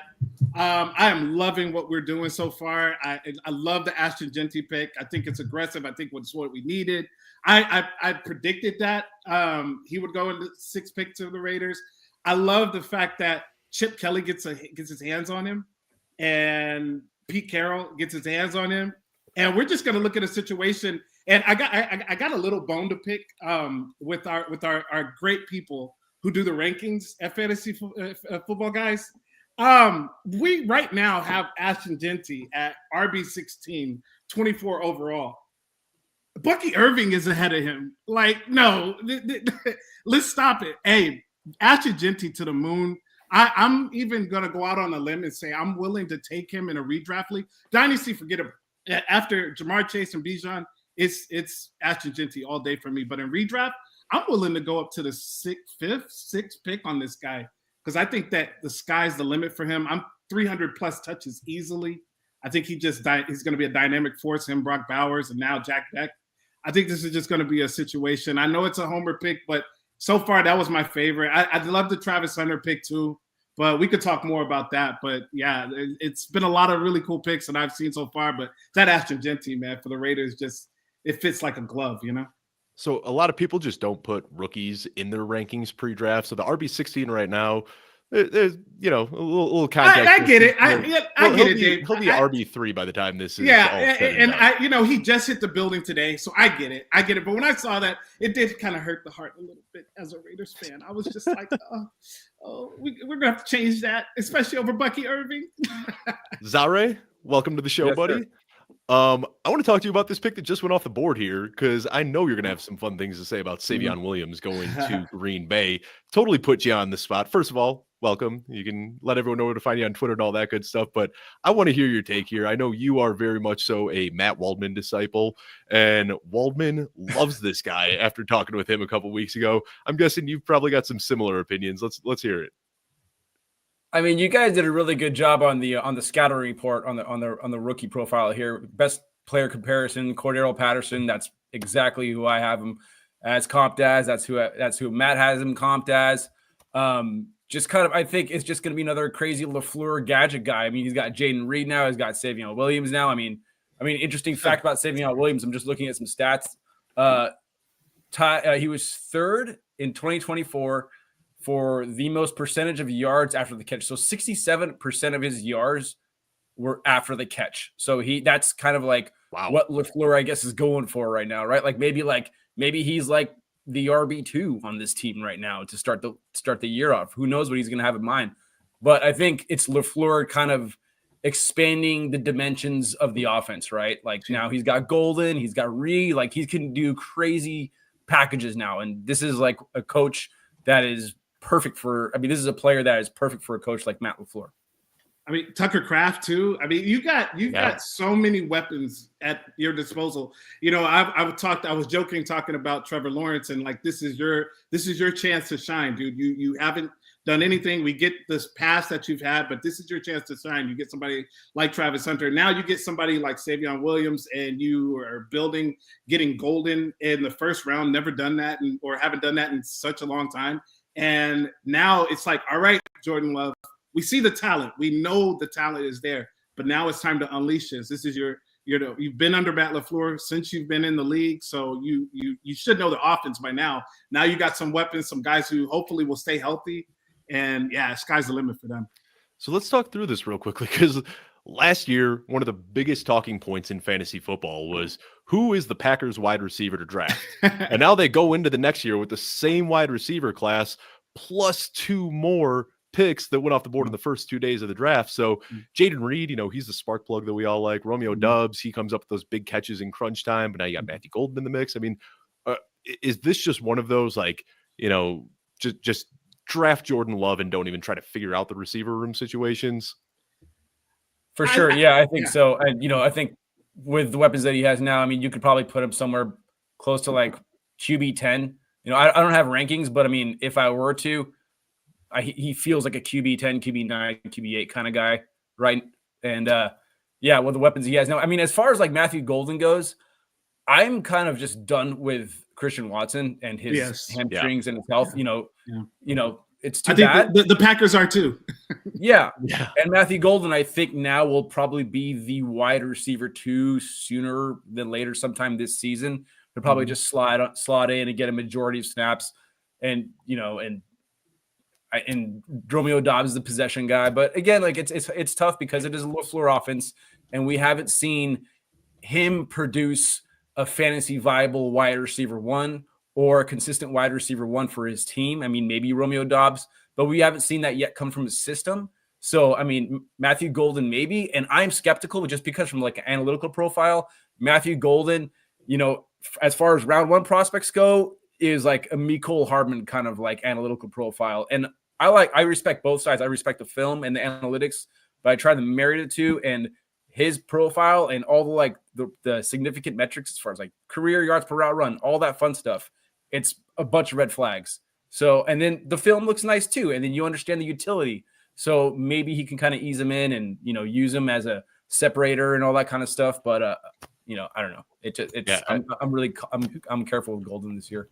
I did my draft grades yesterday, and Matthew Golden was the only person that was below B-. I mean, it was a pretty chalky first round where everyone was just kind of taking, you know, nobody was straying too far from consensus big boards. Everyone was addressing team needs.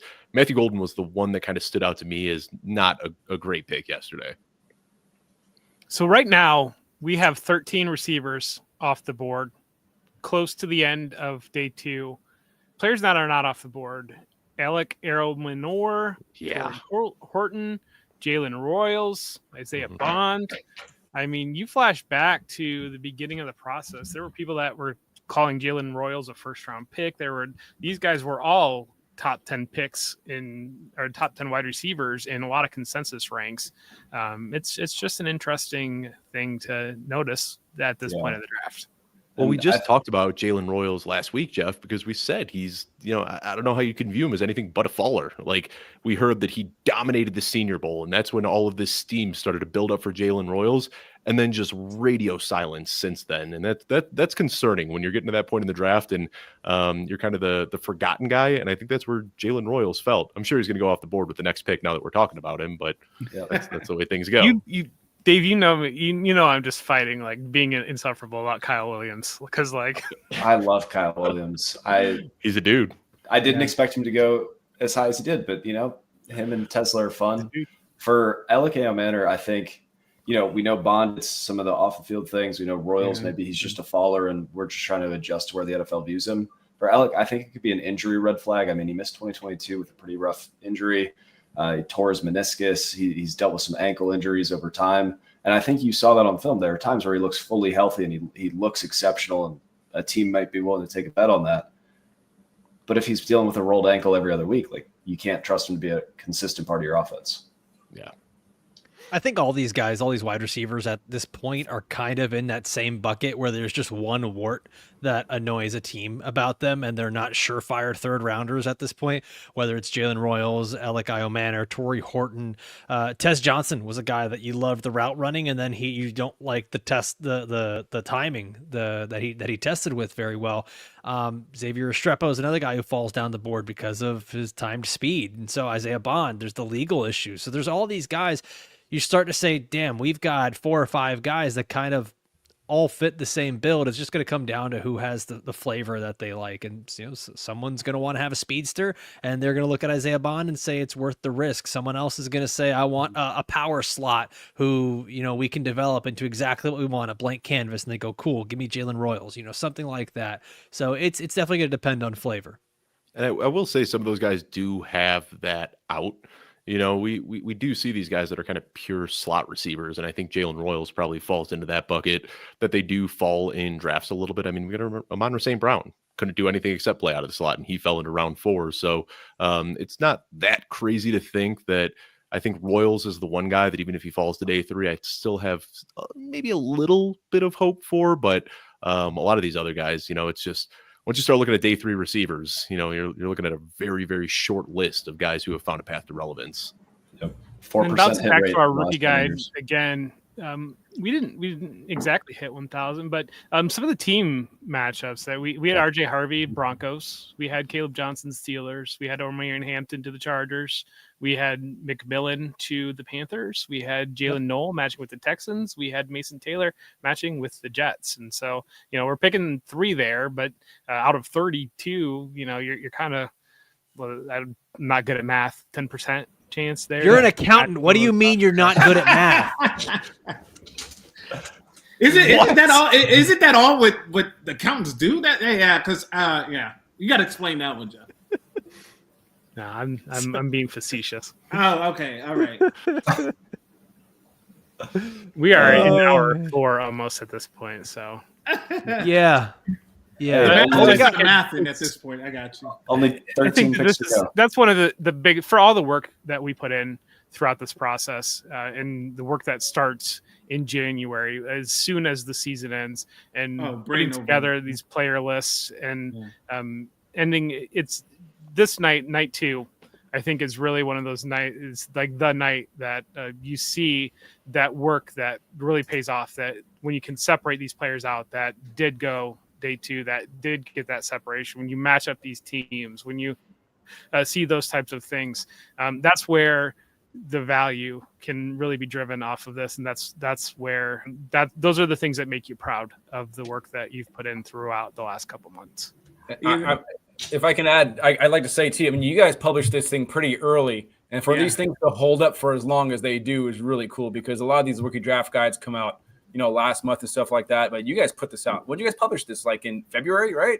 The day after the Super Bowl. Yeah, I was going to say, it was like immediately after the Super Bowl. It was already out. I remember getting the email. Yep. One of the first ones. Yeah, no, you guys, again, exceptional job. I mean, it taught me a lot. It got me some of the players that, slipped through the cracks, didn't really know a lot about.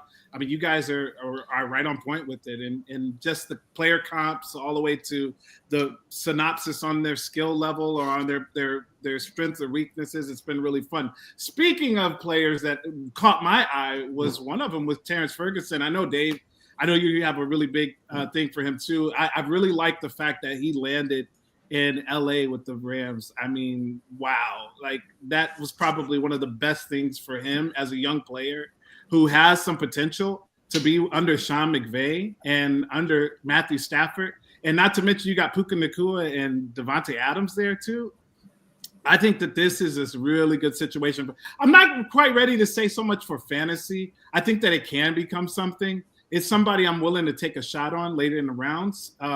If it's a redraft league, for sure, I'll take a shot on him and see what happens. But I really like the fact that he went there.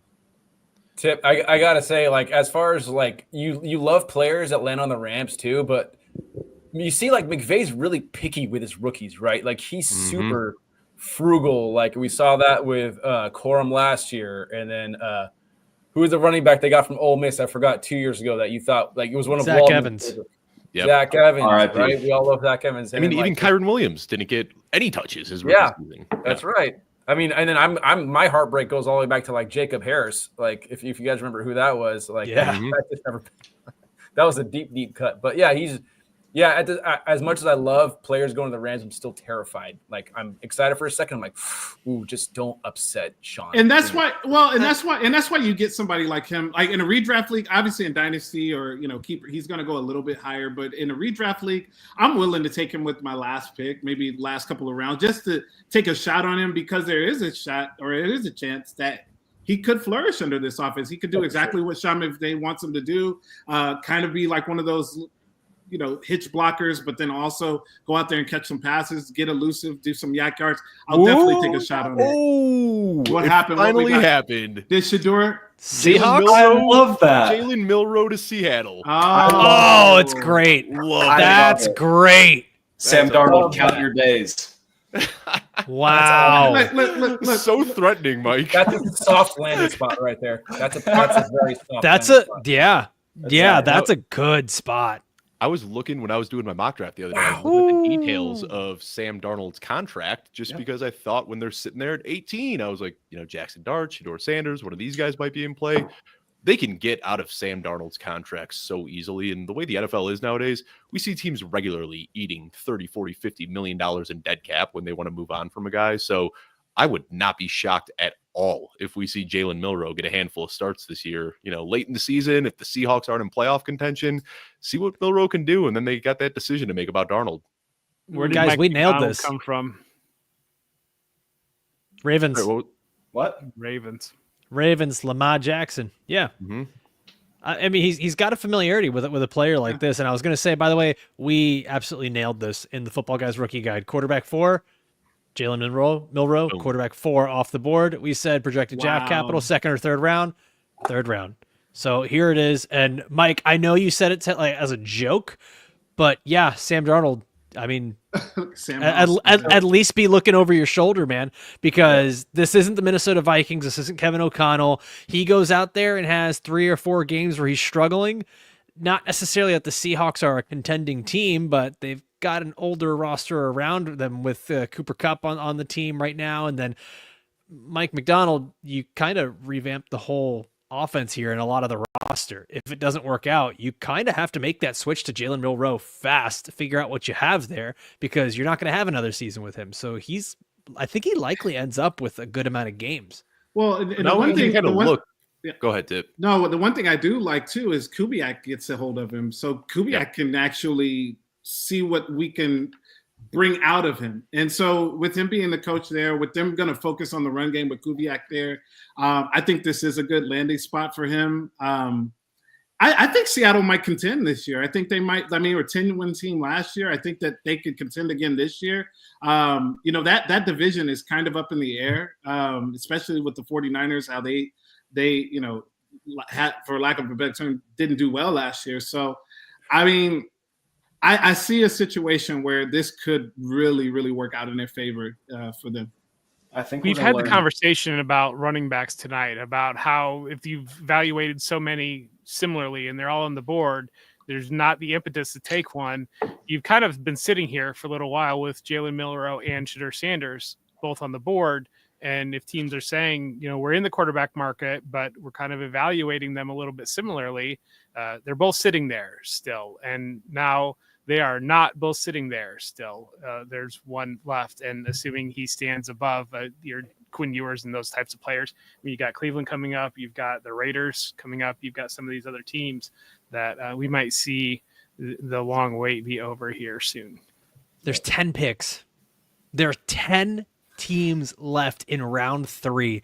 The idea that Shedeur Sanders was once looked at as potentially the number 1 or number 2 overall pick, and the fact that he might slide to day 3, whatever you think of him scouting report wise, it's just a hell of a watch for all of us right now. It's wild.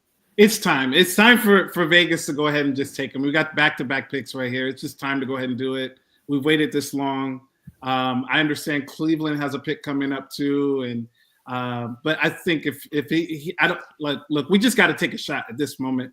I wish we could have done a little bit more on the offensive line side. I think one of those picks could be targeting towards that, but I think that let's just take the shot. Let's do it.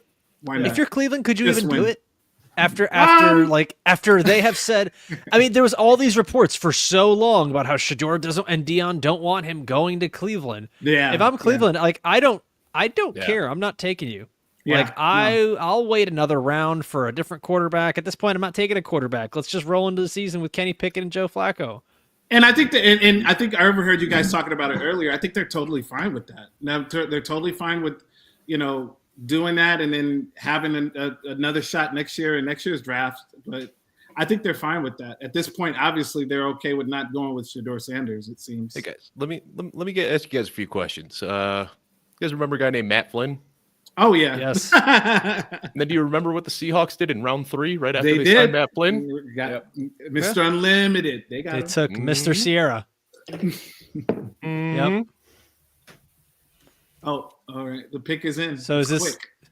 Are you suggesting that the Raiders are going to select a quarterback, Dave? I'm talking about what the Seahawks did. I'm saying that Jalen Milroe is the Russell Wilson of this draft class. Oh, okay. Yeah. Okay, Dave. Yeah. Low I can see it. expectations, couple Super Bowl wins, couple All Pros, low expectations. I can see it. I still have Jalen Milroe as my quarterback 4 in this class right now. Yeah. I can't move him up higher than that. I'm just having some fun. Just It's a having good some time. fun here, guys. It's No, Friday but, night. Yeah. but you know what though? Like because of the landing spot, I've moved him up a little bit higher in the rookie rankings than I probably would have had him had it been anywhere else. Because this appears to have one of the easier paths to him getting on the field. Yep. And especially if you have a taxi squad that you can just throw them in there and break glass in case of emergency. Like you can afford to let them sit like Seattle probably plans to. Something else that's interesting is that pick that they used to draft Jalen Milroe is the pick that they got from the Raiders in the Geno Smith No trade. way. That's great. That's funny. Wow. I mean, Darnold probably had to come see something like this coming down the pipe, though, right? I mean, Yeah. Yeah. I think maybe. yeah. Poor guy, back-to-back years, rookie Yeah. quarterbacks.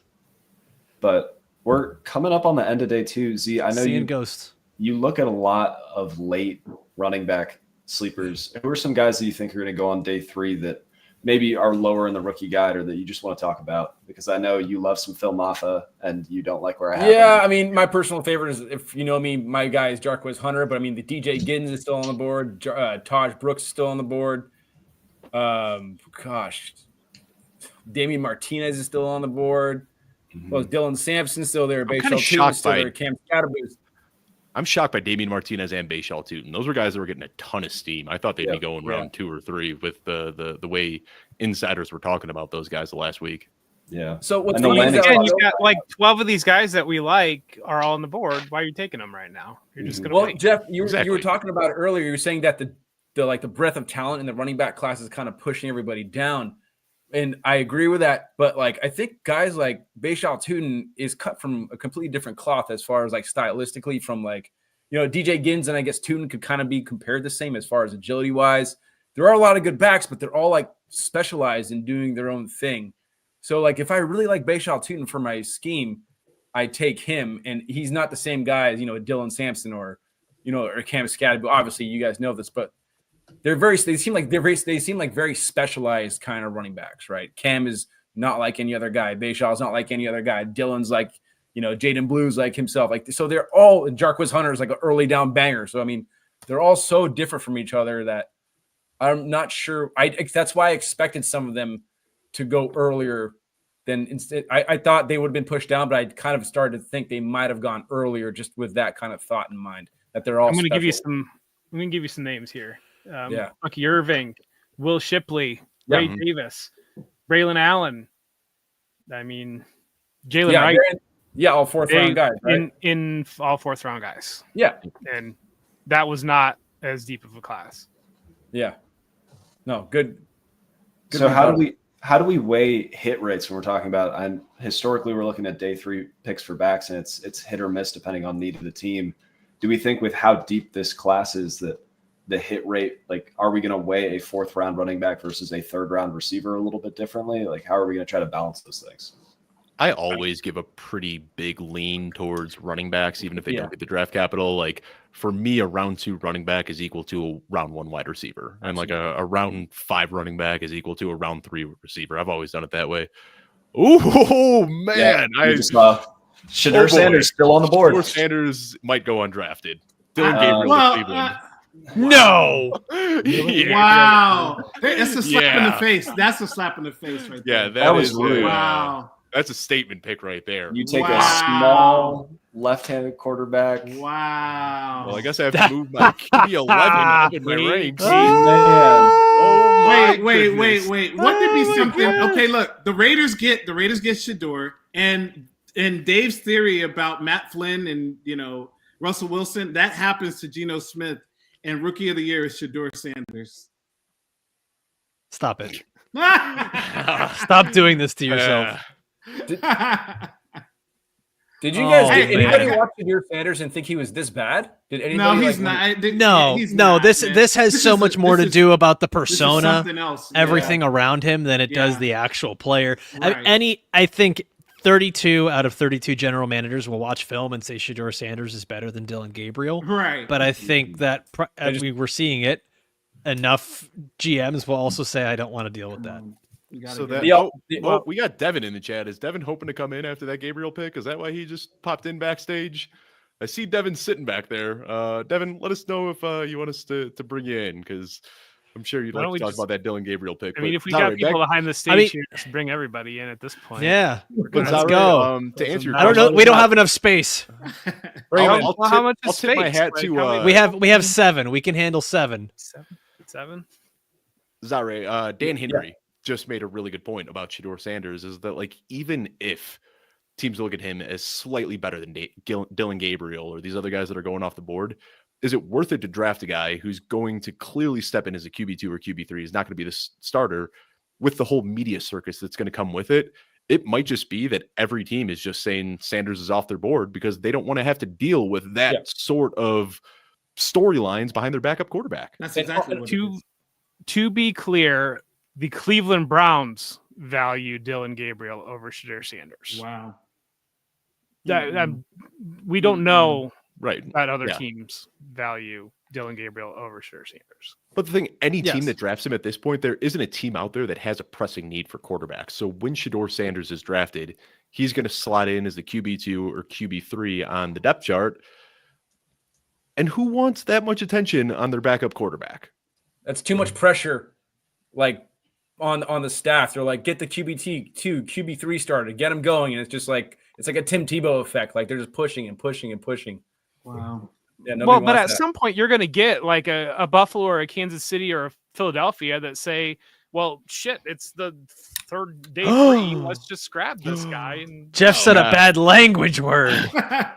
That's a superstar, Joe. You're going to get organizations that are going to say, like, how much of a distraction we're not going to bench Patrick Mahomes for Shedeur Sanders, and why don't we just take this kid and we've got him for 4 years under a dirt cheap contract? If he shows anything, we're flipping this pick for more. Oh, sorry. I love this. Jared Wilson going to the New England Patriots here.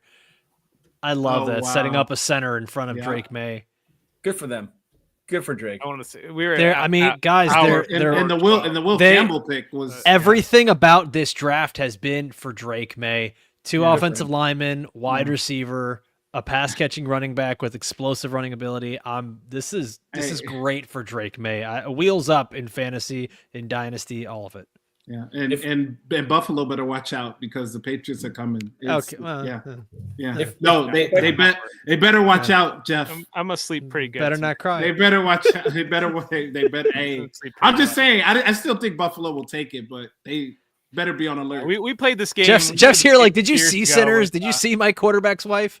We're good. We played this game with the Jets and the Dolphins the last couple of years, and I think we were clinched by before Halloween last year, just about. Yeah, I was going to say, Alfredo, you're being very nice right now, just letting this happen. Rooting for Miami this year. Rooting for Miami. There we go, baby. Falcons Welcome trade. in. Falcons go grab Shedeur Sanders because Falcons coming in for Shedeur Sanders. It worked so good for them last year to bring in a second quarterback. That would be something. Man. Wow. Falcons, so- you have the chance to do the funniest thing here.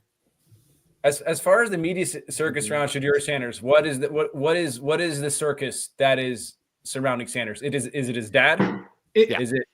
It's his dad, right? It's not just the dad; it's him it's a too. persona. It's everything. The draft room, and Everybody. the watch, Yeah. it's everything about the persona. I think It's when your logo of your first initial of your name is S, and you're turning that into a dollar sign, and you're talking about how I only drink Gatorade because they pay me. And we go back. It's further than that, right? Like we've talked about how Justin Fields has been watched since his QB1 days on Netflix. Like everyone's been watching Shedeur for a long time and talking about how he was driving a Rolls-Royce Phantom at 18. Whether he's actually a very humble kid at heart, perception becomes reality. And when you start to see this over and over and over, and you get these reports that the interviews with the teams didn't go well and the interviews with the media weren't going that great, it all just starts to snowball. Yeah. Can And I the also problem too offer- that you're looking at, if you bring him in, if he were to be your quarterback and you're losing games, you've got a built-in head coach replacement sitting there, and your fans and everybody saying, "Well, why isn't Shedeur playing well with this coach? We saw him play well with Dion, obviously, and maybe we need to fire this coach and hire Dion to be able to have Shedeur play well." Yeah, I also think part of it is there's this like following that Shedeur has built over these years. He goes to Jackson State instead of going to a conventional college out of the gate, crushes it there, builds them up, and then transfers to Colorado, goes with his dad. Like he has built this following where he's all of these fans and all of these people that want to know what's going on with him, or his haters that are still searching for how's he doing in practice, what's going on with this.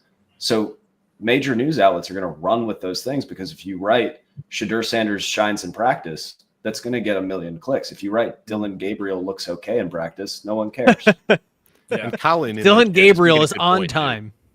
Colin's making a good point too, that if Sanders is sitting on the bench, as soon as Kenny Pickett or Joe Flacco out there throws an interception, everybody's going to be calling for Sanders' name.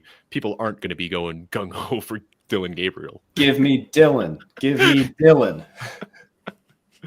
And I think at some level he's paying for the sins of a guy like Johnny Manziel and some of these guys before, because what quarterbacks with some of these questions have actually worked out. And so at some level, any of the benefit of the doubt is gone, and you're just not going to do it. Wow, well, guys, what a fun. I think at this point you great. have to you got to take a shot. It's like screw it. Take a shot. I was gonna say the Raiders are up now with 2 back-to-back two picks. The back-to-back. Texans picked a corner, Jalen Smith. We've got 5 picks left here on day 2, and we are. How long's the clock for each of these? What, 3 minutes? 2 minutes? 2 minutes? Long. Sure. We're 10 fake minutes away from Shedeur Sanders being a day 3 draft pick. Man, that's where we're at. Watch the Raiders back-to-back here. Riley Leonard and Kyle McCord. Oh, sneaking Will Howard just because. Why not? Yeah. Cam Scattaboo and Xavier Restrepo. Man, I don't really see any more favorable or like just desirable wide receivers left on the board. Maybe, I don't know, maybe big fun guys like Deontay Thornton's still there. But there's really nobody left that is like Ty Felton, Torrey Horton. They're there. Torrey Horton, those guys are still there. Please, Alec, please. I like some guys that you guys probably don't like. I still like Nick Nash, Isaiah Bond. We know why he's fallen, but the team could get a day 3 steal there. Yeah, for sure. I mean, if Mike Green is off the board, I don't know that the Isaiah Bond thing is that far away. Yeah.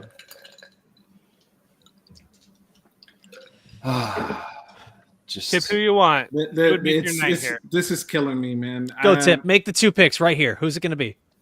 Oh God. So Shedeur Sanders for sure. I say we go offensive tackle. So I think that's the route we're gonna go. We're gonna get Shedeur, and then we're gonna get the offensive tackle to help.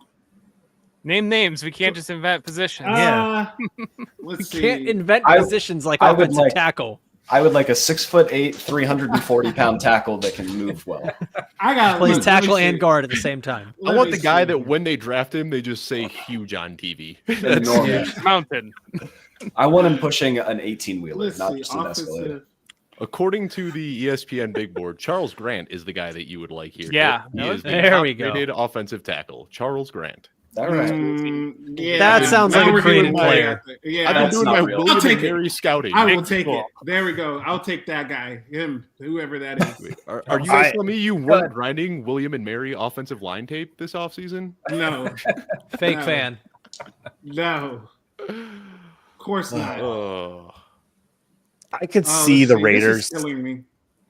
I could see the Raiders Joey. taking him at 99, and then Oh, him wearing number Shedeur- 99. Shedeur Sanders? Yeah, that's like a thing he would do. Like, I got taken at 99, so I'm No, wearing. he'll be the first player to wear 100 Yeah. so that he can always remember. 00 as a quarterback. Yeah. Mhm. With the dollar sign. I in mean, the if you front. want an ownership group that's not going to have like rabbit ears on it, I mean, I think Tom Brady and Mark Davis there might probably going to be about the best you're going to get and not going to care about what is being said. Let's say that the Raiders do take him here. Tom Brady's the perfect person to talk to him. To be Well, like, yeah. listen, look how late I was taken, and look what I did. So I think all this does is give a little more juice to the NFL conspiracy theories that they kept everybody watching just a little bit longer on the NFL draft. If they go all the way to the end of day 2 with the Shedeur pick here, I'm just saying. Oh, this is killing me. Ronnie Come on, James. guys. Bronny James was drafted before Shedeur. Oh, you guys need to stop. Here we go. Here we go. Excuse me. Maybe this could be a running back here. What? Why? They don't have running backs. They have no depth. They'd have Ashton Genty. Ashton Genty is their RB1, 2, and 3. Yeah. They have Raheem He's- Mostert. Come on, guys. Amir Abdullah. And Sincere McCormick. Come on. Combine Raheem Dylan Mostert, Lobb? Sincere McCormick, Lobb? Dylan Respect. Lobby, and Zamir White together. You get like half a running back. It's true. I forgot Zamir White existed. Yeah. We'll build him in the aggregate. That's exactly why this could be a running back. Whiskey. God, that'd be hilarious if the Raiders took 2 of their first 3 picks as running backs. Here we go. Oh, boy. All right. Okay. Okay. Hey, everyone on the stream, I've just got a message for you right now. Okay. Caleb the Rogers. NFL values So look, you okay, guys there we the go. same they value Shedeur Sanders. Offensive guard. Who does? The NFL values you guys just as much as they value Shedeur Sanders. I want you all to know that. Thank you, Dave. I don't know. If All right. that's true. I think the Shedeur Sanders is going to make more money off the NFL than I am this year. But I mean, he made $15 million in I mean- college. He's doing just fine. Shedeur's made 0 so far, Jeff, and you cashed see, a draft this night was- ticket. So that's true. Is there- That's true. Jeff has made more money off the NFL this year than Shedeur Sanders. Congrats. Caleb. Now, see if they want to do the troll, they'll take this Caleb Rogers kid out of Texas Tech, and then they'll turn around with their next pick, take Shedeur. Yes. Oh boy. Who's the Hope you're right QB2 on? Oh, it's Aiden O'Connell, right? Yeah. Farva. Yeah. Yeah, Minshew's backing up Mahomes now. For now. Totally. Where's Carson Wentz these days? Is he still in the league? He's still floating around, waiting for. Hey, He was by on the the way, Chiefs for those last of you who are watching right now, you guys are the real ones. Anyways, you're here late at night, past 11 p.m. We want to thank you guys so much. We're not quite done yet, but I do want to thank you guys all for joining us. Whether you've been with us for just 4 minutes or 4 hours here, it's honestly been a pleasure to have each and every one of you with us. And we've had so many guests. You've gotten to meet all of the Football Guys staffers, and we have referenced this rookie guide a ton throughout this night. But if you check the description of this video down below, you'll actually be able to see the link for this. And looks like we've got the pick Charles pick Grant. 99 Okay. for the Raiders. We got it right. No. We went Hey, two told you, wide. man. We went 2 Wait. offensive linemen. We needed that. Tip call. Right on that William and Mary tape. You know, Yeah, Hey, Hey, you said you said William and Dave, Mary, you've Charles been Grant. talking up Charles Grant guy, all night. whoever that- Please yeah. just give us a quick elevator pitch. Dave. What are the Dave, strengths and please, weaknesses of Charles Grant? all right. Could sum it up in one word. Huge. He's got nice leverage. I'm looking at him. He's got good leverage right there. He's the get off the Okay. bus guy. You want the other team to see him get off the bus. Oh, he's a wrestler. Yeah. Oh, okay. There we go. Oh, is he gonna super? Oh, he's about to. Tool. He's toolsy. Oh, wow. I don't know what. Has anyone here ever been to the William and Mary campus? I have. Most bet you beautiful, have, most beautiful Yeah. campus I've ever been on. Really? Virginia Tech. Yep. You should. I was go. in Williamsburg not long ago, Great. and went to. Yeah, it was unbelievably gorgeous. So, Joey, I just saw your tweet. Sorry. Is the Kenny Chesney story? Is that just going to be an annual tradition on draft night? I think I just got to bring it up. Yeah. Can we? Are we doing it? Are we doing it? Enlighten us, please. What? Yeah, I need to hear what this Yeah, is. we're 4.5 hours into the show. Joey, tell us about Kenny Chesney. So let me read the tweet first, and then I'll give the context. behind it. That's a country singer, right? Yeah. Yes. So it says He was. My Oh, ex he was. cheated on me with a country music superstar on his tour bus, and it still wasn't as much as a slap in the face as Cleveland just gave Shedeur Sanders with the drafting of Dylan Gabriel. Yeah, so I pretty much just told the whole story there. But last year was very, very uncomfortable because Joe Bryant was standing right off camera, and everyone was egging me on to tell the story. But yeah, just kept pushing it.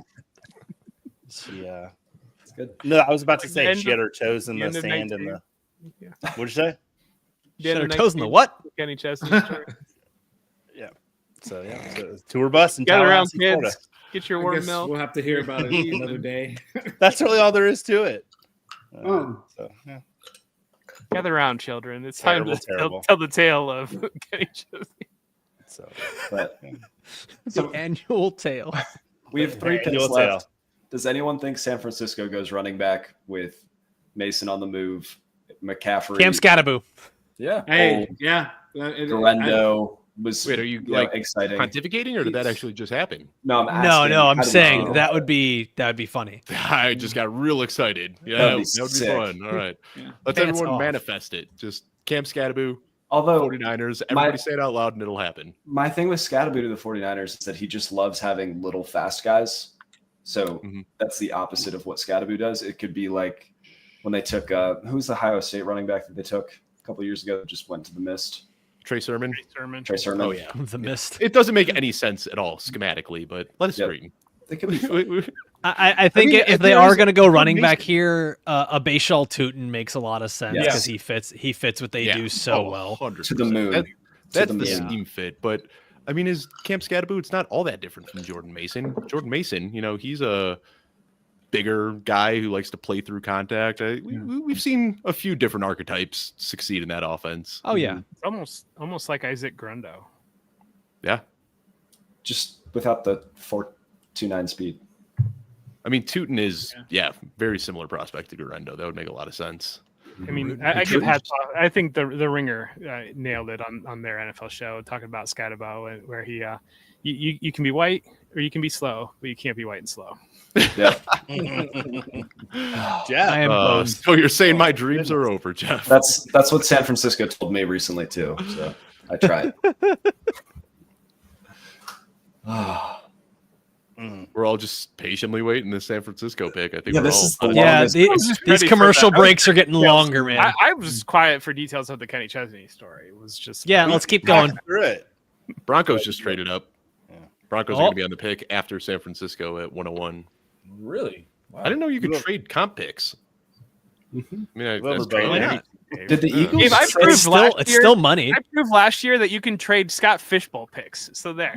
You can. Only for beer. Oh wow. Nobody I'll give you talks to each other 109 in and Scott a beer Oh. for 107.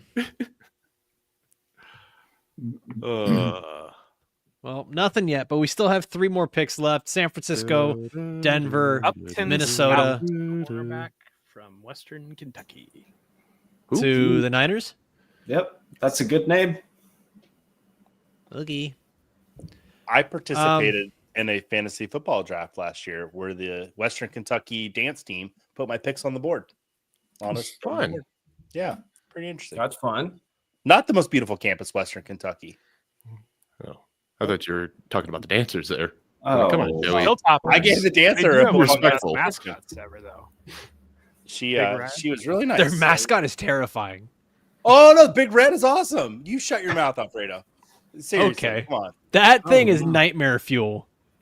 He's incredible. So I went to Ohio University, and it was a pretty known party school when I went there. And the mascot when I was there my freshman year was a hammered drunk bobcat. Like it had a beer belly, and like the whiskers were all messed up, and it was like just looked like a mess. And they redid the mascot like in the middle of my college career to like the attack cat, and like this like just like a modern like bobcat. But the hammered drunk bobcat was an amazing mascot. That's amazing. The hammered drunk bobcat just sounds like the Jags now. Was it Rufus the Bobcat? Yes. Is that the name? Yes. That is hilarious. I'm looking at him right now. Wow.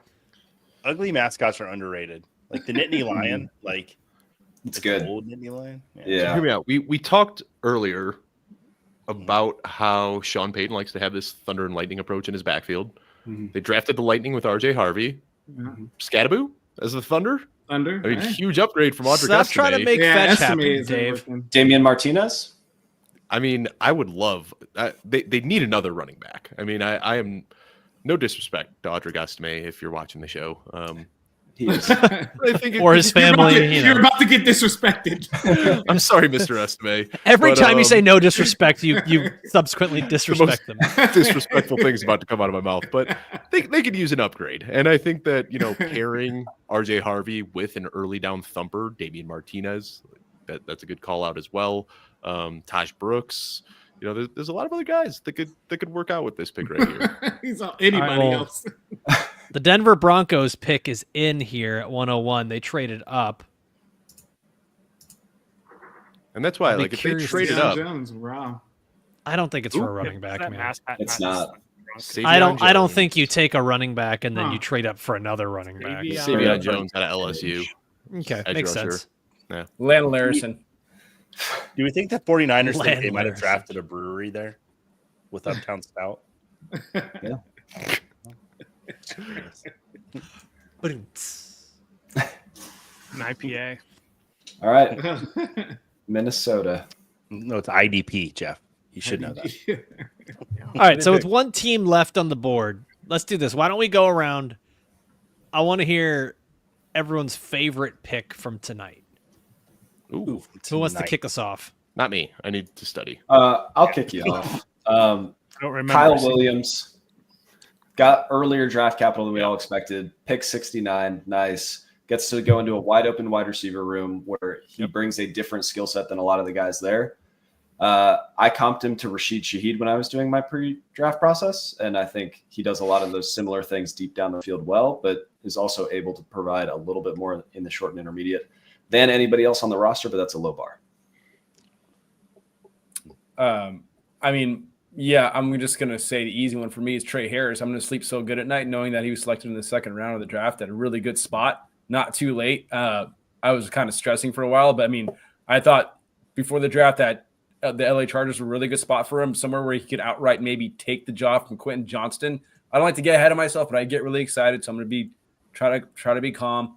But yeah, he is just a much more dominant receiver than Quentin Johnston is. He'll have opportunity out of the gate on an offense that's improving. They got a Marion Hampton now, so I mean, it's really good coaching staff, and very excited for Trey Harris in his future. Yeah.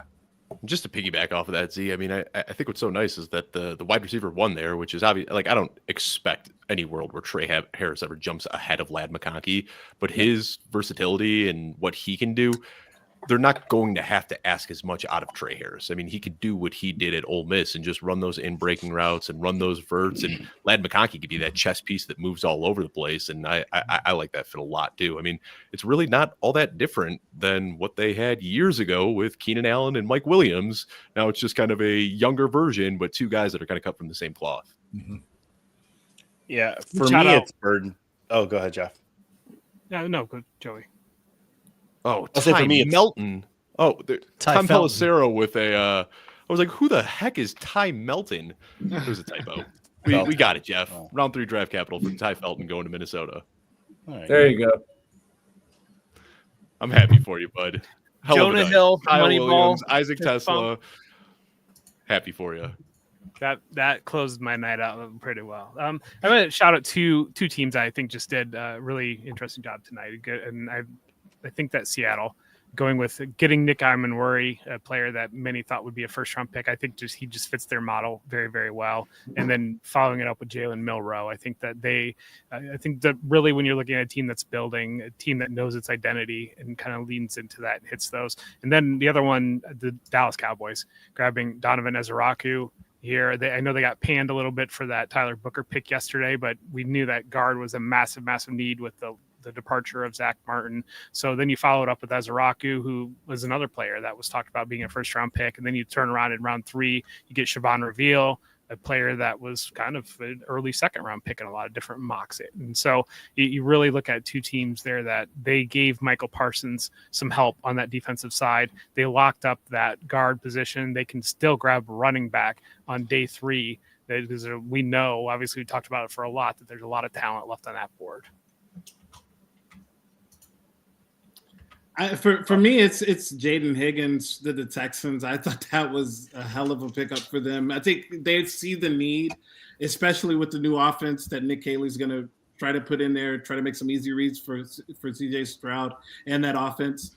I think that it just fits perfectly for them. We know Tank Dell. We know the situation with them. I'm almost on the fence or on the side of saying that will Tank Dell even be a Texan anymore after some of the moves that they've made at wide receiver here recently.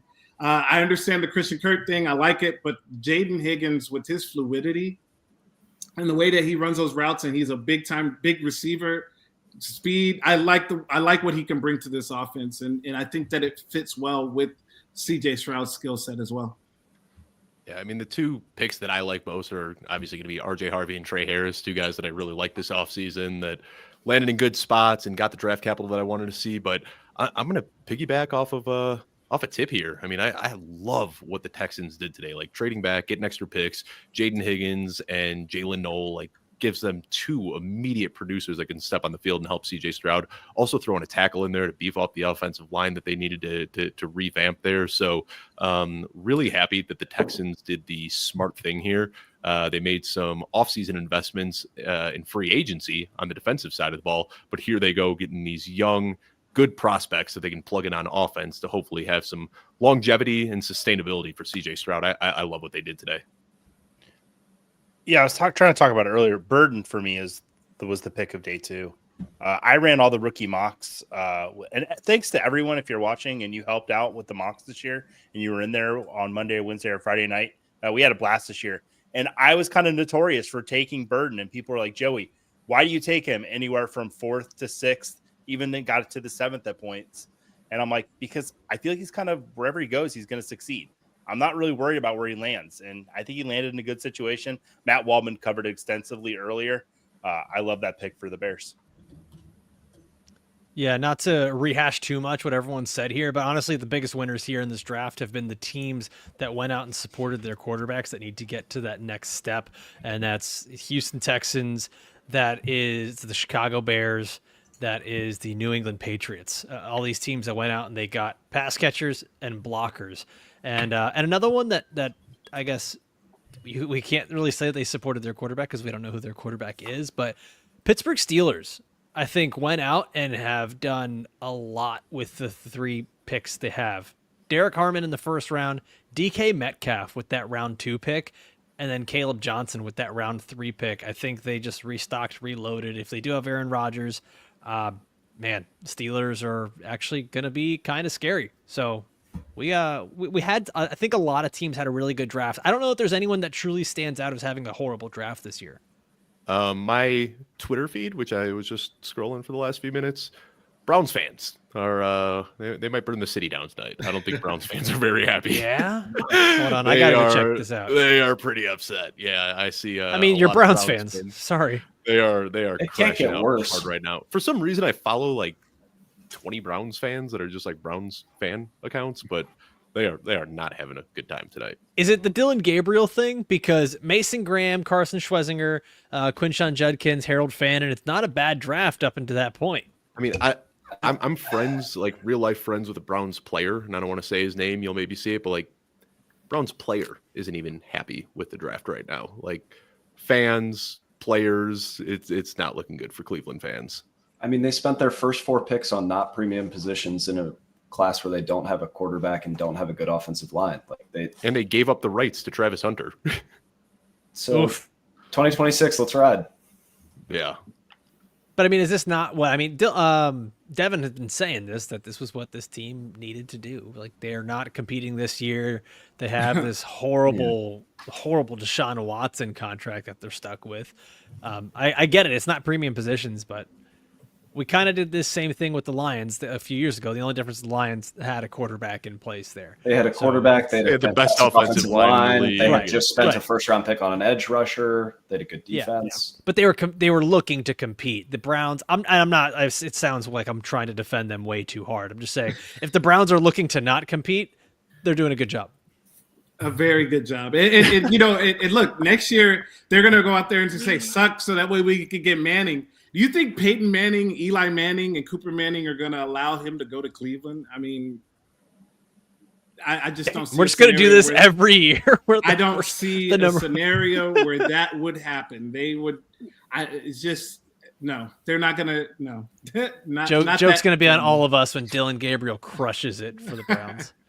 Next, Russell Wilson. I mean, Kevin Stefanski's still a good coach. They still have talent on that roster, and so I think it's. I don't know, to pretend that the offensive line got banged up last year. Yeah, the offensive line was banged up. The run game was it was bad. It wasn't what it usually is in a Stefanski offense. So yeah, definitely, I agree. I think that Stefanski is a good part of what this team has. They want a power running game. Okay, Judkins, that's a possibility. They want a better play at offensive line. Hopefully, they stay healthy. But yeah, I see a scenario where they could run off some wins. I mean, I'm not saying they're going to be a last place team like them, but I could also see that too. I could see them winning 2 games. So it's kind of up in the air with them. Think back to last year though, with the Titans trading future picks to get L'Jarius Sneed, and everybody kind of looked at the Titans as a team that they've put some veterans together. They're in a winnable division, and the Titans had the number 1 pick of the draft. So I don't know. I think it's to. Unless you're truly tanking, and even then, like, you're going to have your players and your entire organization quit on you if that's the case. You can have these multiple picks. Maybe they're early picks, but if a different team has the number 1 and there's Arch Manning and there's not much else, you're not getting. It doesn't matter.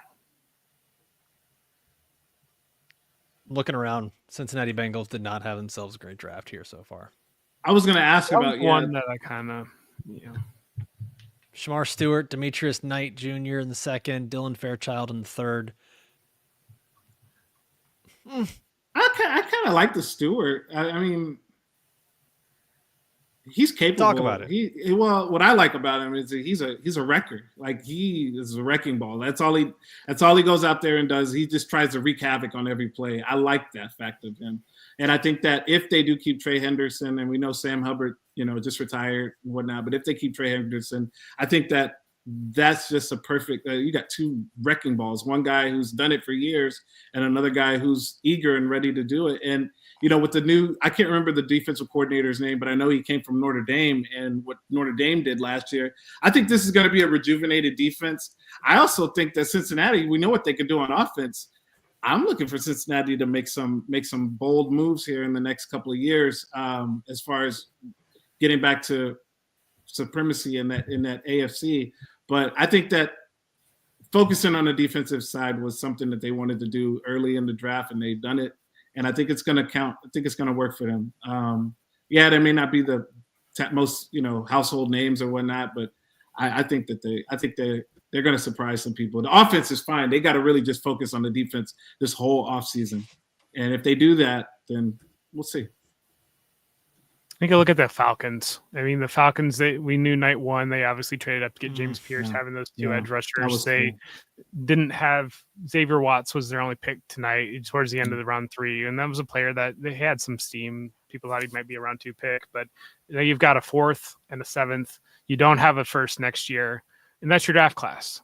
And so that's one that I think that while you did address edge, and that's been a need for a long time, huge. You're just going to have really a 4th, and that's about it. You could add 4 players. You're not having a 1st next year. That's when I think they're in an interesting spot. Does anyone, and this will be the last thing we do as we wrap it up here, Favorite players still on the board. Who wants to start us off? Elijah Badger, wide receiver out of Florida, still one of my favorite wide receiver prospects left on the board. Okay. Cam Scadaboo, I think, is the obvious answer, but Davian Martinez, Bashal Tootin, Rashad Smith, there's still some really good running backs available, and we're going to see these guys flying off the board tomorrow. Yeah, Rashad Smith lands in a good spot. He was the player that, like, I don't know, I was just loving watching him on the combine. Like, so exciting watching him. So that'd be kind of cool. Devin Neal still hasn't been drafted yet, right? Nor has Taj Brooks. Yeah, just there's some guys out there still. Yeah, and I'll To talk be about fair, that. we knew Taj Brooks was a day 3 pick. We knew that was Yeah. going to happen, but hoping Taj Brooks and RJ Harvey. Alfredo, you know how insufferable I'll be if they both land in Denver. It's cool. It's cool how Payton just doesn't care. Like, he drafts a 24-year-old running back, and then he drafts a wide receiver with a 6-point-something RAS score. You know, like, he just Trust the tape, bro. Yeah, I mean, that's the Eric Coryell offense. Everybody has their specific roles. You know, you just do that one job. You do this one job, and everybody just do their one job, and it'll work. We'll win some games. I think if I'm looking at someone that I'm most curious to see where they end up, it's going to be Isaiah Bond, because he's the guy that had, round 2, potentially round 1 talent, at least in my eyes.